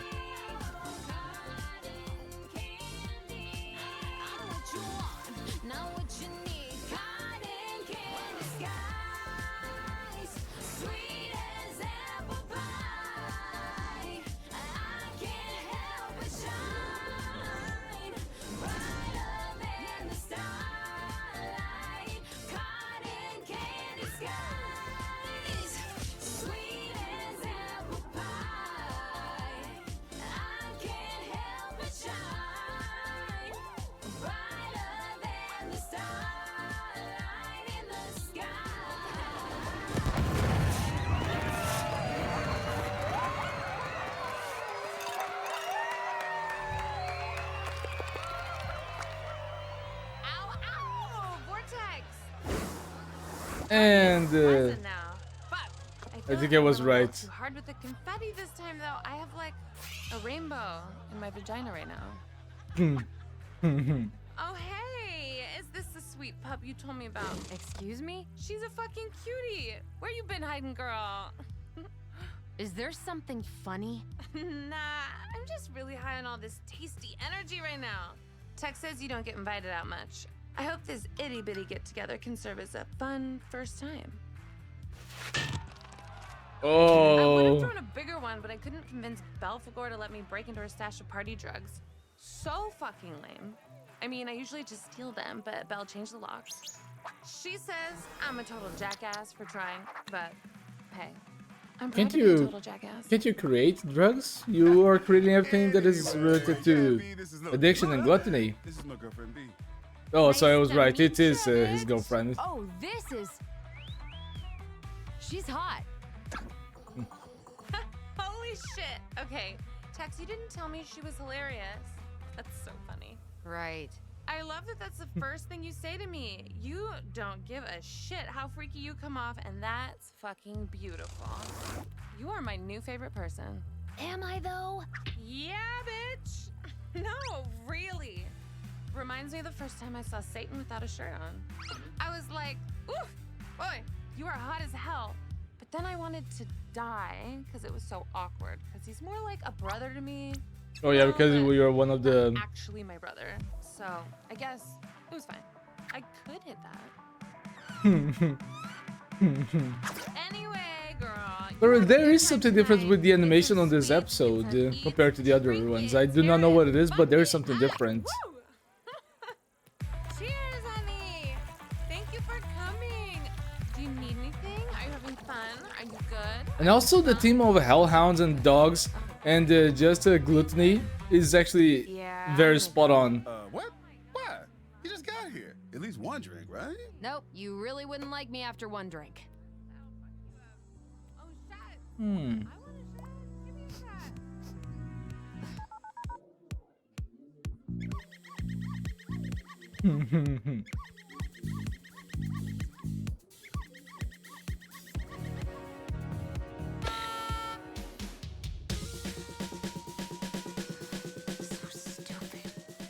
Oh, poor Luna.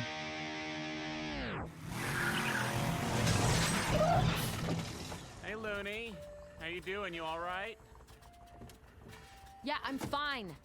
I just want to go. Hey, that sounds like Blitzo! The O is silent, asshole! Hey, I knew it was you! Fuck, man, where you been? You here for the party? Yeah, another I'm just here picking up my daughter. Oh shit, you have another trans imp. Man, you're already leaving? Things just got started. Come in and show us all up again. No, thank you, but I think Looney wants to head back. Howdy next to you wants to leave? Watch it. I mean, we could stay a little longer. So now you want to stay? Okay, I think it's been a long night. Well, these people seem to know you. Come on. I think I want to give this another try. Please? Okay, fine. Oh, Maybe Luna. one drink. Blitz! I'm scared of what is going to be the end result of this. That was nothing, bitch! Give me a real challenge! Oh yeah, wanna fucks with the big bitch and boy? I got a challenge for you. Oh, he's gonna die. Alright, let's do this! From B's personal supply, the hardest shit there is. You ready, my man? Oh, born ready! Bring it, Barky! I will drink you under this fucking table. You have no idea what kind of night I've had.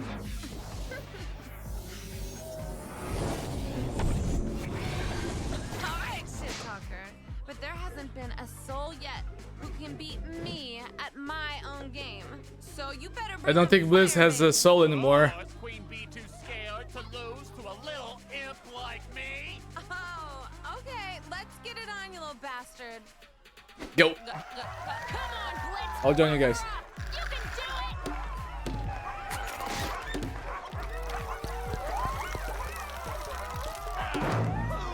Wait, already? Already? Well, Hey, nice one, Luna. first. I haven't had a first in a while. That was magical. Seriously, impressive. I tip my crown to you, imp boy. Respect. She also seems to be a cool character. And that cool demon of sorts, you know? Seems to be nice. What happened? Something's up. Hey, Loon, I don't mean to be a buzzkill here, but your dad guy dude is he's seeming a bit Out of control. Like a mess. yeah, it's What? worrisome. You wanna maybe check on him or something? What? No! No, Blitz is fine. He's always a mess. Trust me. Look, honey, I see people having fun and getting fucked up all the time. But he's clearly getting wasted off his ass and causing problems on purpose. So I feel like you should check up on him at least. Just see if something's up. Don't act like you know him like I do. I ain't saying that. I'm just pretty sure he's had like 4 tongues inside him at once. I mean, good for him.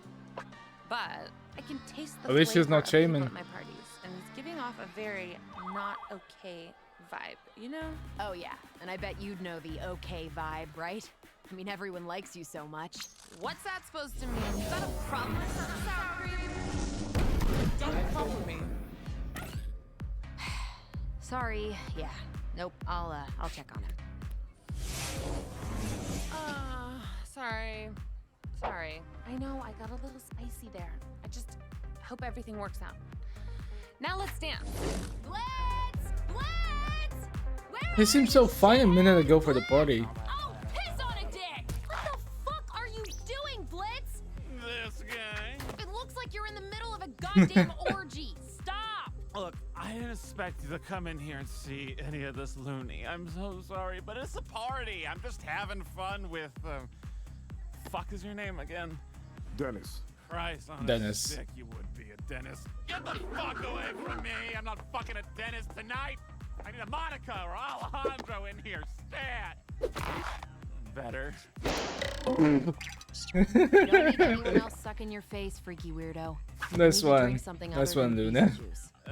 And cool to see that that guy had no hesitation into just jumping as an Alejandro.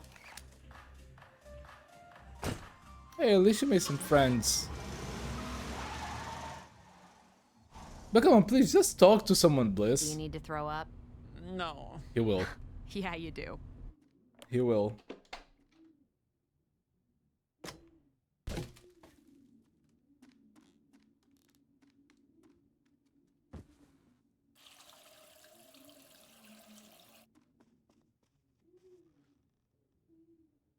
I had a really shitty day.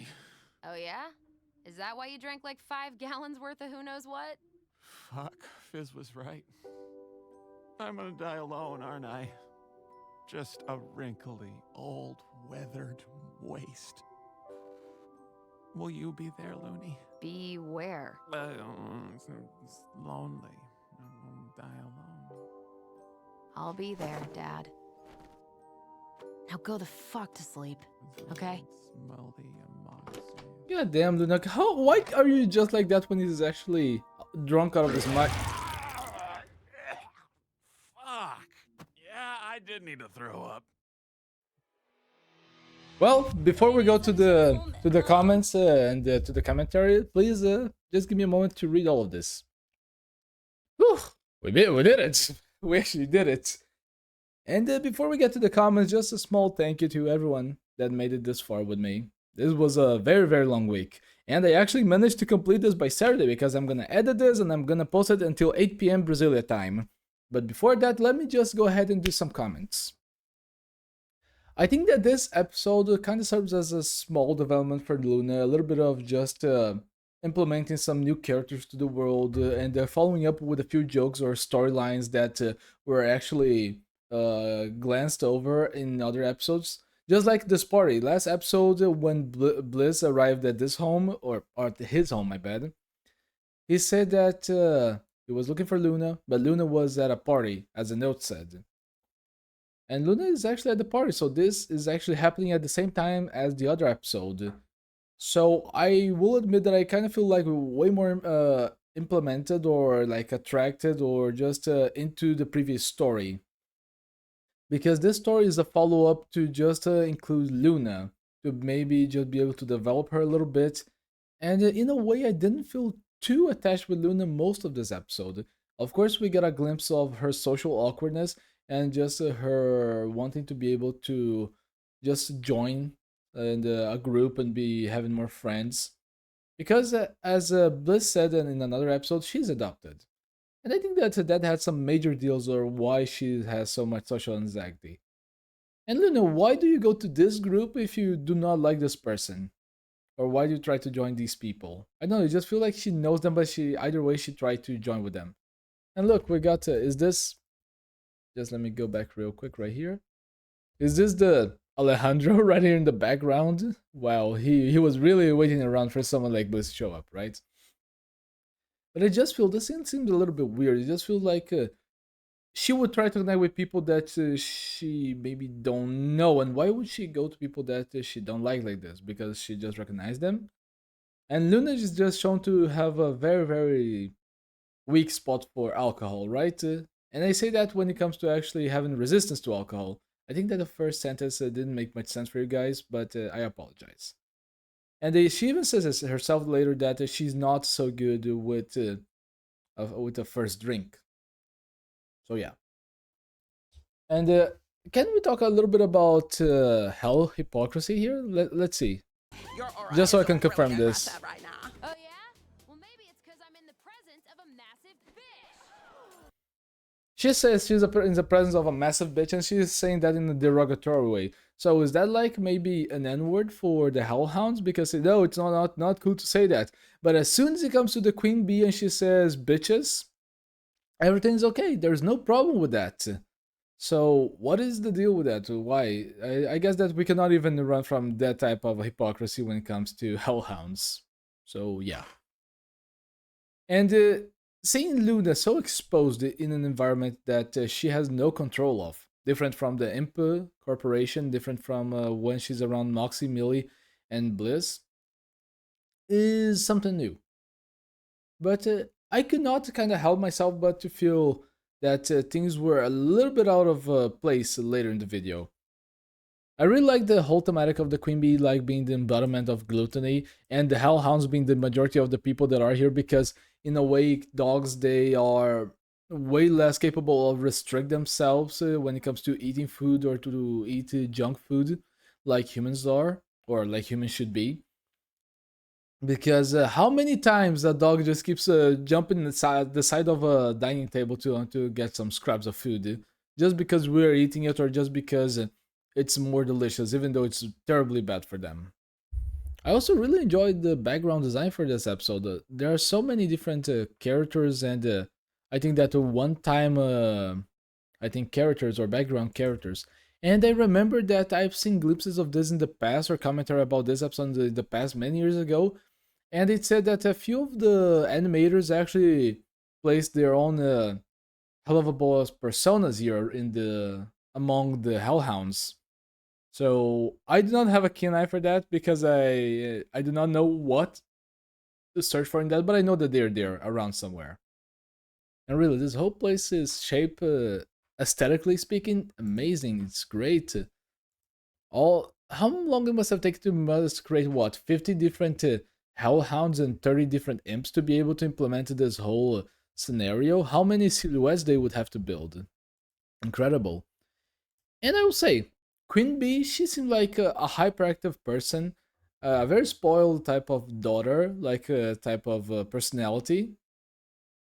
But she seems like an okay person. She can go overboard a little bit like we saw later, but I think that she intends well. I mean, if Tax is with her, she must be in somewhat or some way a cool creature, right? But later, and I would like to comment on this as soon as we get there, but as soon as Luna doesn't feel comfortable just being here and just kind of wants to go away, Bliss doesn't hold a second to actually go there and rescue Luna, because he's her father and he loves her. And just like Stolas, he cares way more about Luna than he cares about himself, and he will always be there for when she needs him.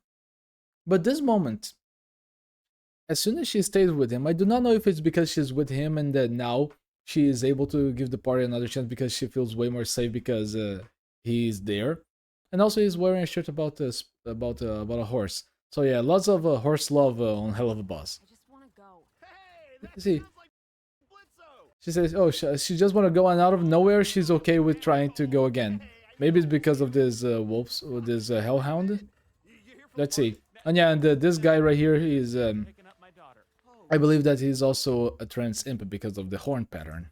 Shit, you have a daughter now? Adopted. Man, you're already leaving? Things just got started. Come in and show us all up again. No, thank you, but I think Looney wants to head back. And of course it's because she just changed out of nowhere because of this. I don't know.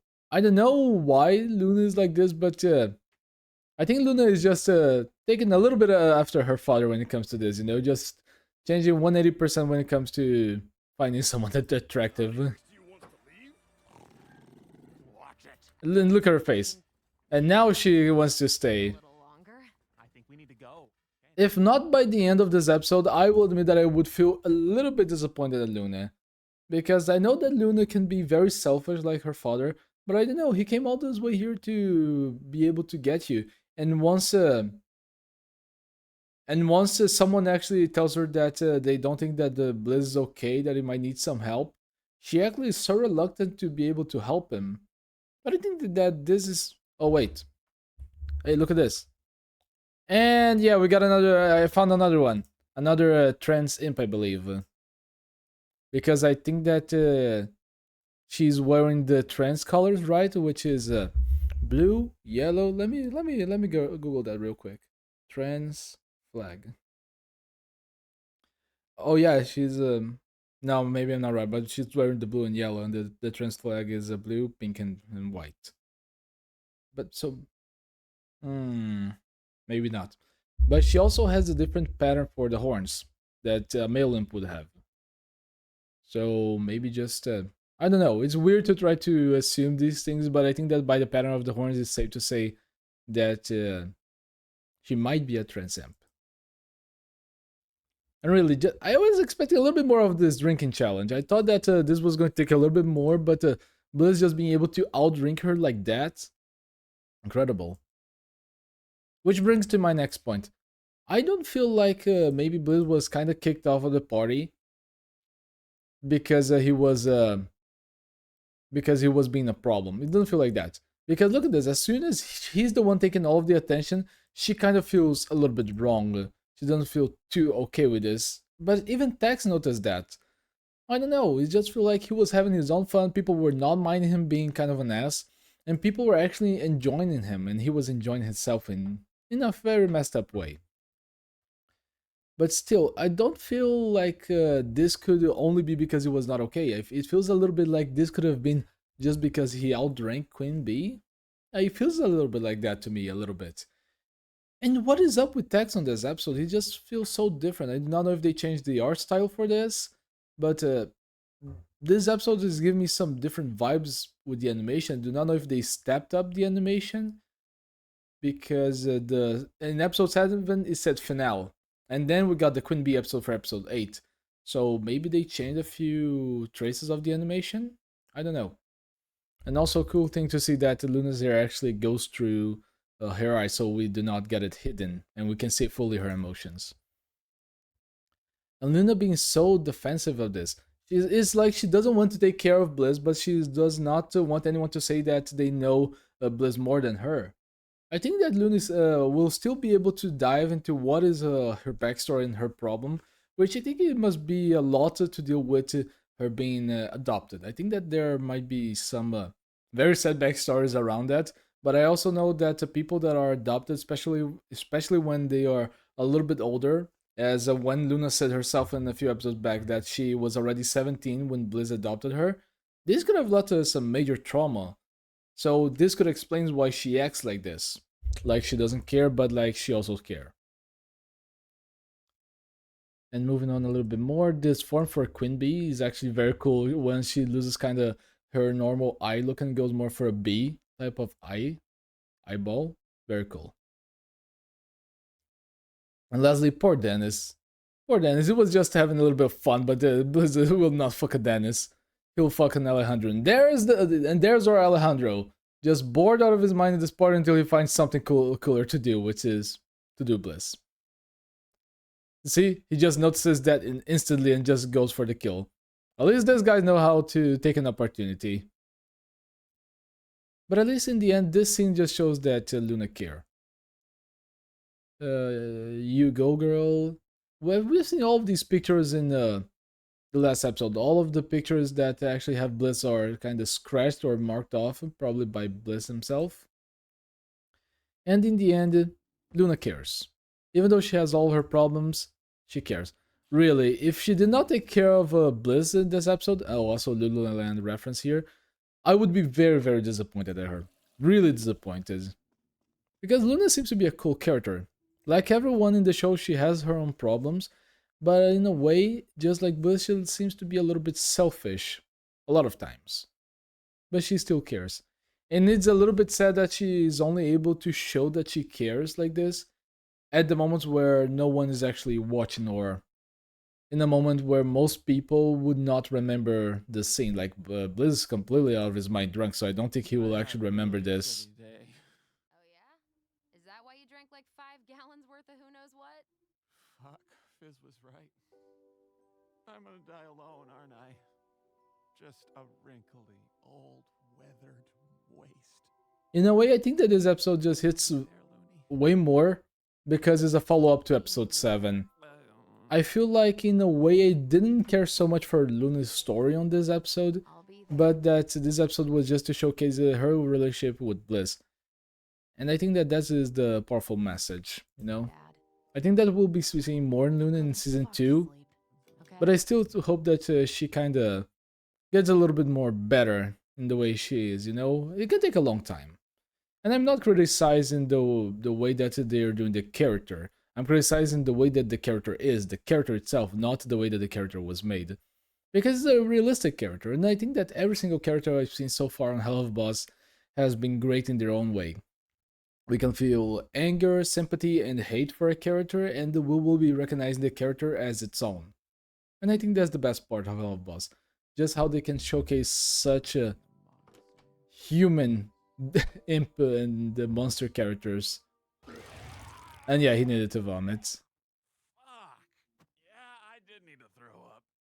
It just took a little bit of time. Let me go back to this. There. Nice. And guys, I think that that's it. This was episode 8 of season 1 of Helluva Boss. And by all logic, this was the last episode of this week's reaction to Helluva Boss. I hope that you guys enjoyed it. I would like to give a special thank you to everyone, my patrons, and all of the people that came back to the reactions at the premieres and leaving comments, and especially Casey and the Gatorman. I know that I haven't been able to respond to everything and just been crazy going around left and right to be able to record this and do other things around the week. But really, guys, thanks so much for being able to leave all the comments and trying to give me heads ups and messages and trying to explain me everything that is happening on this series. I hope that you guys enjoyed this journey because I definitely enjoyed this. I think this was a great series to start 2024.